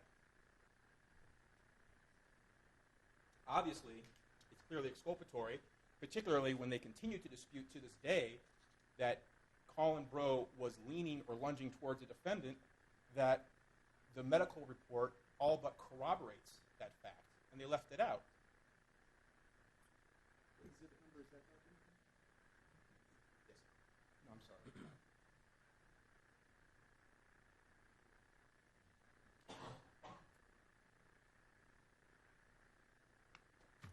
May I approach, Your Honor? Sure. Defense Exhibit 1, Your Honor. This is a search warrant that was authored by the police prior to the presentation of the case to the grand jury.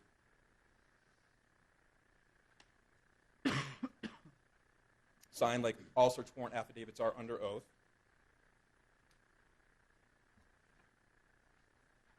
By Detective Tom Baronet. I would invite the court's attention to the third paragraph on what's bait stamped 77. An autopsy was performed on Colin where it was determined that he was shot once in the chest and in the shoulder. The trajectory of the shoulder injury suggested that the round was incurred by the victim as he was leaning or falling forward. So here we are today. The state takes a position that without medical expert testimony that we can't draw any inferences from the trajectory of the bullet. But when they presented the case to a magistrate to get a search warrant, the police obviously had no problem making that inference.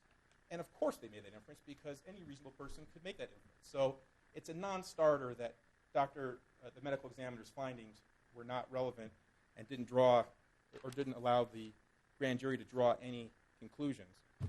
Mr. Davidson, Yes. which shot occurred first? The one to the chest or the one to Mr. Breaux's shoulder? I don't know. Well,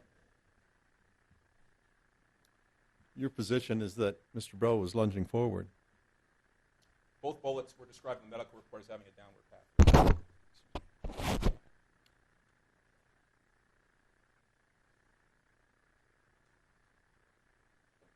May I have a moment? Sure.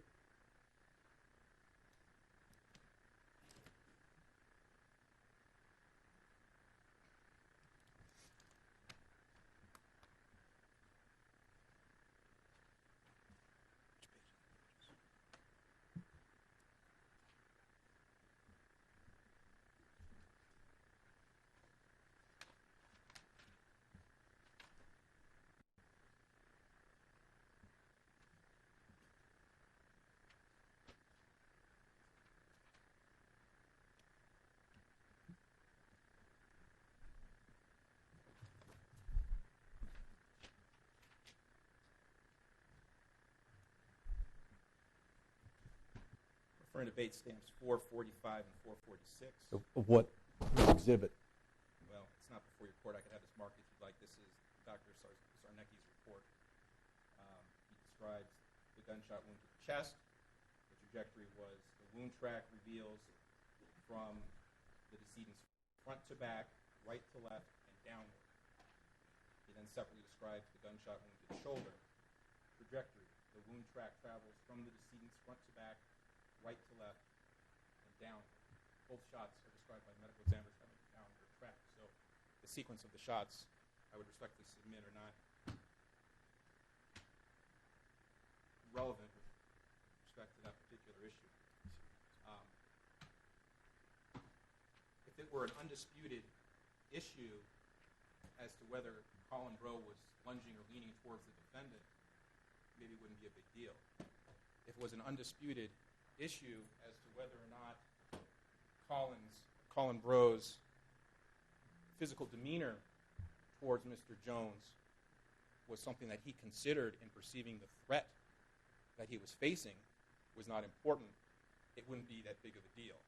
But neither of those things are true. This is perhaps one of the most central issues of the case. What was Colin Breaux doing at the very moment he was shot and that Nicholas Peering was shot? Well, we know from Nicholas Peering himself that he was basically standing either right behind or shoulder to shoulder with Mr. Breaux and jumping towards Stephen just as he said, step back. And we know from medical examiner's report that at a minimum he was leaning, that Mr. Breaux was leaning or falling forward. If they want to dispute the veracity of my client's contention that this gentleman was lunging at him before he fired shots at him, then they need to at least tell the grand jury that there's medical evidence out there that backs up his story and not just present it as some self-serving statement that he made to the police after the fact. Similarly, Your Honor, speaking of taking things out of context, the state cites a passage from my motion concerning Mr. Irwin's statement at the very end, where I write, because the reasonableness of Stephen's perception that Breaux represented a threat to his life was essentially the central issue determined by the grand jury, Irwin's observation of Breaux running towards Stephen was clearly exculpatory and should have been presented. Well, yeah, if that's all I wrote, I suppose I'd have to own up to that. But what he conveniently left out was the sentence right, or the paragraph right before that, where I made it very clear that Irwin told Detective Rodriguez that right before the shooting, he witnessed Breaux running across the street toward the parking lot, parentheses, where Stephen was located. It's pretty clear in the motion what Mr. Irwin said. It's pretty clear in the motion the fact that he was running towards Stephen was a reasonable inference. And I think it's likewise pretty clear that they knew the grand jury was going to make that inference, which is why they didn't present it to him in the first place. All that being said, Your Honor, the bottom line here is that as much as the state wants to make their closing argument today and try the case and make it seem like it's such an open and shut case that we shouldn't even be squabbling over these things, that's not what we're here for today. The issue is whether Mr. Jones's case was presented fairly and accurately to the grand jury. I have laid out for the court numerous issues and numerous factual portions of this investigation that clearly would cut in favor of Mr. Jones's reasonable use of self-defense and also absence of premeditation. You heard a lot about these 90 feet. You heard a lot about the fact that he went to his car and then went in a different direction before the shooting occurred, as if Mr. Jones just started firing shots as soon as he grabbed his gun and came from the car. The state leaves out the fact that whether Stephen had walked 90 feet or 900 feet from his car when he approached Breaux, with Peering right beside him, and they're squaring off and they're lunging at him, he wasn't pointing his gun at him at that point. He certainly wasn't shooting at that point. He was holding his gun towards the ground in what was described as a low ready position. And it wasn't until they lunged at him and made a furtive movement that he fired, and he fired in self-defense.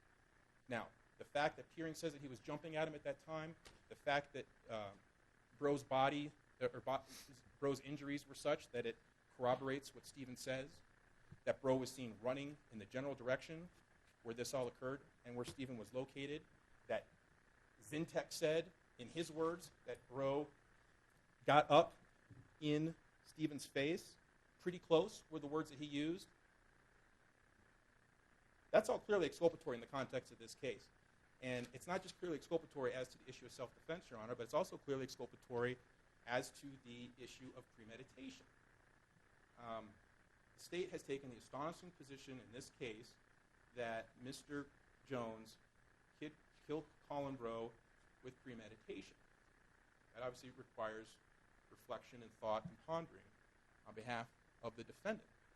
Now, how could a grand jury possibly make an informed decision about whether a defendant acted with premeditation if they're not told about all the evidence that shows that the alleged victims were basically jumping or lunging at him at the very moment in time that he fired his gun? And that's exactly what happened here.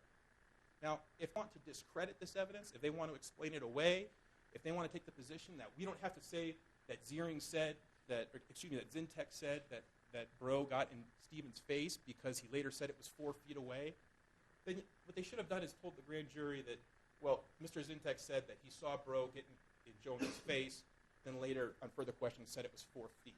That's what they should have done. Present the statement. Don't just, it's not within the state's purview to make their own independent determination as to whether or not there's sufficient evidence out there to discredit an exculpatory statement. When Zintek says in no uncertain terms that he saw the decedent get, in his words, pretty close and in the defendant's face right before the shots were fired, in the context of this case, Judge, That's clearly exculpatory. And if they want to hide behind the fact that he later quantified the distance at 4 feet upon further questioning, they can do that, but they should have just at least presented the whole statement to the grand jury and let them make their own determination, not substitute their judgment for that of the grand jury, because that defeats the whole purpose of it, and that's exactly what happened here. That's why this case needs to go back. Thank you, Mr. Davidson. The court has reviewed the pleadings as well as the entire grand jury transcript in this case. The court at this time will deny the motion to remand to grand jury for a new determination of probable cause. We've been at this for about an hour and 20 minutes. I want to take a break. So let's just stand at recess for about 5 minutes, okay?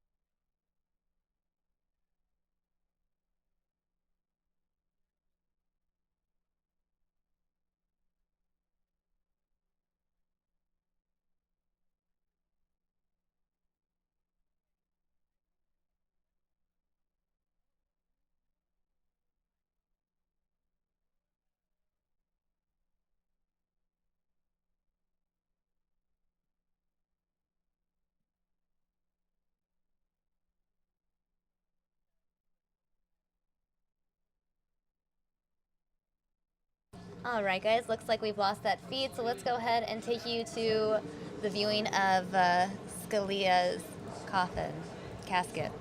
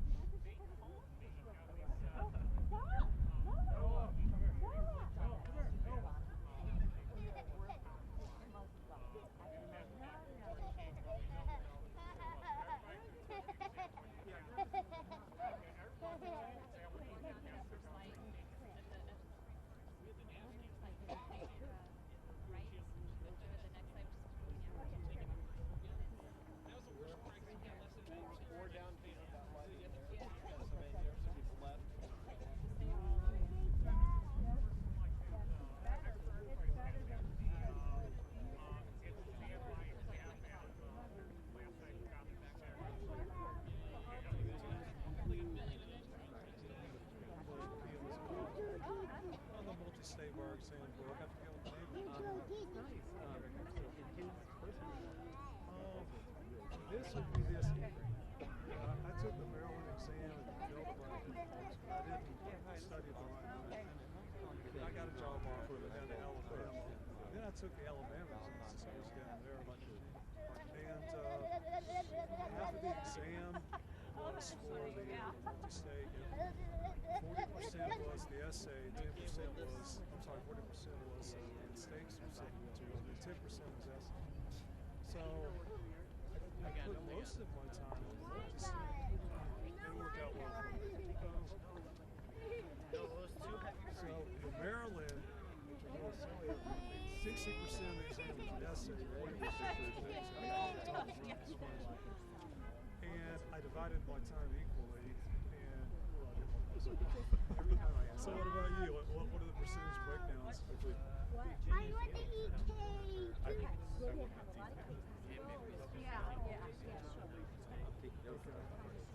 Stop. Yeah, like looking down.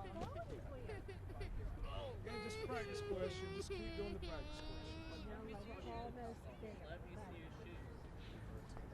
Yes.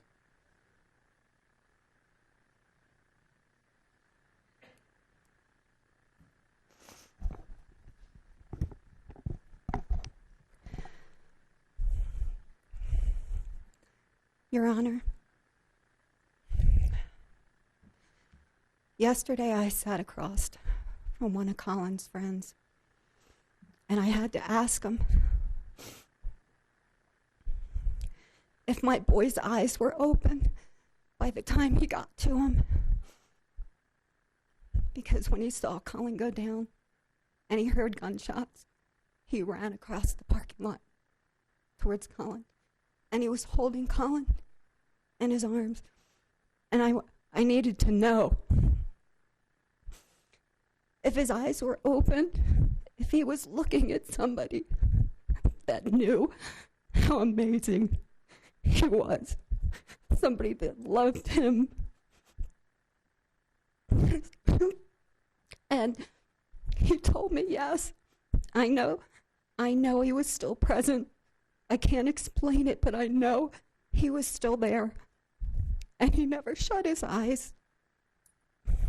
And for me, that's a little bit of comfort, because every time I hear a siren go off, it doesn't matter if it's in the morning, if it's in the afternoon, at night, whenever, I think of my boy laying in that parking lot.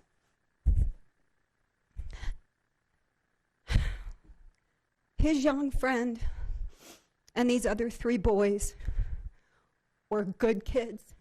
They were here working in this community, embracing this community, and loving their college life. When we sent Colin here his freshman year, I didn't expect him to be perfect. I expected him to make mistakes and learn from them and grow and become the man that God intended him to be. And he was doing that. He was getting up at 5 in the morning to be at work by 6, where he was a lifeguard, and very loved. He was loved by this whole community. This kid had more best friends than you could even count. It was amazing. I knew he had a lot of friends, but I was amazed at how many, and the character and courage and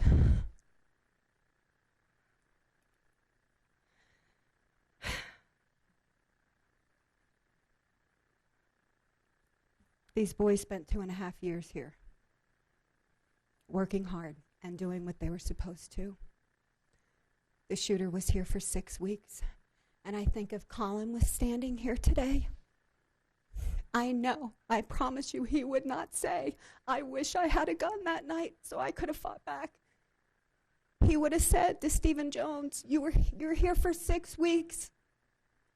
This is where we come to learn, to grow, to become men, to figure life out. We don't solve our problems with pulling out a gun. It's not an option. Colin's last words that night were, "Why did you bring a gun here?" And I think he would still say the same because it was so foreign to him.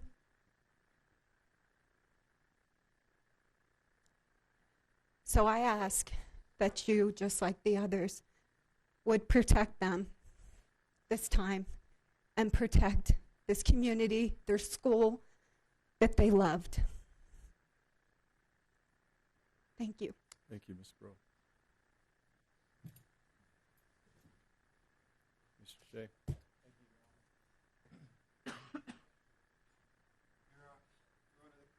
I'm aware that the court is familiar with the facts of the case up until this stage, and I don't want to spend a lot of time talking about the facts, except for to say that the state does take exception with the factual representation with regards to these circumstances presented by the defense.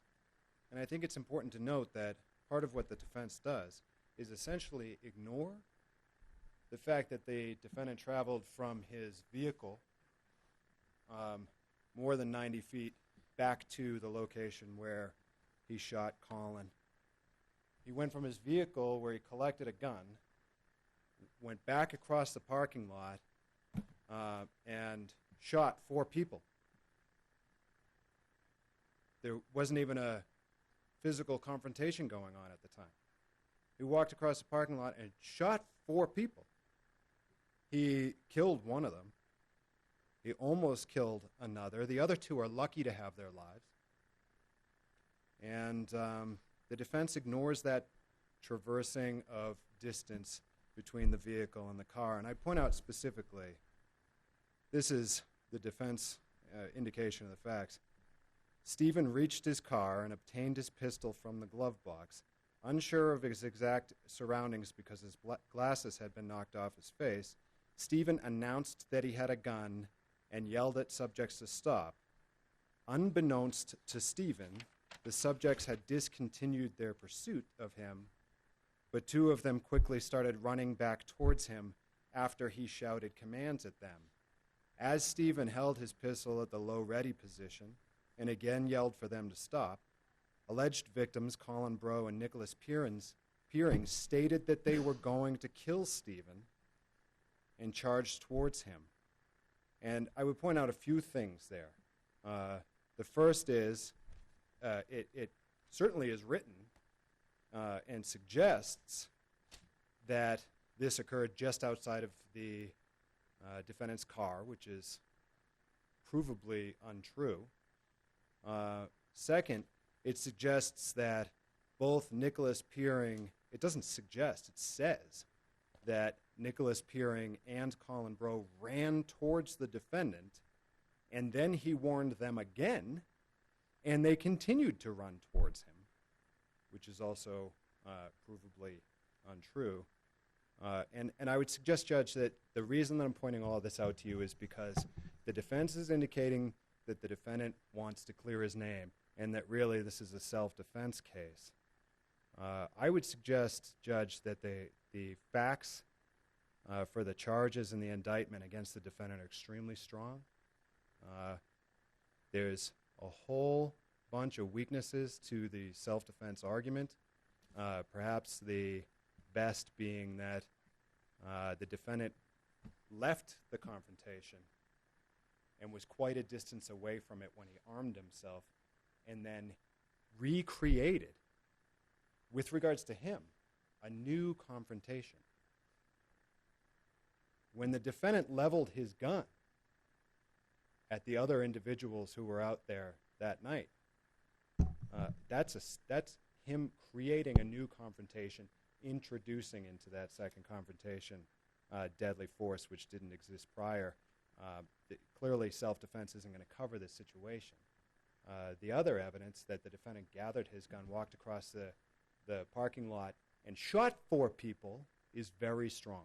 And therefore, the strength of the evidence against the defendant is strong. The likelihood of the success of his defense is low. And the potential penalty that the defendant faces is extraordinary, as the court is aware. with that strength of evidence against the defendant, and with that potential penalty that he faces, there's an inherent flight risk, a strong flight risk. Of course, that's only part of the concern. A major concern in a case like this where somebody introduced extreme deadly force into what was, at best, a fist fight, is that this person is dangerous. The provable information in this case, the information that's on the table, is that under circumstances that strain credibility to argue that deadly force was even something that should have been contemplated, this person armed himself and shot 4 young men. He's clearly dangerous. And he represents that danger to the community, whether he's on pretrial services, whether he's on electronic monitoring, unless there is somebody standing next to him to watch his everything that he does. That dangerousness continues to exist, and it's expressed by the victims who are obviously terribly saddened and tortured by what has happened, what the defendant did to them.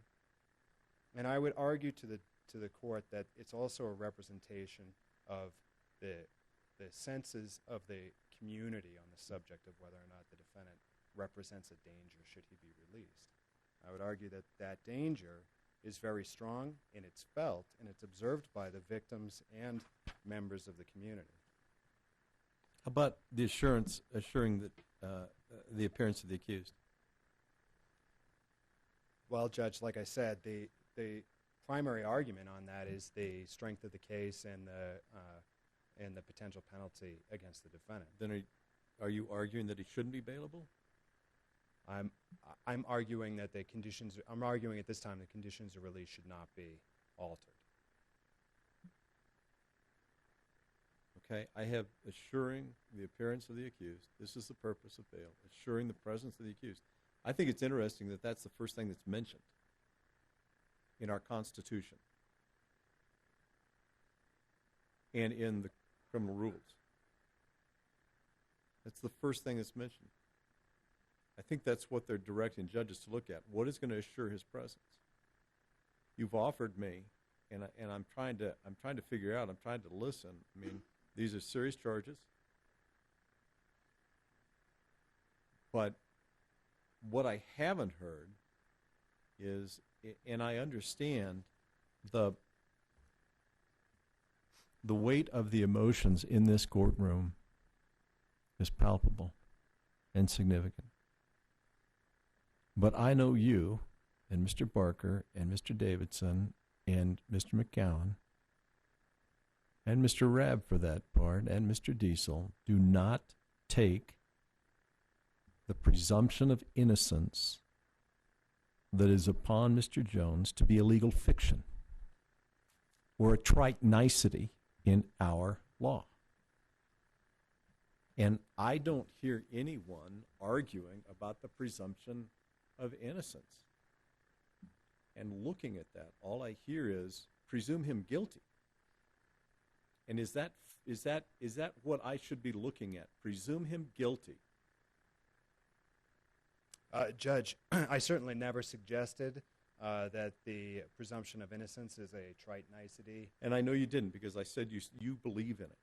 And the state certainly never suggested that there should be a presumption of guilt. But what the state is suggesting is that, as indicated by the statute, the factors that are taken into account are the strength of the case. And the state is presenting to the court the extraordinary potential penalty that should the defendant be convicted, and arguing that because of the strength of the evidence, the likelihood of conviction is strong, that the impact of that information on the defendant is going to be that if he presents himself for trial, he may never leave outside of custody, and that fact has an impact on somebody who's deciding whether or not they're going to present themselves for trial. You're aware of the case law that says the strength of the evidence is actually one of the least factors that a court should consider, correct? I am aware of that, Judge, but only in the respect that the court is thinking of it, which is whether or not he's probably guilty. But I'm suggesting that that piece of information becomes important when you consider the impact that the potential penalty was going to have on somebody who's deciding whether or not to present themselves for trial. If it was a very weak case, or if the defendant's self-defense argument were strong, maybe more stock or more weight could be placed into the idea that he does want to clear it. How about 24-hour real-time GPS monitoring? Not summary now, because I know that we used to at one time had summary, but 24-hour real-time GPS monitoring. The state still believes that the defendant represents a danger to the community. Okay. Even if all right. Would that address your issue regarding the flight risk? Judge, I would suggest that technology like that, I'm not saying that there's evidence to suggest that this is going to happen, but just in response to the judge's question, can technology be beaten? Of course it can. And so, what I hear is you're inviting me to do an awful lot of speculating. He may flee. He's got serious charges, so he may flee. So he may disable the bracelet. So he may get access to weapons, even though I could order that his home be subject to 24-hour search. He may go down to downtown Phoenix, at 3 a.m. in the morning and pick up some 38 or Saturday night special. He may do this. There's nothing in the rules or the statute or the Constitution that allows me to speculate about that. I think that and I guess the thing about it is, Mr. Shea, is really what I am left with is, what is it that you have? You have the charges. You have the investigation. Do you have anything that shows that he is? Do you have any evidence, any suggestion, other than a speculation based upon the charges? Because if I just go by the charges, nobody gets out. A lot of cases, nobody gets out. Because anybody charged with an offense for which they even could go to prison would represent a flight risk. I think that argument exists. I think that in the context of our Constitution, in the context of the presumption of innocence. Well, Judge, let me take it from the other perspective then. Okay. There's nothing that the state is offering here that is different than what is offered in many, many bail arguments in this courtroom. Not your strongest argument, because I've released a lot of people who the community may have thought presented a danger, and I released under pretrial services under some extremely onerous conditions, the least onerous, and they appeared for trial. I'm thinking of one young woman, I'm not going to get into the specifics of it, that was facing mandatory prison. Same as Mr. Jones. Serious offenses. Very serious offenses. The only reason that I'm suggesting that, Judge, is because whatever the court is indicating requires speculation is in fact just the weighing of the factors that the court is instructed to weigh in making these determinations and see what conclusion the judge is pushed in. And I, it's clear to me, Judge. It's not wise for me to try to go toe-to-toe with you on these issues. You're much more familiar with the posture of a jurist on a question like this. But the state's position is that the defendant does, based on the evidence in this case, represent a danger to the community. It's exhibited in the evidence of this case. It's exhibited in the inferences that can be drawn about his decision-making process when he elected to engage in this series of events, series of decisions that wound up with a young man dead and 3 others shot. His dangerousness is right there. In terms of his likelihood of flight, I don't know him personally, and there isn't a psychological evaluation of him to which I can reference. But I can offer that there is our pretrial services report, right?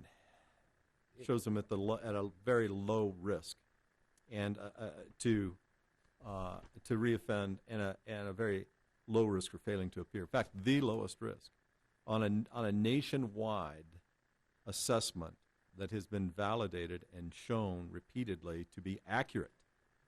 People do show up charged with first-degree murder. They do show up for trial. It's true. Also, some people don't. And I would point out that with regards to that evaluation, not a single question is asked of the defendant in order to draw that conclusion. So the state's position is that he does represent a danger. The state's position is that spending decades in prison would be a significant impact on somebody's decision whether or not to appear. For what it's worth, the weight of the evidence is strong, and the state believes that, the bond is based on this idea that if somebody has to actually post the money, then that encourages them to make sure that this person gets to trial. I mean, that's the whole idea behind somebody having to post money. When the motivation to flee is so significant, the bond must be significant in order to counterweigh that. Well, here's the question that I have then. What do you know? Were you present when the bond was set? I think it was set out at Justice Court. Okay. So what was the bond that was asked for? The state moved for the defendant to be held without bond, and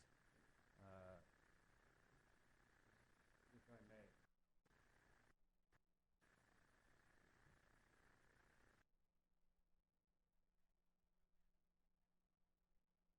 asked that he be held no bond based on the offenses that are non-bailable, as the court referenced.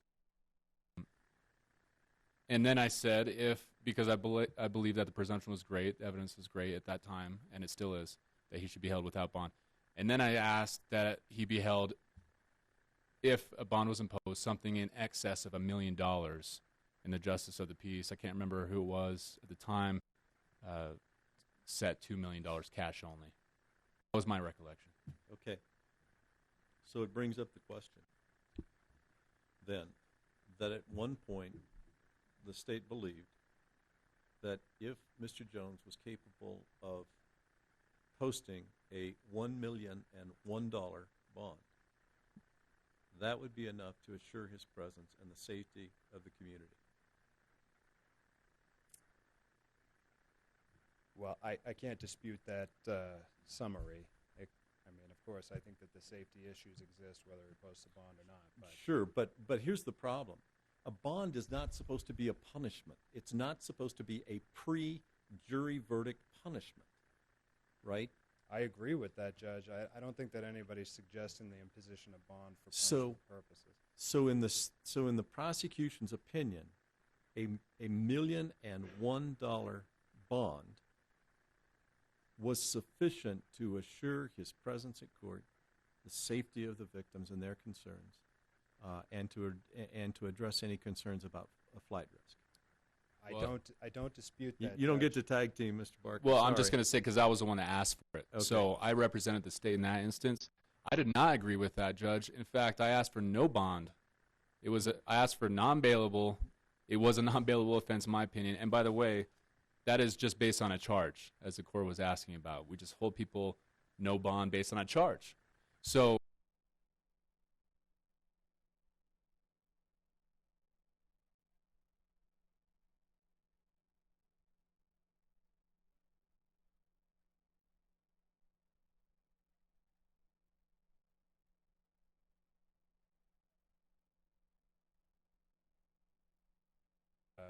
is that the defendant has since been indicted by a grand jury to first-degree murder and 6 counts of aggravated assault, which are of a dangerous nature and each carry their own mandatory prison sentences. Oh yeah, I mean, if Mr. Jones is convicted of all of them, I mean, basically it's a life sentence for him.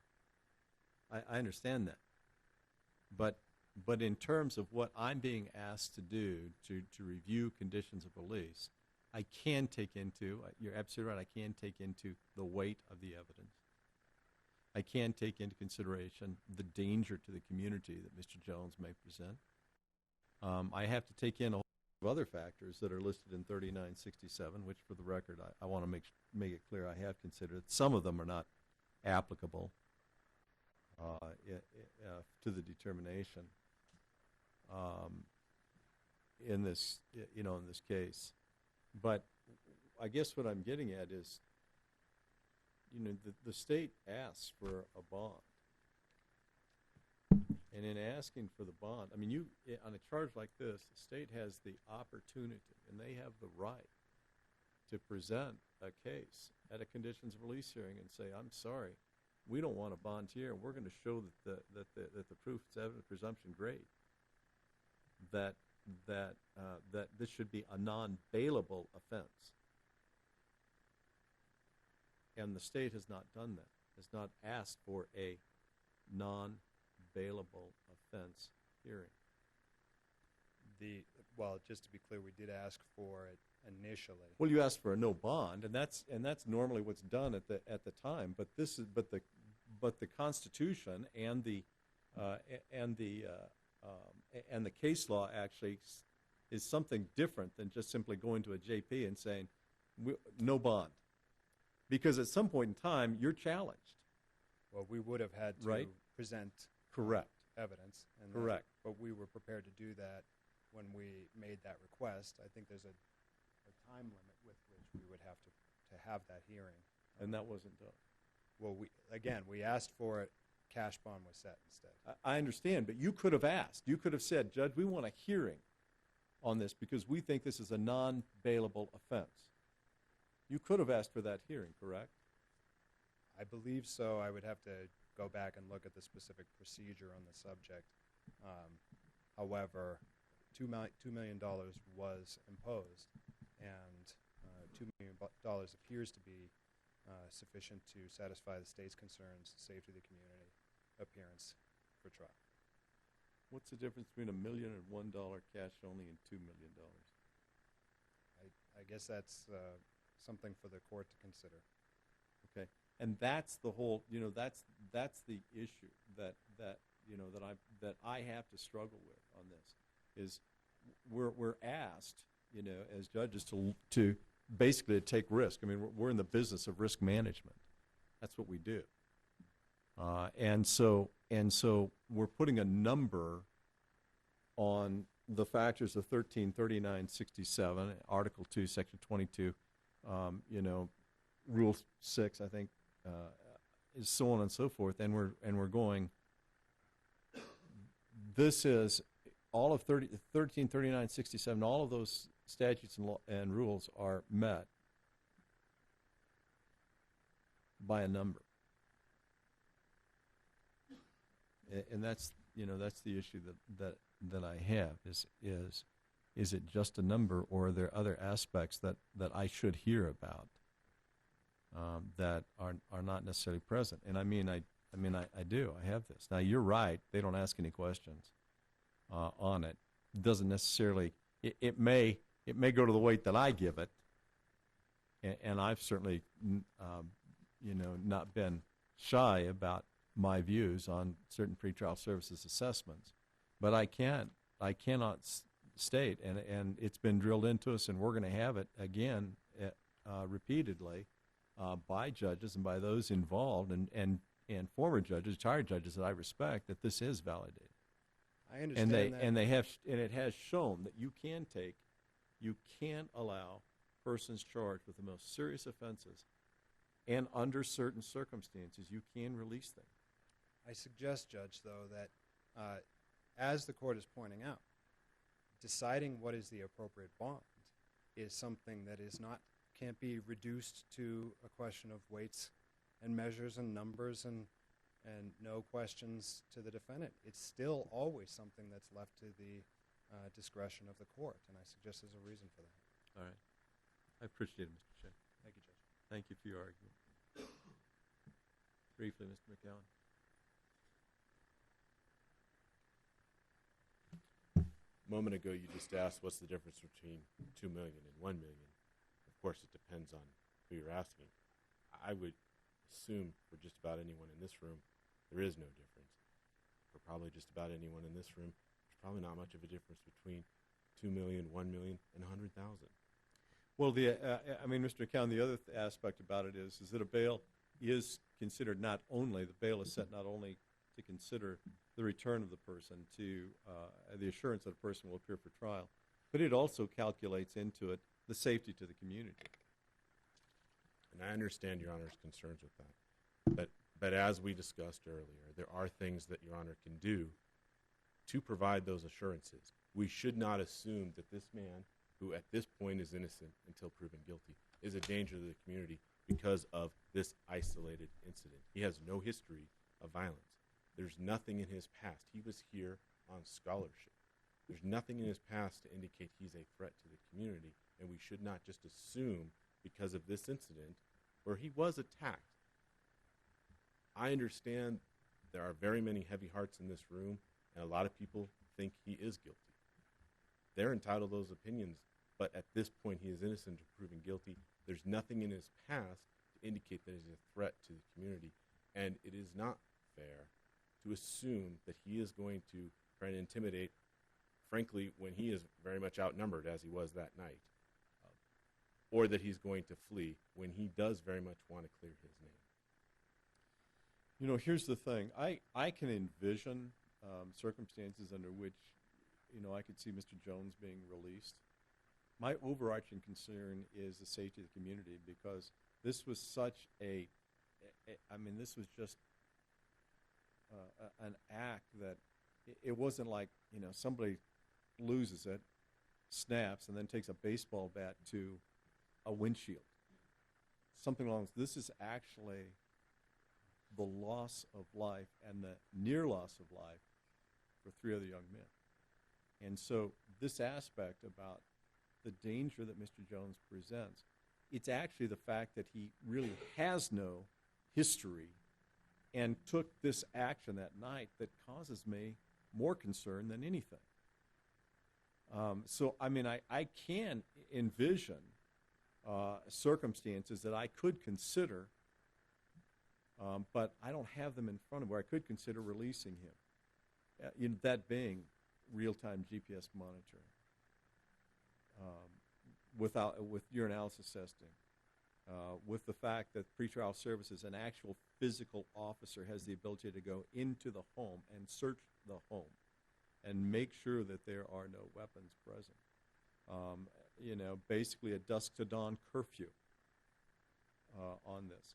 I don't know that exists. So I don't think I have enough information and enough concreteness for me to be able to consider that at this time. What I'll do is I'll give you an opportunity to see whether or not that can even be done. But if it can't be done, then I'm gonna maintain the bond. And I'm gonna maintain the bond today. I'll give you an opportunity to see if that's even possible. And then I'll set it for a hearing again to see whether or not that's done. But if it's not, then I don't think I have enough to give me the assurance that I need for the safety of the community. And I believe that Mr. Jones will come back to trial if he's released. I have nothing to suggest that he won't. This shows me that he is absolutely at the lowest level for flight. And candidly, I have to say, I would probably put my money on this one than I would on the idea that simply because somebody is charged with an offense, that automatically throws them into they're going to flee to Mexico or parts unknown. But the concern that I have is that Mr. Jones, for whatever reason, without any prior history whatsoever, took the actions that he did on that night. And so at this time, I'm going to deny the motion to modify the conditions release. But I'm letting everyone know that I will consider that. I'm not saying I'll agree to it. I will consider it, though, if you're able to determine whether or not any of the concerns I have or the conditions that I would consider can even be accomplished. Your Honor, we'll certainly look into that for you. Let me ask for where we are with regard to discovery and disclosure and witness interviews. No witness interviews have been conducted as of yet. Well, let me say, the state's witness interviews, I believe, are all finished. No defense interviews of those witnesses have been conducted. Disclosure, I believe, is up to date. We discovered yesterday there was a recording that we did not have, and so we've asked for that. But it's substantially complete. We're making a phone call over to DPS Labs today as well to see where they're at with some of the testing. I know serology has been completed on a number of items, and we're looking to see what the timeline is for some DNA testing as well. We'll be sending out some information out to our reconstructionist, and so we'll be getting a report from him as well. So that's, as far as disclosure, that's where we're at. Mr. Davidson, Mr. McCowan. Your Honor, I know that last time we were here, we were told that probably the end of February is when we would get that expert report. I don't know if that's still the timeline. Doesn't sound like it, so obviously we're still waiting for that. I know at one point we had talked about a pared-down list of witnesses that the state was going to provide us. We don't have that yet. So if Your Honor wants us to get going on interviews, certainly we're eager to do that as well. Well, within the realm of whatever you can with the disclosure that you have, obviously. I mean, we don't want to get ahead of ourselves. Well, we did provide a pared-down list. I don't know if defense realizes that. I think it was before the end of the year. I mean, we have a list. It was disclosed. So I'll get with Mr. McGowan again and let him know. This is, I really think that this is, given the number of witnesses that have been disclosed and the issues in this case, I really think that both the prosecution and the defense need to get together and give me basically a joint Rule 16.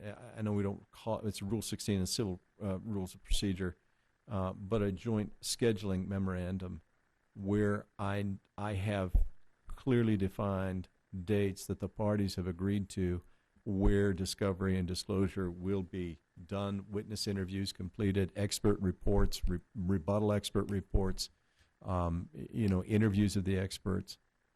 It's difficult for me to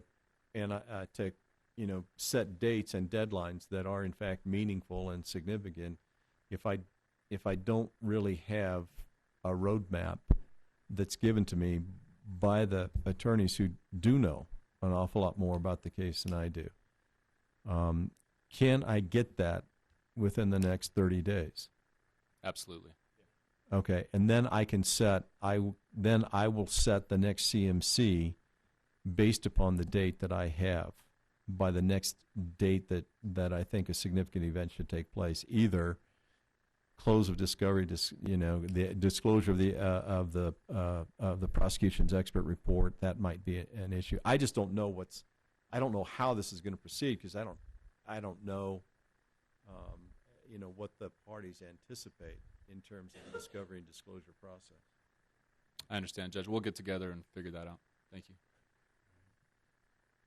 Mr. McCowan or Mr. Davidson, anything further? No. Mr. Shea, Mr. Barker, anything further? Nothing further. Thank you. All right. Gentlemen, I thank you for all your hard work. Thank you. Ladies and gentlemen, please stay in the courtroom. I'll release you in just a couple minutes.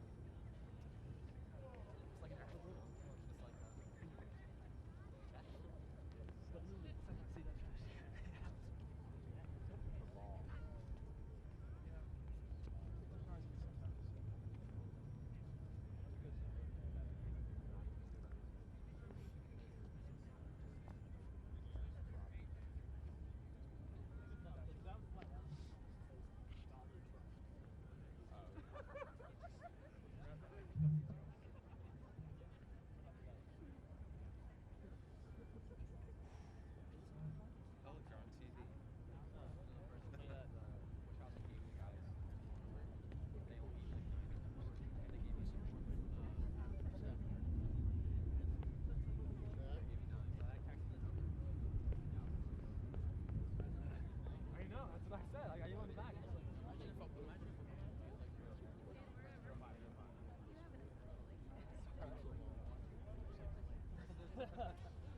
so cold. It would be like the biggest. You'd be like, no way. Oh, the oh, I didn't even think of that. Wait, you know who I've said that Obama should appoint to Chief Justice? Not Chief Justice, then Obama. Just imagine then. Can Republicans really vote against having him in office? That would be a terrible idea. No, the one idea I did like though is if you wanted to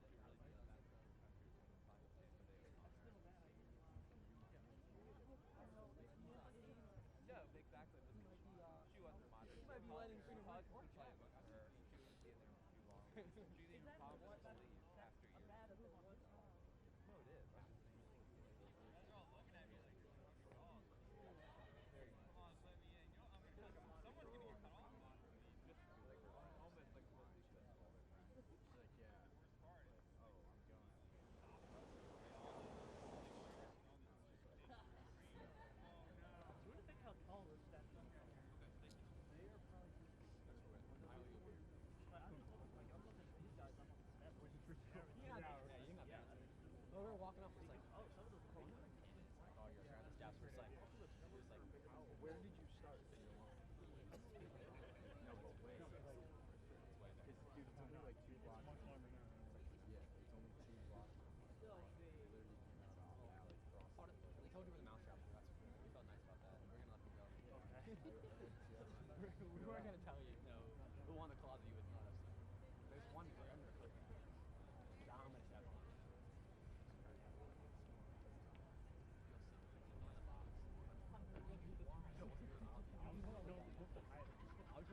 Ours are upstairs. Ours are in the left hand corner. Ours are drying. Ours are drying. Like drying. That's what we want. What about the station was like on a rainy day? My dresser and the white dresser. And then one in the bathroom.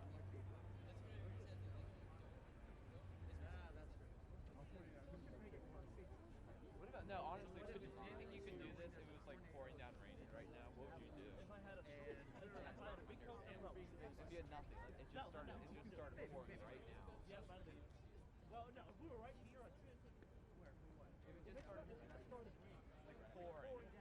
I walked past it. If we were like there, I'd. If we were right here.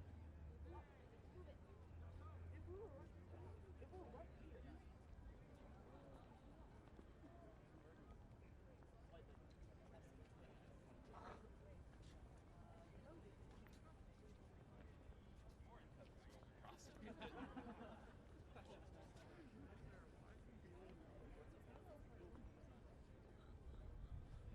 Before the justices. This is checked out. Just talking about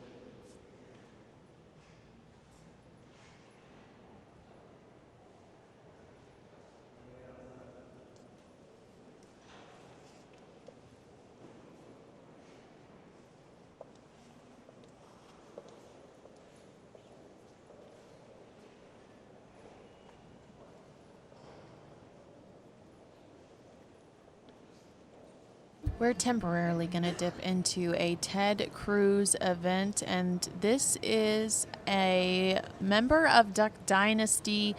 I know that the last name is Robertson, but I apologize for spacing on the first name, but we're going to dip into Ted Cruz immediately, and we'll dip out and go back to this somber moment here in a few minutes.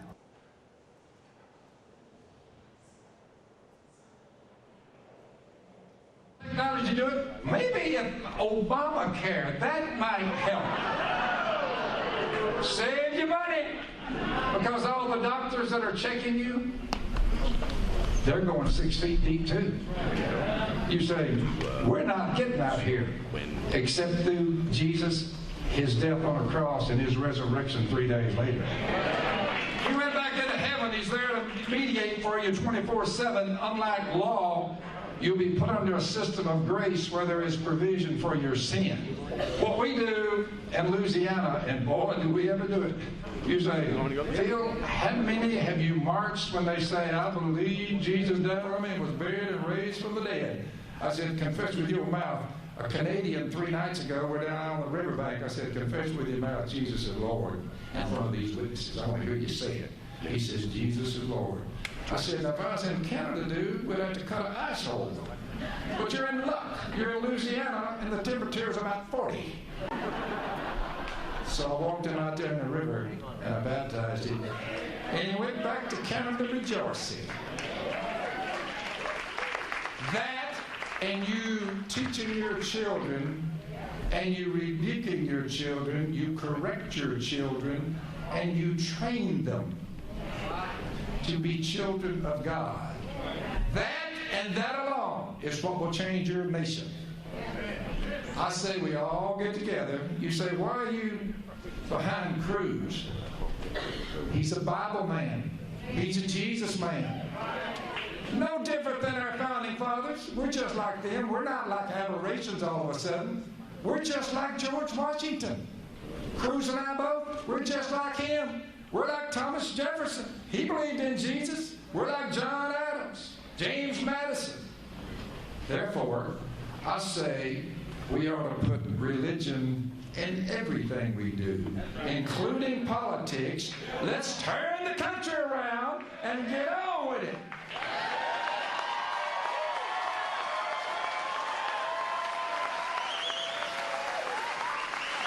Come on, give it up for the gospel and for Phil Robertson. Woo!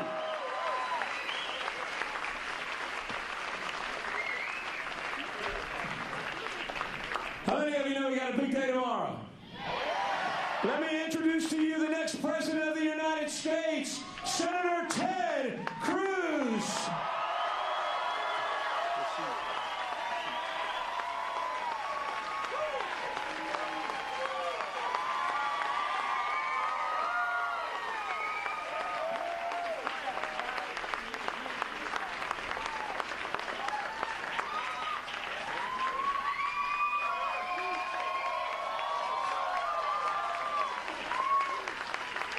God bless the great state of South Carolina. Heidi and I are thrilled to be here with you. Isn't she going to make an amazing First Lady? And let me say to all the school-age kids, when Heidi's First Lady, French fries are coming back to the cafeteria.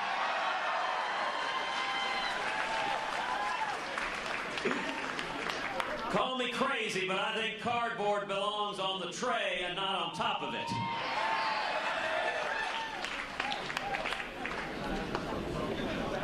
You know, I gotta say,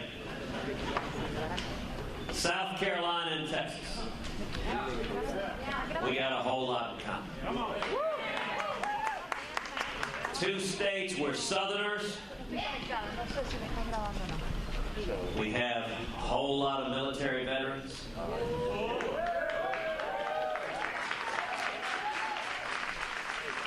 We're gun owners. We love God. And we are fed up with the corruption in Washington.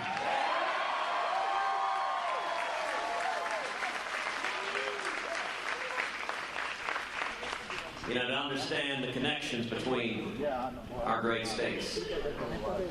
You need do no more than remember the South Carolinians who came down to Texas and spilled their blood at the Alamo. James Bonham, William Barrett Travis, brave South Carolinians came down to help Texas fight for our freedom. One of those South Carolinians, Travis, from the Alamo, wrote a letter. A letter that hangs on the wall in my office to this day. February 24th, 1836. To the people of Texas and all Americans in the world, I am besieged by 1,000 or more. I have sustained a continual bombardment and cannonade for 24 hours and have not lost a man.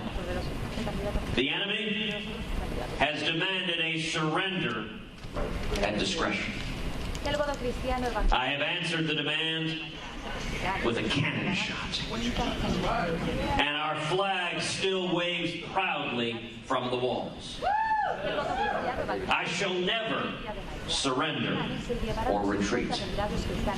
Then I call on you in the name of liberty, of patriotism, and of everything dear to the American character, to come to our aid with all dispatch. If this call is neglected, I am determined to sustain myself as long as possible and die like a soldier who never forgets what is due to his own honor and that of his country. Victory or death. Signed, William Barrett Travis.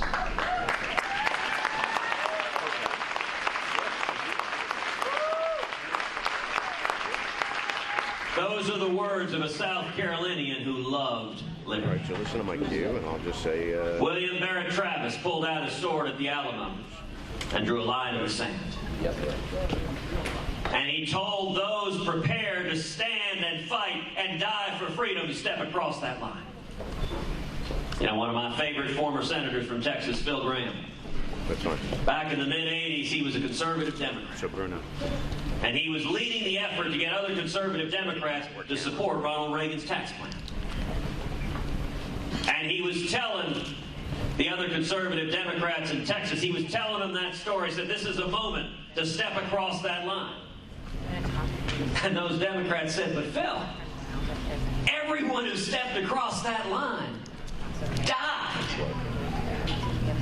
And Phil, without missing a beat, said, you're right, they did. And everyone who didn't step across that line, they died too. And nobody remembers the names.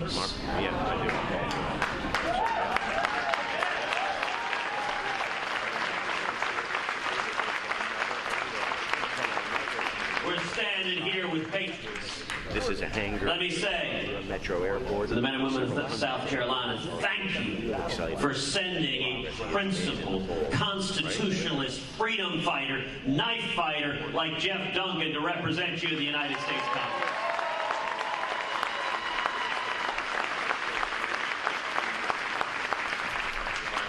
You know, there's a reason. Okay. Jeff and I both need food tasters in the members' dining room. And just today, another South Carolinian, former Governor Mark Sanford, endorsed this campaign.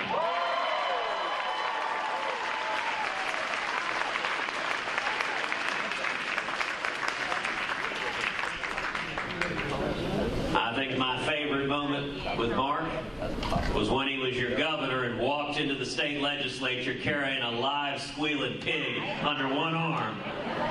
Now that's a man who knows how to cut pork. And how about Phil Robertson?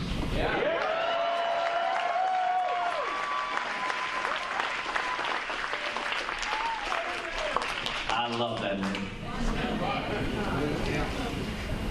Talk about a man who loves Jesus and isn't isn't afraid to admit it to anyone and everyone, to proclaim his name with no apology and with nothing but joy.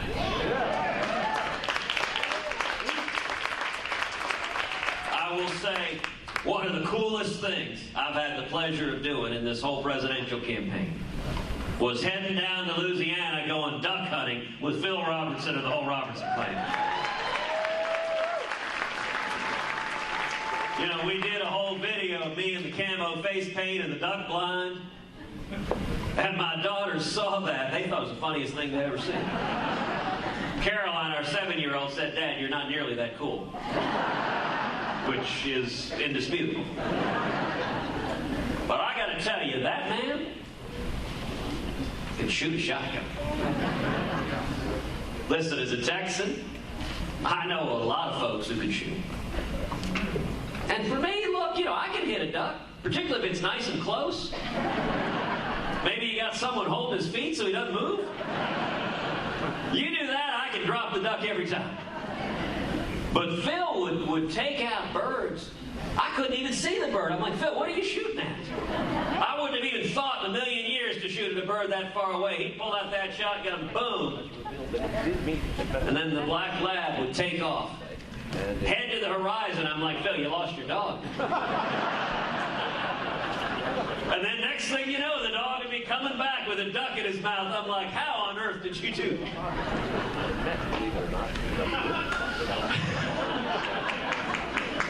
But Phil is a man who's unafraid. Here's a thought experiment for you. Imagine Phil Robertson as ambassador to the United Nations.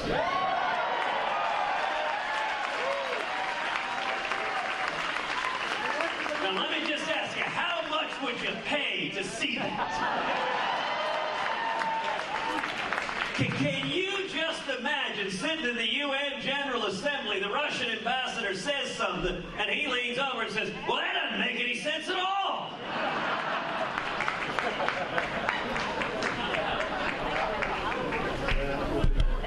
If you look at the leaders who've come together, whether it's Phil, Hey, Joanne, you guys caught us at a pretty good time. whether it's the 350 pastors all across the state who've endorsed this campaign and stood together.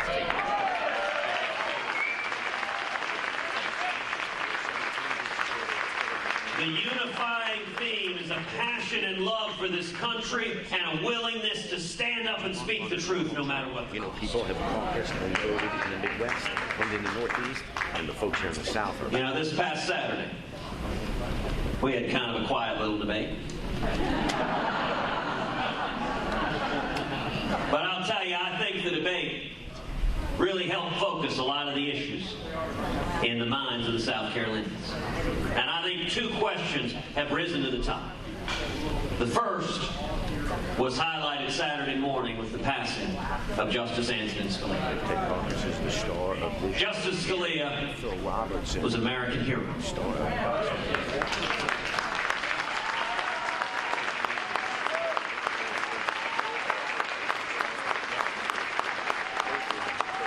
He was a lion of the law. He was someone I knew personally for 20 years. In fact, tomorrow, on Election Day, I'm going to be up in Washington at his funeral. I'll make it back here for Election night.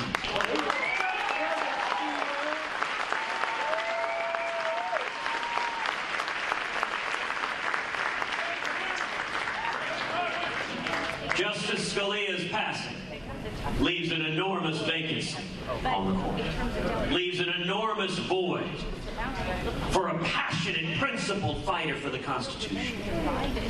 And let me tell you, as bad as this Supreme Court has been, we are one justice away from a radical 5-justice liberal majority, the likes of which this country has never seen. You know, before I was in the Senate, is the highlight. I was the Solicitor General of Texas. He did have chief lawyer for the state in front of the U.S. Supreme Court. Spent 5.5 years in that executive position defending the Constitution and the Bill of Rights. With his Bible. We brought together a coalition of states defending the federal ban on partial birth abortion. And we won 5-4.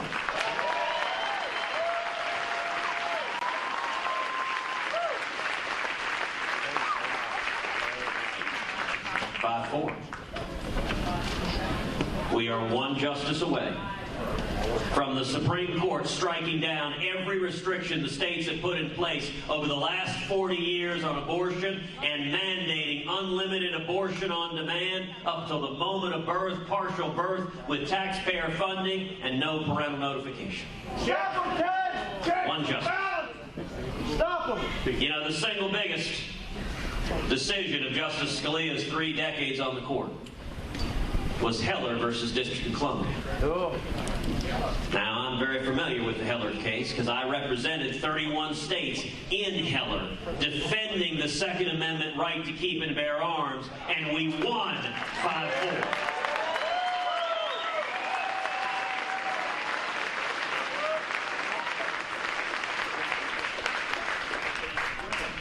5-4.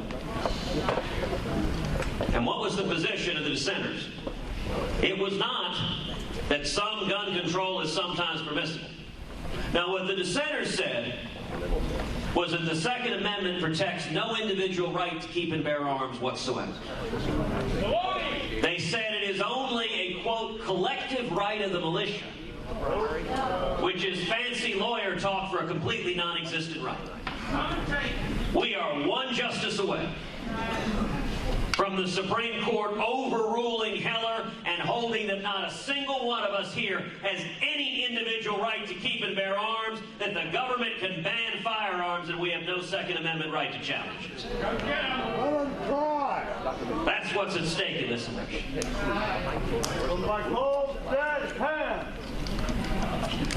You and me both, my friend.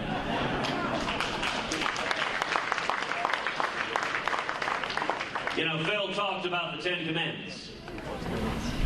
In Texas, we defended the 10 Commandments monument stands on the state capitol grounds. We went all the way to the U.S. Supreme Court, and we won 5-4.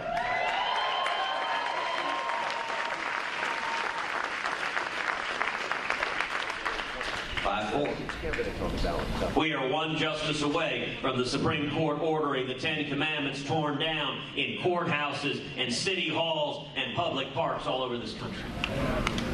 In private practice, I represented over 3 million veterans pro bono for free, defending the Mojave Desert Veterans Memorial. Thank you.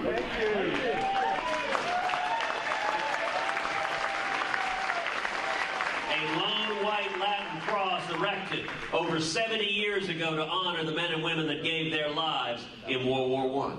The ACLU sued, saying you could not display a cross on public lands. They won in the district court. They won in the Court of Appeals. The court ordered a giant sack to be placed over that Veterans Memorial with a chain and a padlock at the bottom. I will say this, the court was right in one regard. There is power in the image of the cross.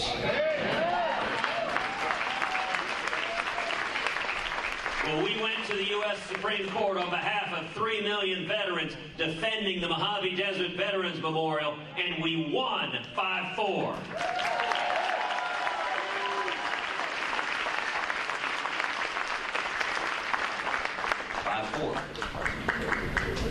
We are one justice away from the Supreme Court striking down veterans memorials all over this country, and we're not far from the court ordering the chisels to come out and remove the crosses and stars of David from the tombstones of fallen soldiers. No! Stop him! Stop him! And I'll tell you, the biggest case of my tenure as Solicitor General was a case called Medellin versus Texas. Began with a truly horrific crime. 2 teenage girls were horribly assaulted and murdered by a gang. One of those gang members, Jose Ernesto Medellin, was an illegal alien. Confessed to the crime, was convicted. And then the World Court, the judicial arm of the United Nations, issued an order to the United States to reopen the convictions of 51 murderers across this country. First time in history a foreign court has tried to bind the U.S. justice system. Texas stood up and fought the World Court.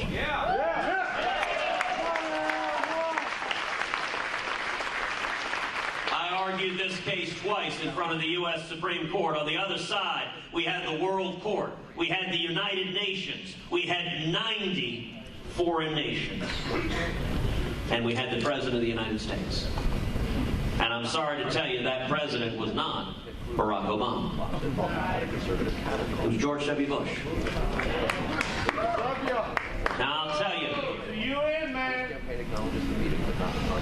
Listen, Heidi and I, we met back in 2000, working on the George W. Bush campaign. We were one of 8 marriages came out of that campaign. So I'll tell you a lousy joke I've told many, many times. Whatever anyone else says about George W. Bush, in our house, he will always be a uniter and not a divider.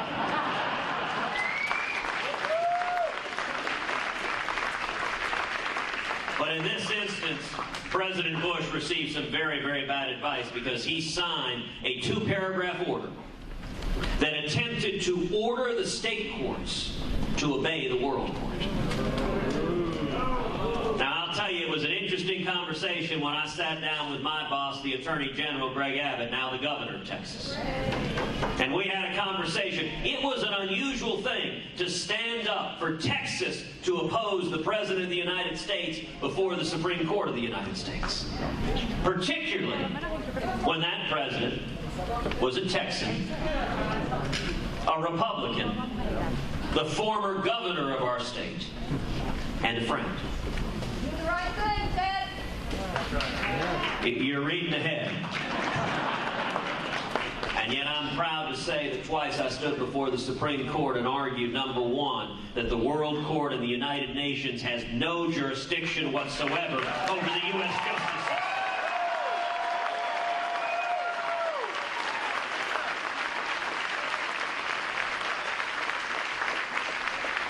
And number two, that no president of the United States, Republican or Democrat, has the constitutional authority to give away U.S. sovereignty.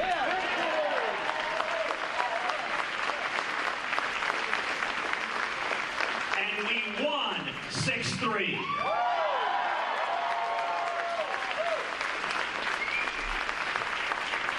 And in the final iteration of that case, it too dropped to 5. So we are now one justice away from the Supreme Court giving away sovereignty to the World Court, to the United Nations, to international law, taking away sovereignty from we the people, the American people. This election, the stakes of this election, it's not just one branch of government, it's 2. And I believe Justice Scalia's passing focused the minds of the people of South Carolina and this country on what those stakes are. Because we know if we elect Hillary Clinton or Bernie Sanders or some other socialist, we will see the Supreme Court lost for a generation. But I'll tell you the unfortunate reality.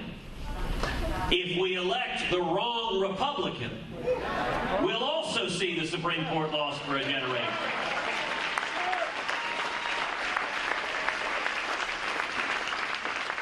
You know, Democrats bat almost 1,000. Almost every justice they put on the court is a left-wing judicial activist on every major case that comes up. Republicans, we bat worse than 500. Many of the worst judicial activists have been Republican nominees. Earl Warren, Bill Brennan, John Paul Stevens, David Souter, Harry Blackmun, the author of Roe v. Wade. Every one of those was a Republican appointee. Now, why did that happen? It's not that Republican presidents secretly want to put liberals on the court. That's not actually what's happening. What happens instead, if you look at the justices that honored their oath, that remained faithful, Antonin Scalia, Clarence Thomas, Sam Alito, my former boss, Chief Justice William Rehnquist, every one of them had a long, proven record of following the Constitution, of defending conservative principles, and of being criticized, being vilified, and standing up in the face of criticism.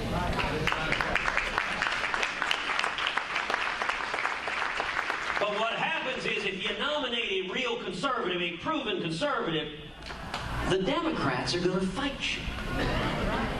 They get the joke. They're fighting about the court. So over and over again, we get Republicans who don't really care about the court. Their team goes and says, hey, we've got a stealth candidate. He's perfect. No paper trail whatsoever. Now let me tell you something. If you've lived 50 years of your life and you've never said, written, or done anything to prove you're a conservative, you ain't.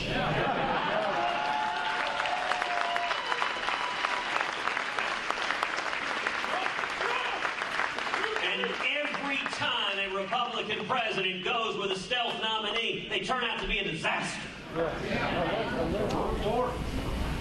So the decision here, if the men and women of South Carolina are making as they look at that debate stage, is who do we know? Who do we know to an absolute shadow of a doubt will nominate principled constitutionalists to the U.S. Supreme Court?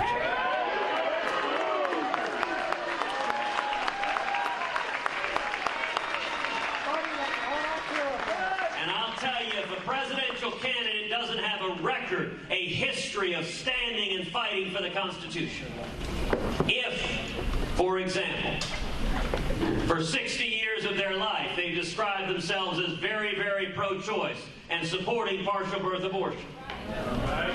Speaking hypothetically. We know for a fact they're not going to spend the political capital it takes to nominate and confirm a conservative, and if we get one more liberal, the Second Amendment goes away. The right to life goes away. Our religious liberty goes away. One more liberal. South Carolina, do the right thing. Amen. And I give you my solemn word. Every justice that I appoint to that court will be a principled constitutionalist who will be faithful and will protect the Bill of Rights for your children and your children's children.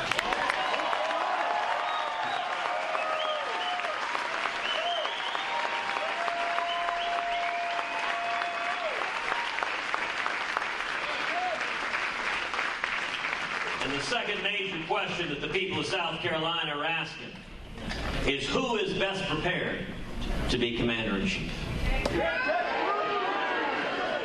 Who has the experience, the knowledge, the judgment, the temperament?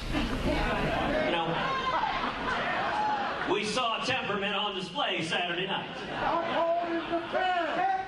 Who has the clarity of understanding, the strength of resolve? You know, just this week, Mr. Trump said publicly that he would be neutral between Israel and the Palestinians.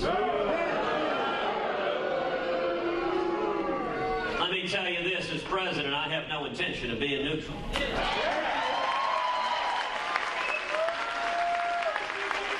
America will stand unapologetically with the nation of Israel.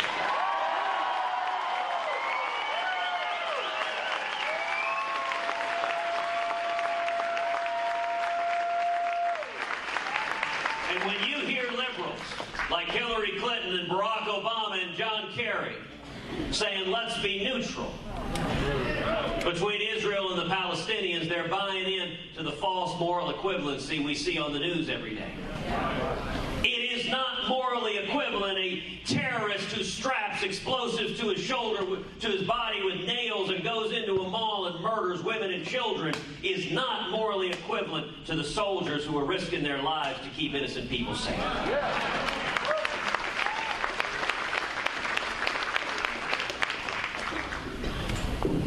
Just this week, here in South Carolina, I rolled out a major plan to rebuild the military and restore our ability to defend ourselves.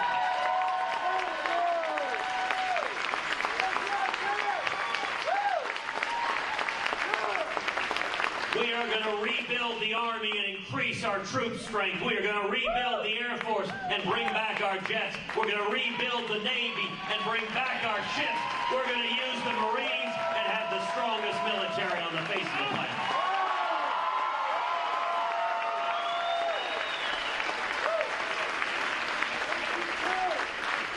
Now, some folks in the press say, well, gosh, that sounds expensive. You think defending us is expensive? Try not defending us. And how do we do it? You know, we've seen how to do it. 1981. Another president came into office with another weak Democratic president who had weakened and degraded the military. And Ronald Reagan, after Jimmy Carter came in, he started with tax reform and regulatory reform. He lifted the burdens of Washington on small businesses.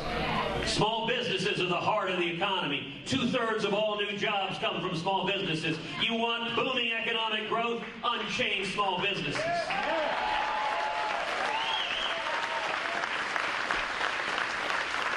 Reagan did that. The economy exploded. Millions lifted into prosperity. It generated trillions in revenue. He used that government revenue to rebuild the military, and that in turn bankrupted the Soviet Union and won the Cold War.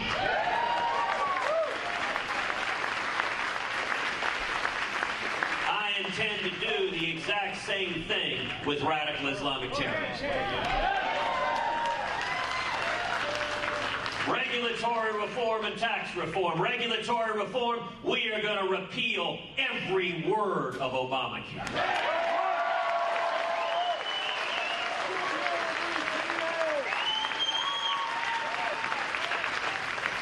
And tax reform, we're going to adopt a simple flat tax and abolish the IRS.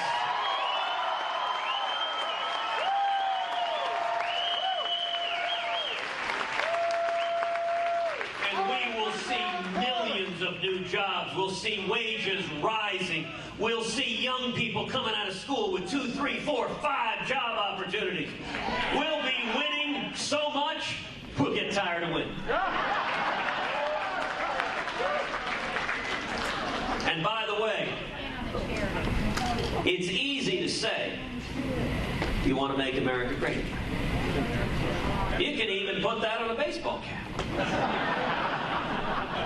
But the question to ask is, do you understand what made America great in the first place?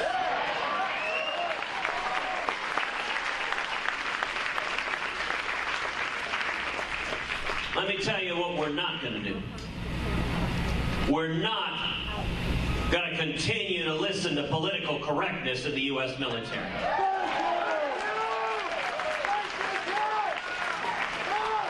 We are not going to be admitting refugees who could be infiltrated with ISIS terrorists.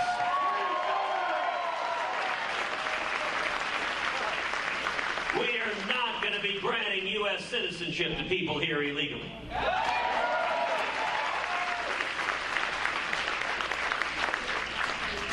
And I say this as the father of 2 young girls. We are not going to be drafting our daughters into combat with the front line.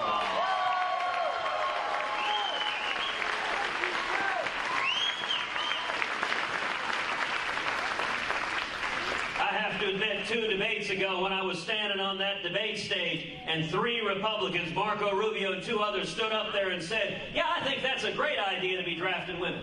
Not my girls! I was standing there saying, are you guys nuts? Look, I frankly was expecting Rod Serling to walk out on the stage. You have entered the twilight zone. Like, are we so captive to political correctness that we can't just say, that doesn't make any sense? We're going to speak the truth, and we're going to speak the truth with a smile. And I'll tell you, one of the most shameful things for the last 7 years has been this president sending our fighting men and women into combat with rules of engagement that tie their arms behind their back, that do not let them win and do not let them keep themselves safe.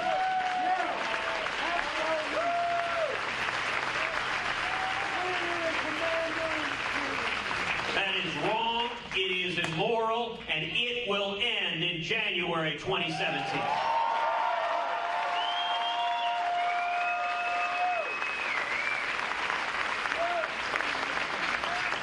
America has always been reluctant to use military force. We are slow to anger.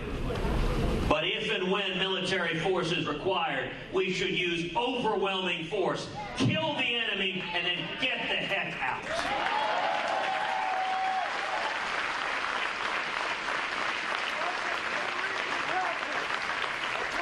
And when it comes to radical Islamic terrorism,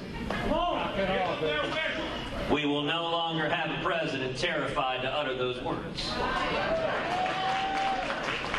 Instead, every militant on the face of the earth will know if you go and join ISIS, if you wage jihad against the United States of America, if you attempt to murder innocent Americans, you are signing your death warrant.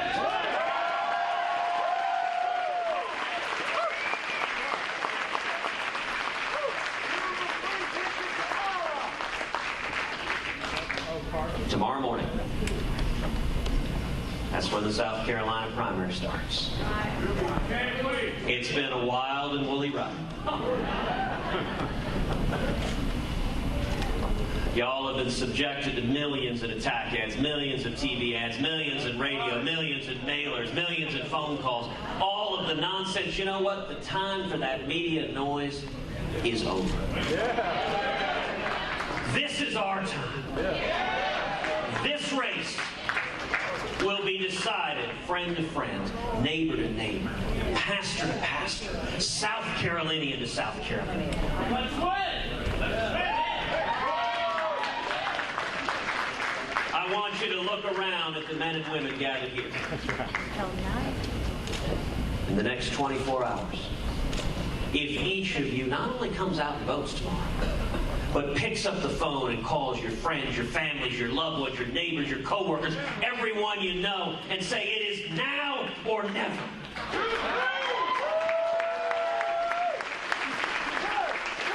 This is my future.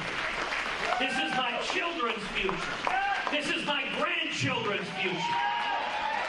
The next 24 hours, we are fighting to determine if the next generation will have the same constitutional liberties every one of us has been blessed to enjoy. Come on. If you look around at the men and women here, if every person here gets 10 other people to show up and vote tomorrow. We're not Democrats! I didn't say pretend to be 10 other people.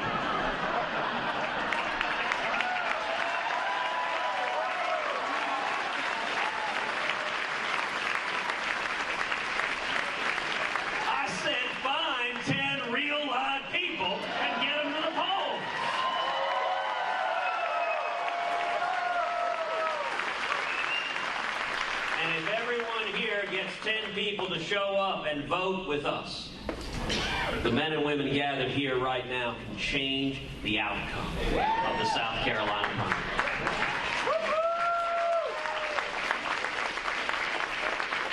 That's what we can do together, standing together. You know, the week before Iowa, every pundit, every pollster said Cruz cannot win. You watched on TV one after the other, who's going to win? Trump, Trump, Trump, Trump, Trump, Trump.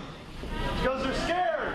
The one thing they forgot is the voters. And on election night in Iowa, we saw record-shattering turnouts. And we not only won by a big margin, but we won conservatives. We won evangelicals. We won Reagan Democrats. And we won young people.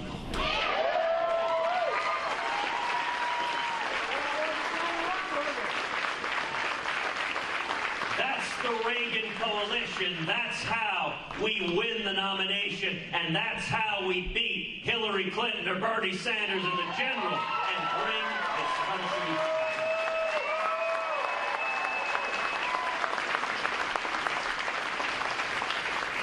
Finally, I ask each of you to pray. To lift this country up in prayer, to stand together on the promises of 2 Chronicles 7:14. If my people, which are called by my name, shall humble themselves and pray, and seek my face, and turn from their wicked ways, then I will hear their prayers from heaven, and forgive their sins, and heal their land.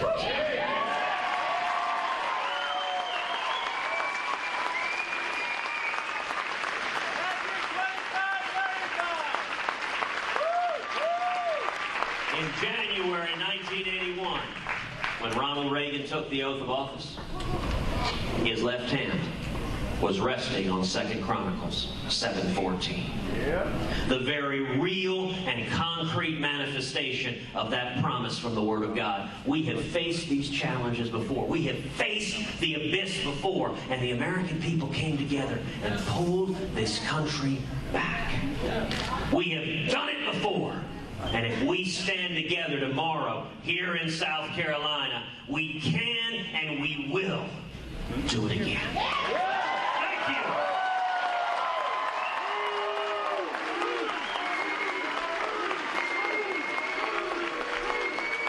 Don't forget to get out and vote tomorrow.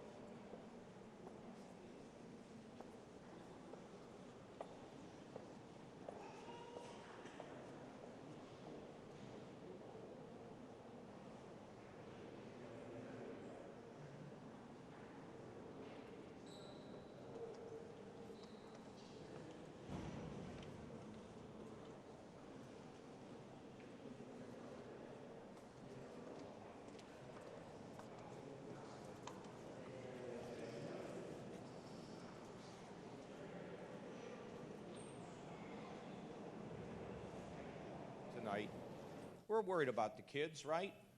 Are they going to have the kind of life in America that we had, that we inherited from our parents? That's the greatest American legacy. Each generation does a little better. Now, you're going to hear, and you hear it all the time, negative talk about our country.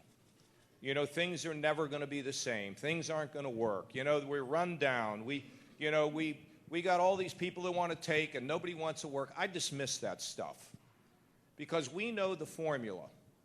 We've seen it in Washington when we balance budget and cut taxes on risk-taking. I've seen it in Ohio when we restored some common sense to the way in which we make rules and the reduction of taxes and having fiscal responsibility, and we have exploded with job creation in our state, just like we did in America. We're going to bring that same promise back along in the first 100 days with making sure that the veterans of this country get treated appropriately and decently. And in the first 100 days, we're going to release shock and awe in the Congress of the United States, and you're going to help me.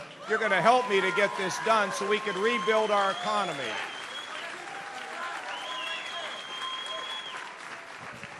Yeah. So listen to this. I'm getting ready to walk over the Arthur Avenel Bridge, and we're coming across the street, and we see this guy with this big sign. We don't know what it's saying, and we got closer and closer, and here was this gentleman standing on the corner, and he looked at me and he said, "Damn, I can't believe you're here."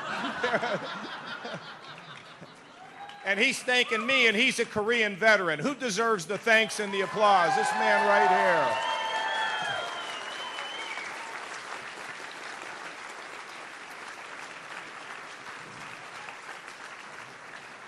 But there's something else. You know, we're going to get this economy moving again. I promise you, we will carry out the formula. We will enact it, and we will become more prosperous again in this country, because we really do know what works. But you know, I've discovered something out on the campaign trail. I sort of knew it all along, but it's been confirmed. And I think back to when I was a boy, back in that little blue-collar town. We didn't wait for anybody else to come riding in on a white stallion to solve our problems, okay? We didn't. As the president, I will send you the education and the welfare and the job training and the programs for the health care for the poor. You're going to get them here. And we're going to empower the states to be the laboratories of innovation and the laboratories of change. But with those programs and that responsibility, we're not going to make America great from the top down. We're going to make America great from the bottom up, from where we live. And as I like to say, and I don't want to have anybody be offended because of this, but I happen to believe that the good Lord has made every one of us special. For special things, for special things. And what are those special things? Well, if you're a teacher, are you a teacher? You don't make a lot of money, but you change lives. And you put the extra time in with those kids. And if you're a nurse, anybody here? Right here. Do you know, when we're in that hospital, you're the one we look forward to seeing. You're the one that comes, no, you are. You're the one that comes in the room at night. You're the one that has the extra words of comfort and hope for the families that are in those hospitals. And who's the small business person here who decided to risk what they have? A nice woman over here who decided that she's going to start a business and hire people and help our families to get work. And there's some people here who spend their time going down to the food bank, spend a little time so they can appreciate what they have, and helping somebody that may not have. We worry about drugs in our community. You wipe them out. Don't wait for somebody to come to this town and wipe it out. You take care of it. You want to fix your schools? Don't wait for somebody to come in here and tell you how to do it. You do it. And you know that widow, married for 54 years, you take her every couple weeks on a Saturday night, and you know what? She's going to get her hair done, and she's going to put that dress on that she hasn't worn in months to go out to dinner. And here's what I do know. I know America's hungry to put the glue back together again. America's hungry that we're not alone in our lives. America's hungry to be united again. America's hungry to live a life. America is hungry to actually get ourselves in a position where we can live a life that's sort of greater than ourselves. And for the folks that are here that are protesting, I got to tell you, growing up in the 1970s, let me just tell you,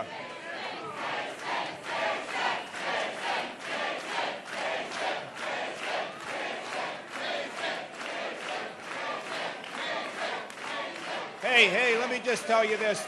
These folks have strong opinions. Give them a round of applause. They're allowed to come in here and yell and scream. And let me also tell you, as a kid that went to college in the 70s, if I don't see good protests once in a while, I ain't living, okay? Plain and simple. And by the way, just so every woman knows in here, your health is important to us. And the battle against infant mortality is critical for us.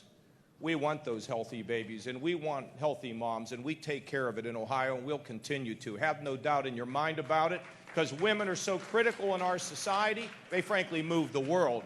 I know my wife and my 2 daughters move my world. That I can tell you. So, folks, what I wanted to say, though, is together, get the glue back.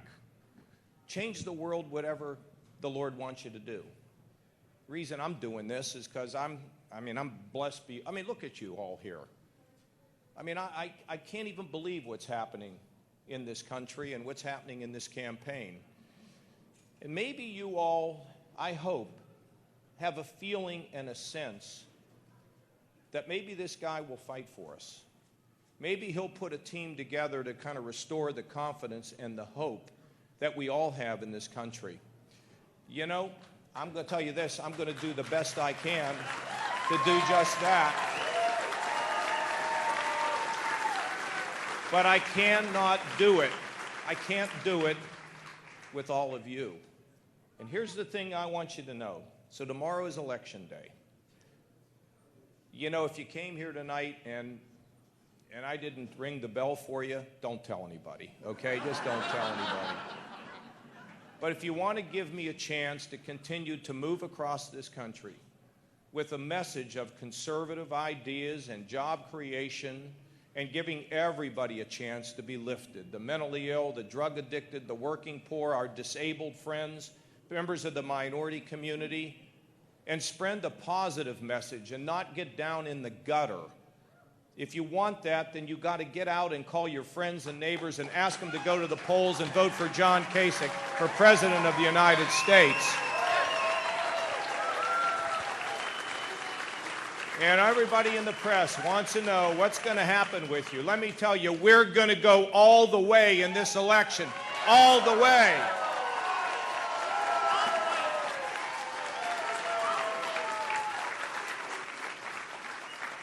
Now, I want to just say one last thing. Those folks that are here from South Carolina, you know, from Charlotte, okay, we'll be over there in North Carolina.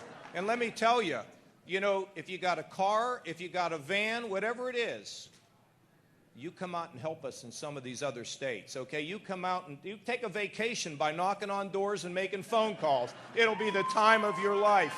I want to thank all of you. I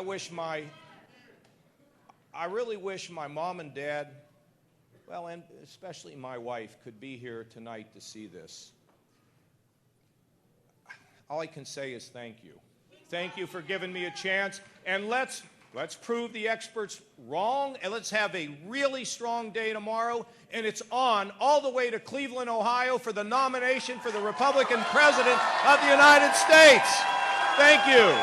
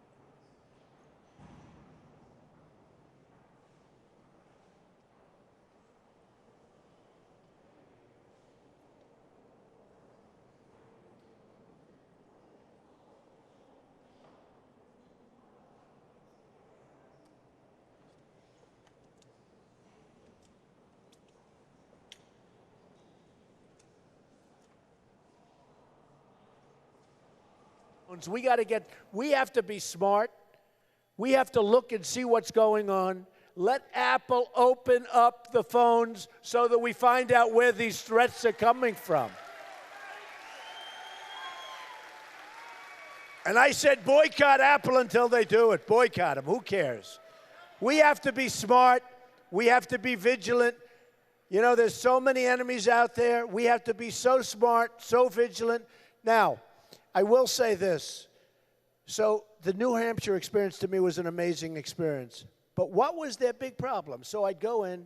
Their big problem, heroin, drugs. You look at New Hampshire, the most beautiful area, the most beautiful place, the greatest people. These people are great. Every place they're great. You're great. They're great. No matter where we go, the people of this country are unbelievable people. The potential of the people in our country, unbelievable. Now, with New Hampshire, remember this. They said to me, Mr. Trump, it's heroin. The drugs are pouring in. You would never think it. You can't even associate it. We're going to close up that border. We're going to build a wall. We're going to build a wall. And I owe them. No matter when I went, they talk about Common Core, they talk about everything, but what they really talk about is the tremendous drug explosion. And it just seems so strange because you look at it, it's so beautiful with the trees and the beautiful roadways and everything. And every meeting I went to, they talked about heroin. And it's pouring in from the southern border. And I said to him, you know what? I'm going to close up that border. I'm going to close up that border. And we're going to have a wall. It's going to be a real wall. It's going to be a great wall. It's going to be a beautiful wall because someday they're going to probably name it after Trump. I have to make sure it's beautiful. Right? And I owe it to them. And then there's so many people addicted. They're addicted to heroin. They're addicted to drugs. We're going to work on that so that they can get ideally unaddicted. We got to get them off it, but we've got to seal it up. We've got to stop it. And I made the promise to them. And that's a promise to the country. Some places don't have it as bad as that, but it's a promise to the country. So we're going to close up that wall. We're going to close up that border. We're going to let our Border Patrol people, they're phenomenal people. I was in Laredo, Texas. These are phenomenal people. We're going to work with them, let them do their job. Who said that? We're going to let them do their job. They called me. I didn't call them. They said, Mr. Trump, please come, please come. We want to do our job. These are incredible people. They're told to stand back. Let people walk right in front of them. Stand back. Beautiful people. They've got the guns. They've got the weapons. They've got the whole thing. They can do whatever they have to do. They want to do it. And they're told to stand back. People walk in. People drive through the border, loaded up with drugs. We get the drugs. They get the cash. They drive back. We're going to run our country properly.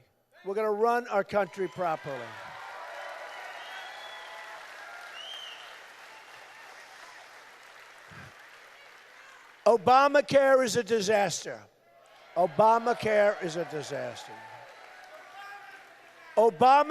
is going to be repealed and replaced.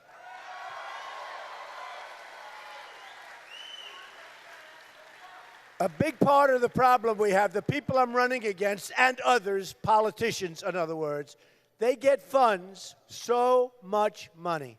Jeb Bush gets $150 million. Gone. It's wasted. You could take it, and there's a window in here someplace. Throw it out that window right there, and it's going to do the same amount of good as what that money did. Other than these guys that work for him took commissions and made a fortune. This campaign stuff is unbelievable.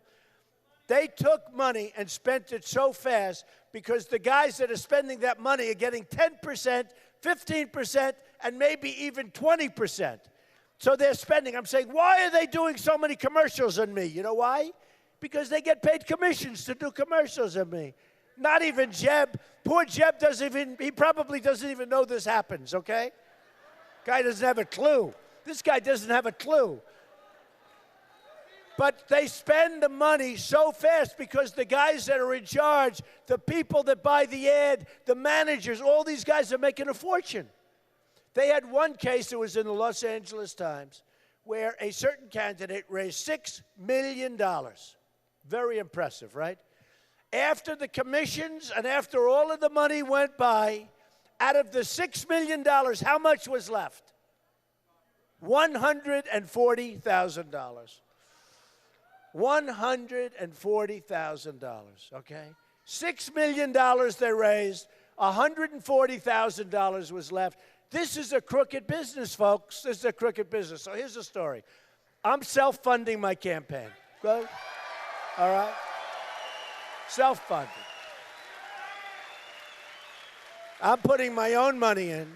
And I guess by the end of this month, I'm going to have like $25 million in this thing. I'll tell you what.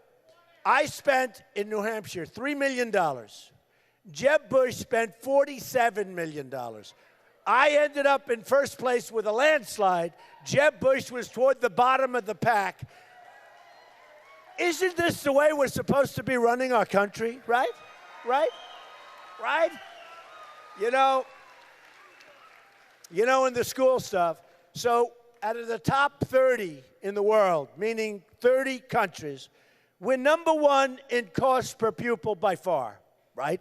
Number one. So high that number two doesn't even exist. You have Norway, Denmark, Sweden, China. These are the best countries in terms of education, right? These are ranked the top 4 or 5. Great countries, great education. They spend a fraction of what we do. We're number 30 out of 30. So we're number 30, and yet we're number one in money spent by far. I'm telling you, the difference is between 1 and 2 is number 2 is so far away you can't even see it. We got to change, all right? We got to change. We got to do like my campaign. I spent the least and I have the best result. We got to do that. No, just got to do it. We got to do it. We got to do it. So you look at it, and it's so much. I mean, it's so much. There's so many things we can do. Here's another thing. Recently, a doctor comes up to me. Good guy, smart guy. Although he's going to leave the profession, he said he has more under Obamacare. He has more nurses. Think of it. In terms of nurses, more nurses than he ever had because he got bigger. But now he's got more accountants than he has nurses. He said, this never happened to me before. It's so complicated. It's so bad. You know it's going to die of its own volition. It's going to die in 17, unless the Republicans bail him out. They're constantly bailing Obama out. All right? It's going to die. But this guy comes up, good guy, good doctor, highly respected. He said, you know, Donald, the drug industry, pharmaceuticals, we're the largest purchaser of drugs in the world, the United States, by far. We don't bid. I said, what are you talking about, we don't bid? We don't bid the cost of drugs. We don't bid it out. If we bid it out, we would save approximately $300 billion, okay? $300 billion. So my friend said, why is that? At first, it took me about 20 seconds to say, really, we don't? But then as soon as I did it, I realized why. Because the politicians that I'm running against and others are getting tremendous campaign contributions from the pharmaceutical industry, the drug industry. And they don't want to have bidding. If we did a favored nations clause, just forget about bidding. Whatever that company pays for certain medicine, the United States pays the lowest price of any company buying during that year period or 2-year period. You pay the lowest price. Remember, favored nations. And I'd say lowest price less 10%, right? We're a huge buyer. Okay, I'm being nice when I say 10%. We would save $300 billion. We don't do it because these guys are all getting money. Woody Johnson is the head of Johnson & Johnson, is the head of Bush's fundraisers. He's the campaign chairman. No, think of it. Ted Cruz, who lies more than any human being I have ever seen. I have never seen any human being lie. Look what he did to Ben Carson. Look what he did with this crazy voter violation form. Ted Cruz, he lies more than any human being. Now, Ted Cruz, take a look at who's giving him the money. The oil industry, Wall Street. He puts down on his form no loans. He doesn't put down the loans. He doesn't put down the banks because he's telling all the people that he's Robin Hood. He's going to protect them from Wall Street, big bad Wall Street. He's going to protect them.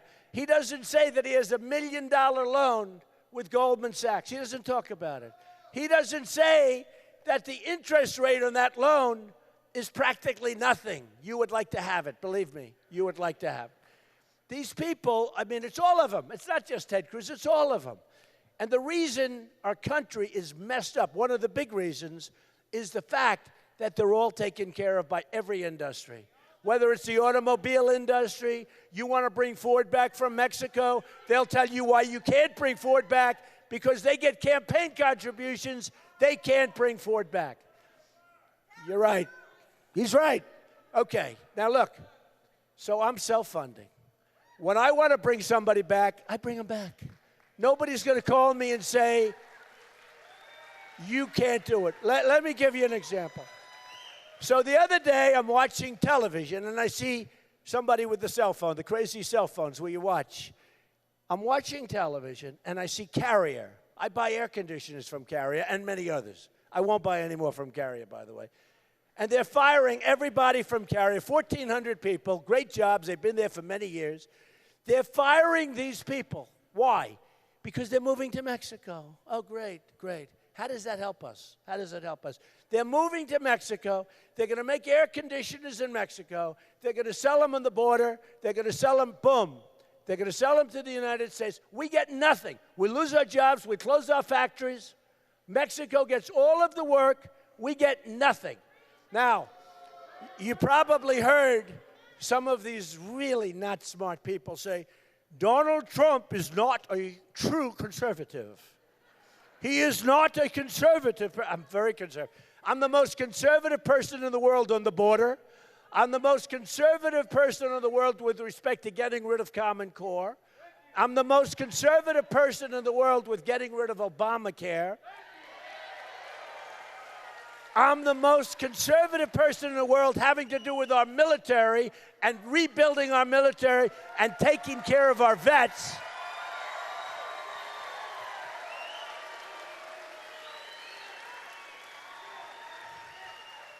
But they say, they take commercials. Donald Trump, and I get a kick. I watch these guys. Watch stiffs. Oh. Many of these guys in private industry, they wouldn't be able to get a job.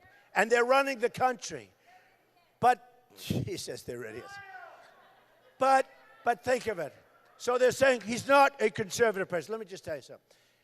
I believe in free trade, but it's got to be smart trade. It's got to be trade with China. With China this year, we're going to lose, trade deficit, $500 billion. With Japan, we're going to lose a tremendous amount of money. They send their cars here like it's candy, okay? Millions of cars we get. We send them wheat. We send them nothing. We send them sometimes cattle. And they don't accept it because their farmers don't want it. They don't want anything from us. So they send it back.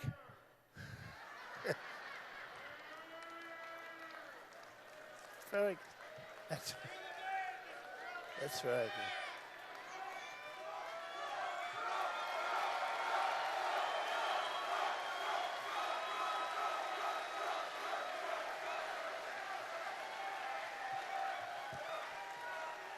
So we take in from Japan. That was very good. I like that.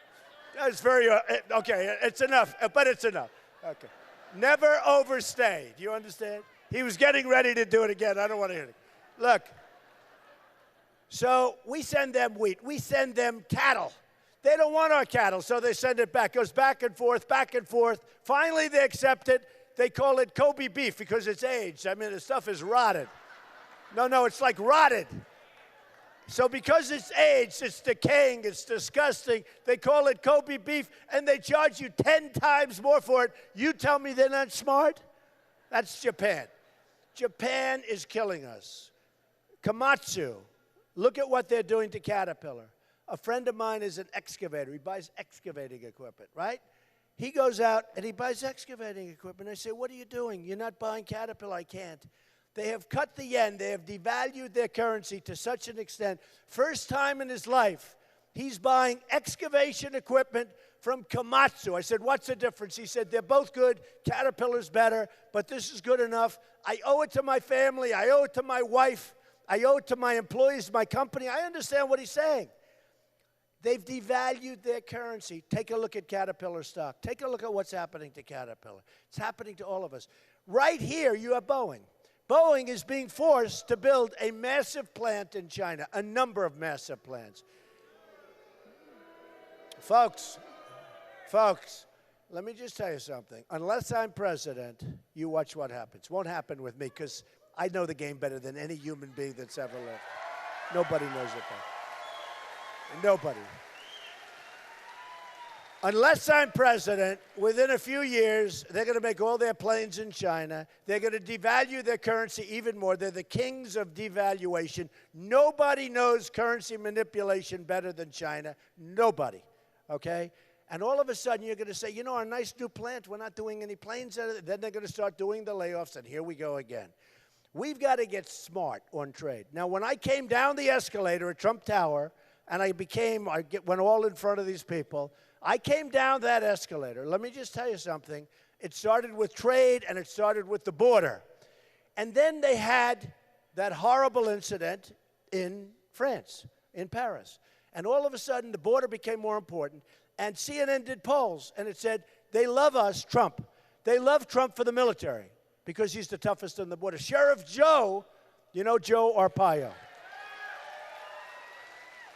Sheriff Joe endorsed me. When Sheriff Joe endorses you, you're the toughest on the border.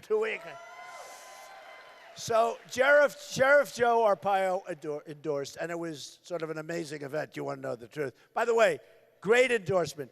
Jerry Falwell Jr., unbelievable, Liberty University. Jerry sees every single candidate come through Liberty University. Every candidate goes through Liberty University. He endorsed Donald Trump. I want to tell you, that was a great honor. Sarah Palin. Everybody wants Sarah's endorsement.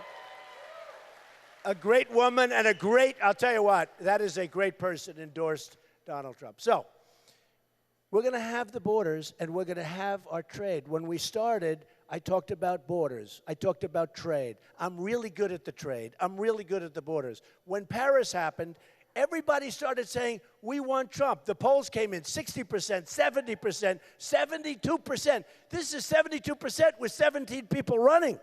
Now we're down to 6. We got rid of all these people. It's so great. It's so great. But we had 60%, 70%. So in terms of the military, in terms of the border, in terms of all of these things, the economy, I expect. But everything was Trump, Trump, Trump, except for personality. I didn't do as well on personality. It's true. It's true. And you know what? It's true. Personality was a little lower than the economy. But if you had your choice of having somebody with a wonderful personality but was bad on jobs, bad on the economy, bad on security, bad on the border, bad on the wall, I'll take the guy with the wall. I'll take the guy with the economy, okay? Believe me.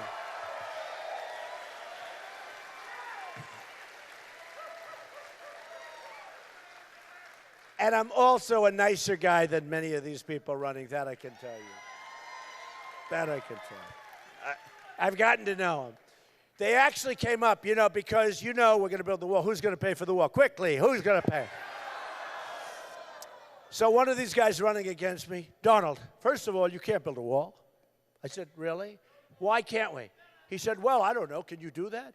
15 years ago, they wanted to build a wall, and they couldn't do it because the environmental impact statement for the wall, they couldn't get it approved because there were rodents, snakes, rats, all sorts of stuff in the way.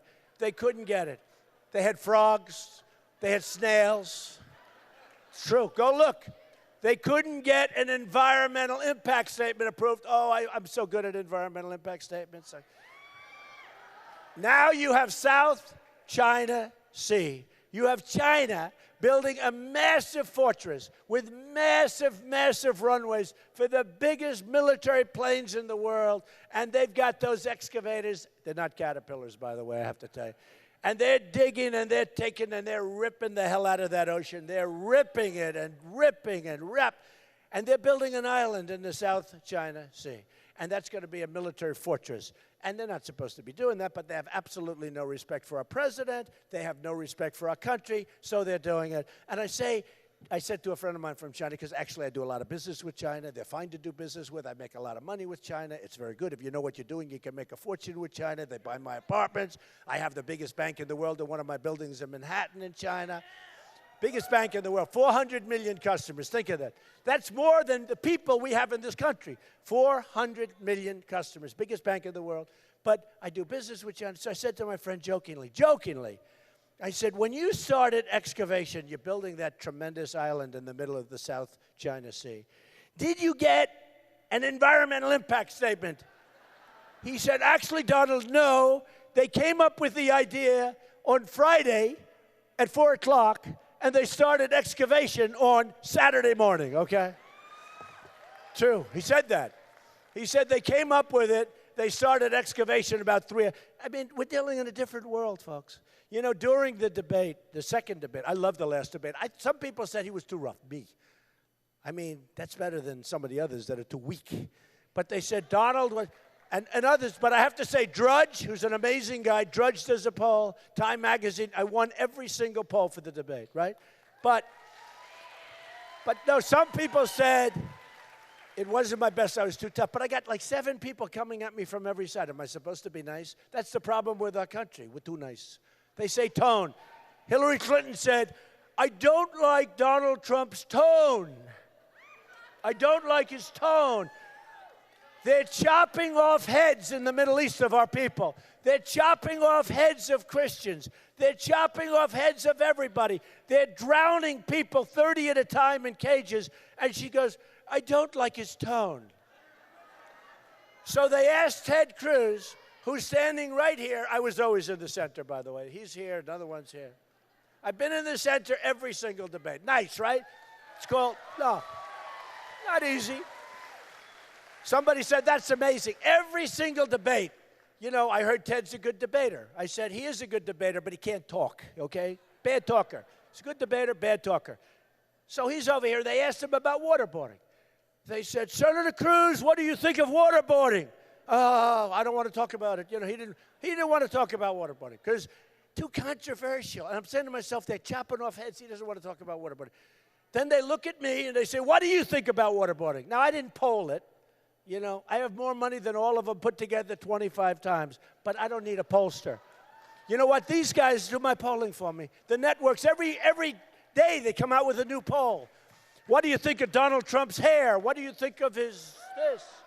What do you think of his that?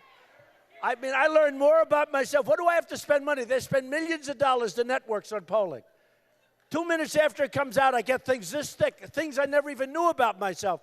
Then they say, how much do you pay your pollster? You get them for free. They do it for free. They say, how much do you pay your pollster, Mr. Trump?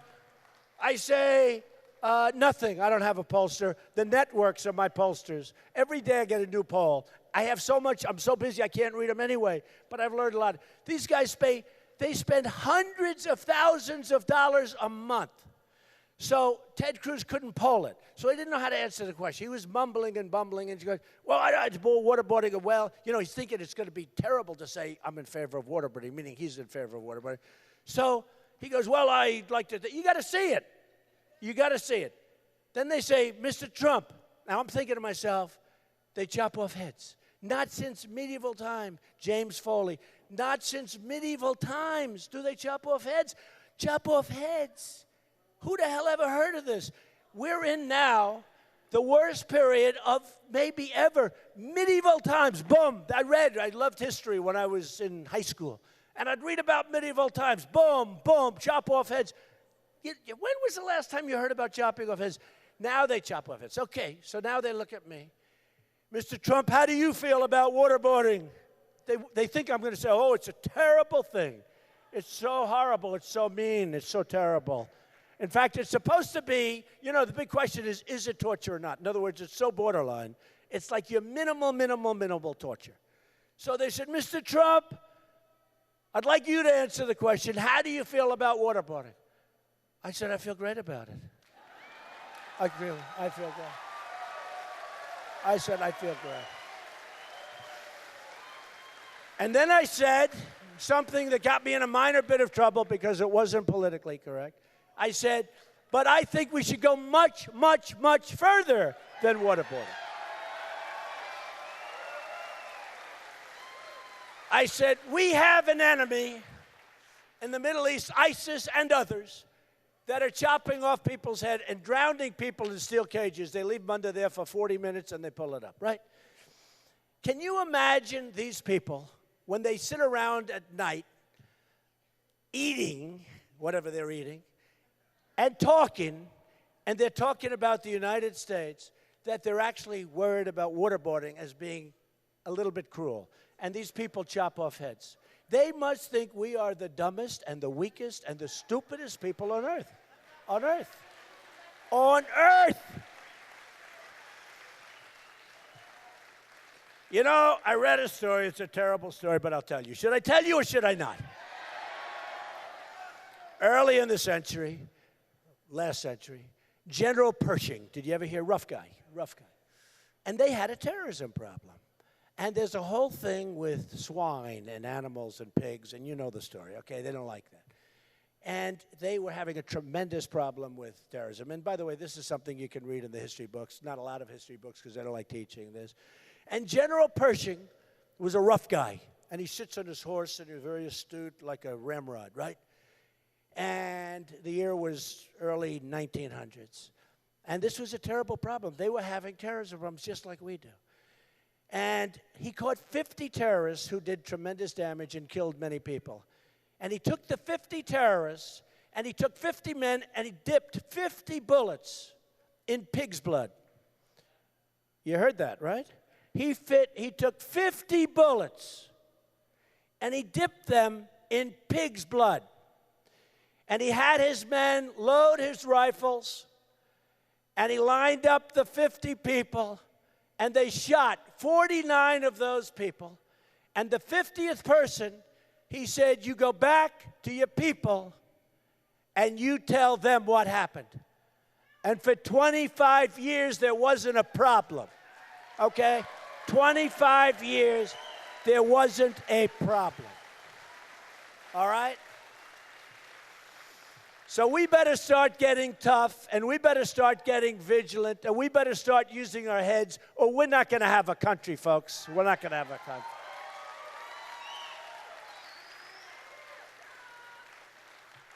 So, what? It is. I love this country. That's why I'm doing this. I love this country. We want to keep this country. We want to keep this country. We want to make, look, I'll tell you something. I've been saying something because I've been meeting so many people, millions and millions of people. One of the reporters today, a great reporter, television reporter, said to me, I've been doing this, Mr. Trump, for 20, and he didn't say this on the record, and I wouldn't tell his name, but he said, I've been doing this for 25 years. In 25 years, sir, I have never, ever, ever seen anything like what's happening with you and with your people. It's amazing. It's amazing. It's amazing. And a great compliment. And I'm the messenger. We're all together. And we're all together. And honestly, when you go to Dallas or when you go to Oklahoma, when you go to New Hampshire, when you go to Iowa, when you go to New York, to any place, the people are unbelievable. And I've been saying this for the last 2 or 3 weeks. When I say make America great again, I'm adding now, and we can make America great again, but I think we can make America greater than ever before. Greater than ever before. We have such incredible potential. No, we have such incredible potential.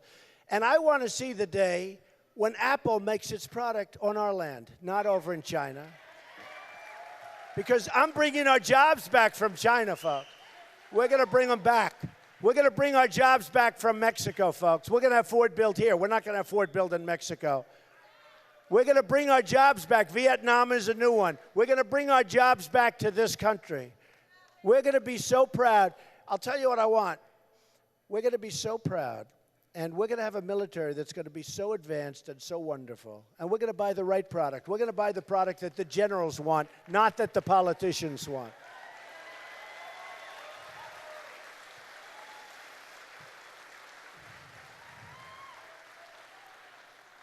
And you're going to remember this evening, and you're going to say in 2 years or 3 years or 4 years or 1 year, but you're going to say that I was there for an evening where Donald Trump, representing all of us, made a speech, and I voted for Donald Trump the next day.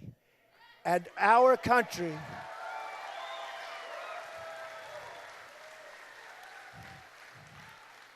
And our country started winning again. We don't win anymore. Our country started winning again.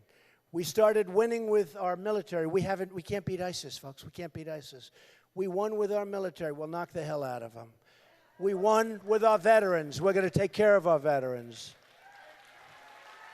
We won with education. We won with the Second Amendment. We won with the border, and yeah, we're going to have a really strong border, and we're going to have people come into our border. We're going to have people, that big, beautiful door right through the middle of that wall, but they're going to come in legally. They're going to come in legally. And you're going to remember this evening, and you're going to remember tomorrow, because you have to go out and vote. No matter how you feel, I don't care. It doesn't matter if you think you're not going to make it through the day. You've got to go out and vote tomorrow. I don't want your money. I don't want your money. We want your vote. Got to do it.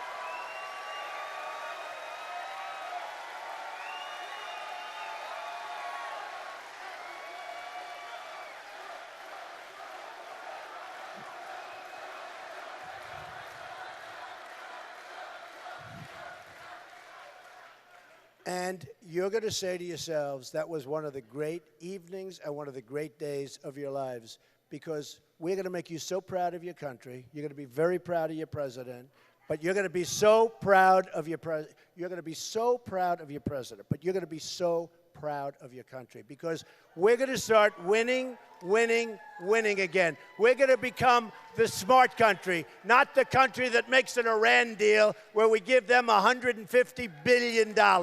We're going to become the smart country, and we're going to become a truly, truly great country again. I love you, folks. We're going to start winning. We're going to win, win, win. And we're going to make America great again. Thank you, everybody. I love you. Thank you. I love you. Thank you very much.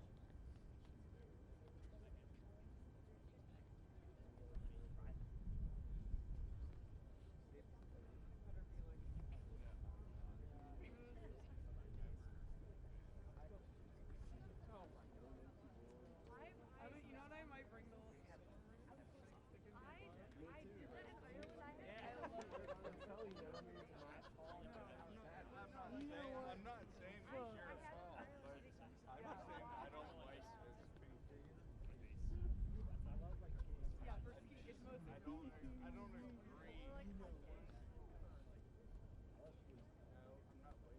put it in my bag at home like every night. I like put it don't judge. Good on, you're graduating.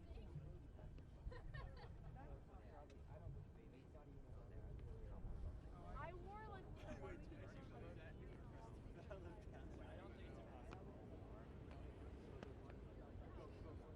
and then I'll put it on. There was a 1 week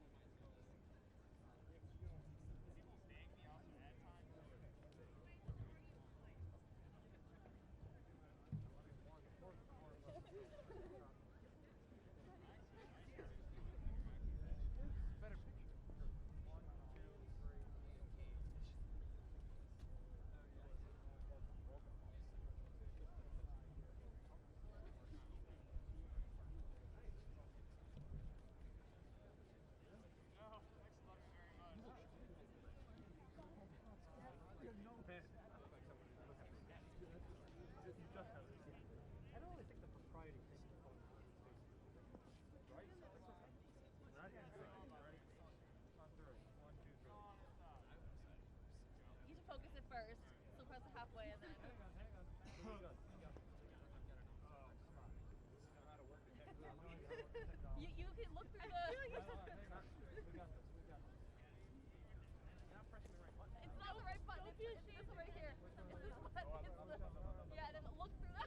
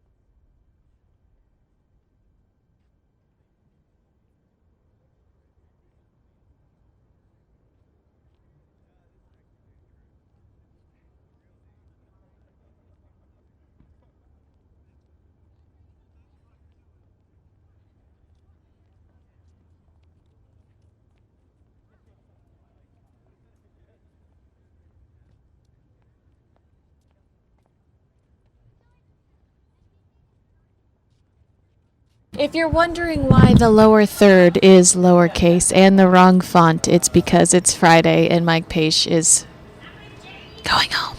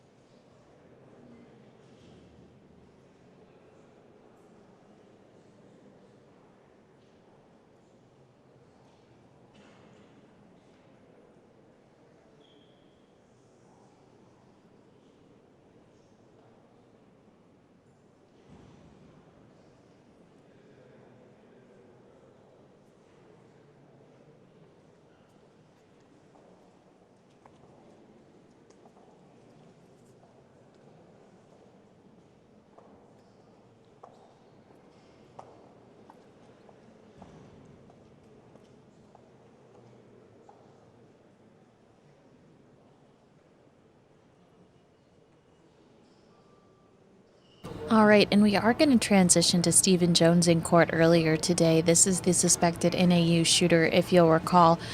Stephen Jones shot 4 individuals. There was alcohol involved, but we do not believe Stephen Jones had any alcohol in his system. The other individuals did have alcohol in their system. They were fraternity brothers, and we believe that it was a fraternity party that they all met at.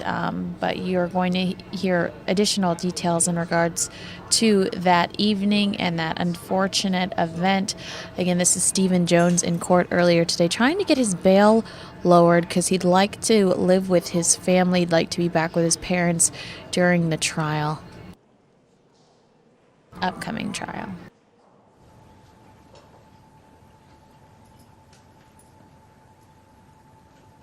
And that is the young man alleged to have shot those 4 individuals, Stephen Jones.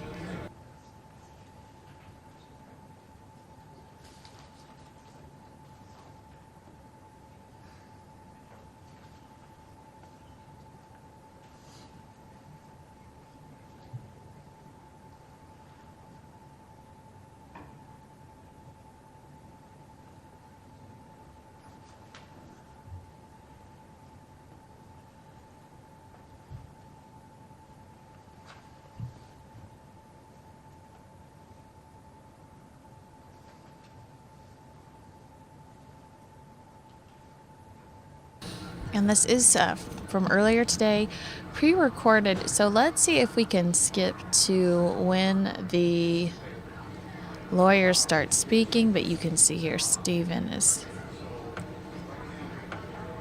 just kind of his behavior in the courtroom prior to the judge taking his seat.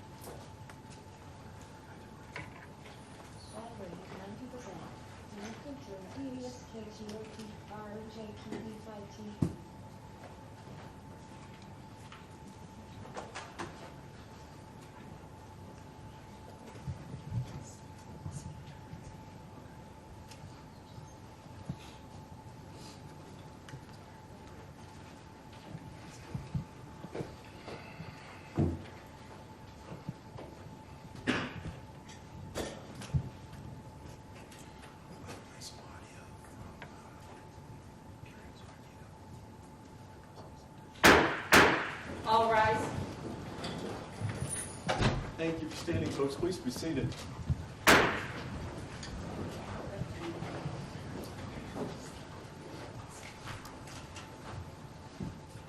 All right, good afternoon, everyone. This is CR 2015-00862, State of Arizona versus Stephen Jones.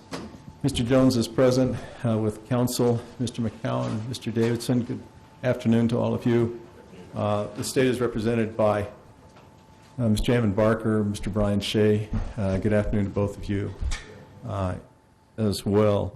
There's several motions, 2 motions that we're here to decide and to hear, have argued. The defense has filed a motion to remand to the grand jury for a new determination of probable cause, and also a motion to review conditions of release. I should also indicate that I believe we have some victims here, and we have victim representatives here as well. Is that correct? That is correct, Your Honor. Okay.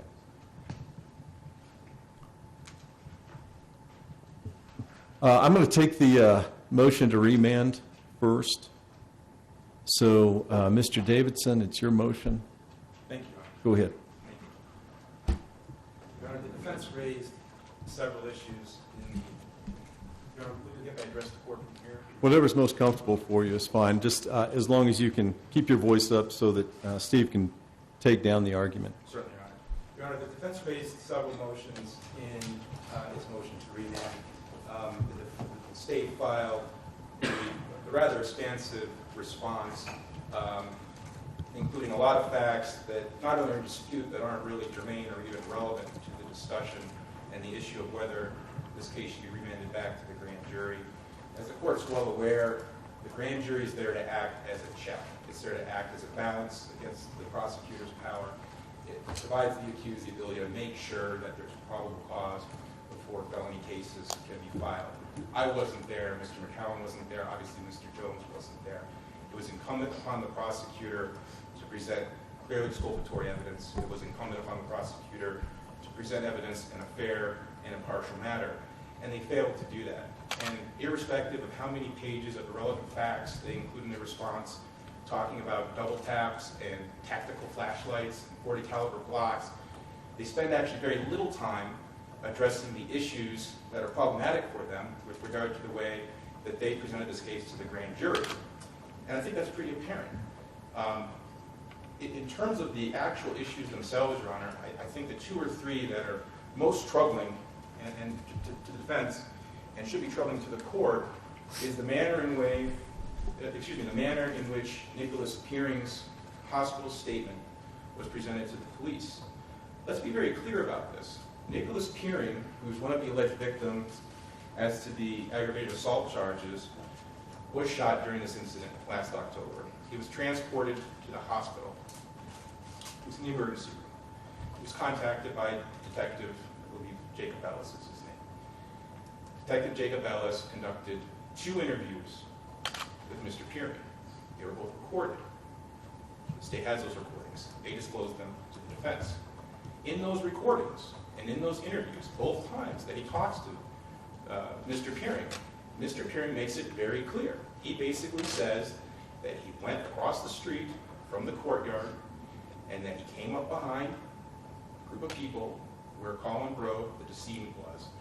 And essentially, just as Stephen approached with the flashlight, which we now all know was attached to his gun, and said, where's the effect of step back or get back, that from an elevated position, essentially either right behind or shoulder to shoulder with Colin Grove, that Mr. Peering jumps forward. That's important. And the state knows that's important because this is a self-defense case. This is a case where they've taken the somewhat astonishing position that Mr. Jones acted with self-defense, or acted with premeditation. Excuse me.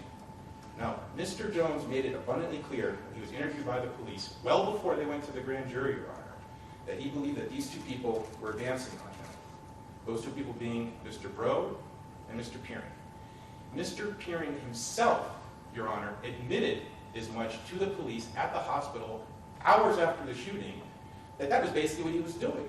It may not have been his intent, according to his statement to the police, to jump at Stephen or to attack him or to do him harm, but we have to look at this through the lens of how it was perceived by Mr. Jones.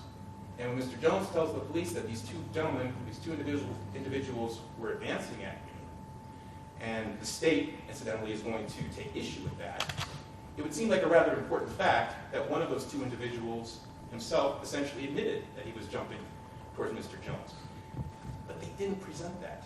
And it's worse than that. If it ended there, it would be bad enough, but it's worse than that. Because when they present the case to the grand jury, what they presented was this second interview that Mr. Peering gave.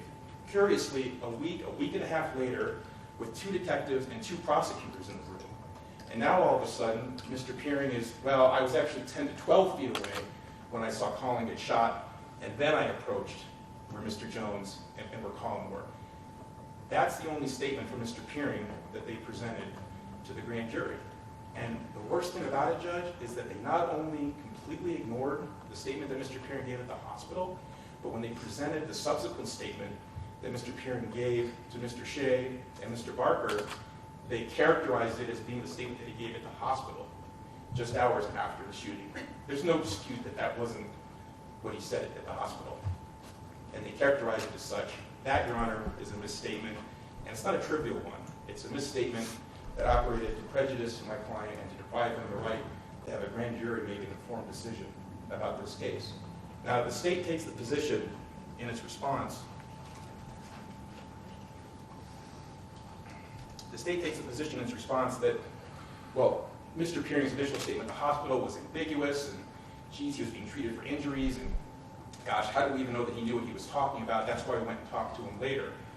Well, his statement was actually pretty clear. I mean, the detective not only didn't have any problems writing in a report what Mr. Peering said at the hospital, but he actually recorded it. And I want to play for the court. I don't know if it's marked, if I could inquire of your clerk what exhibit the disc is. 2. Exhibit 2, Your Honor, is a CD or a DVD with 2 audio recordings. One of them is the interview with Nick Peering at the hospital that the state characterizes as being taken out of context of Mr. Jones's motion and being less comprehensive than the subsequent statement that they obtained. Without objection. No objection. 2 is admitted.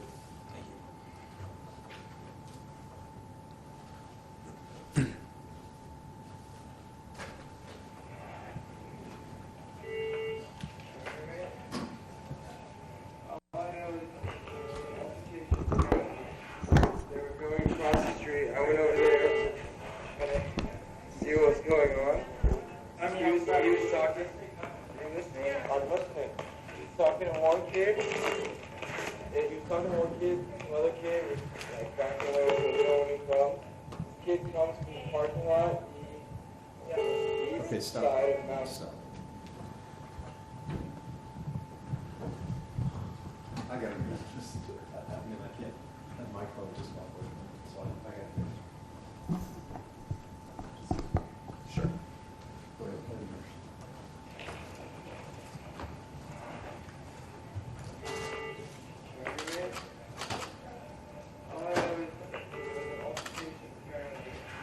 They were going across the street. I went over there and see what was going on. He was talking. I was listening. He was talking to one kid. And he was talking to one kid, another kid. Passing away over the building. The kid comes from the parking lot. East side of Mountain View. East side of Mountain View. Comes to the parking lot. Shines his flashlight. Back up. Actually, I don't know residents didn't want to I say no, the flashlight, take a gunshot, calling, right, to the left of me, south. I say no, drop to the floor. And I didn't even take a step in. I jumped over a bush, and I get hit once. This one doesn't one. I think I hit my arm first. This faced me, and I didn't even know what was going on. Right?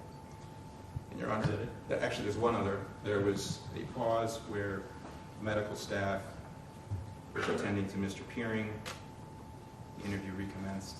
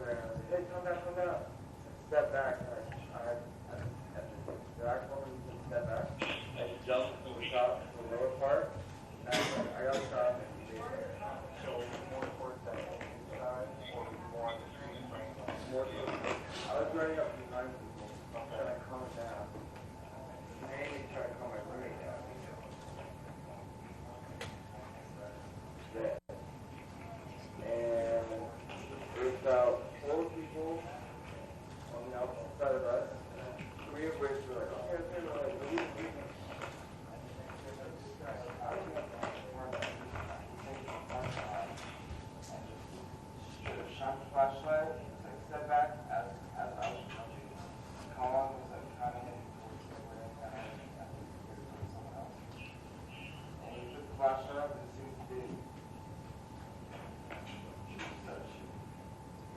No, that's it. Thank you.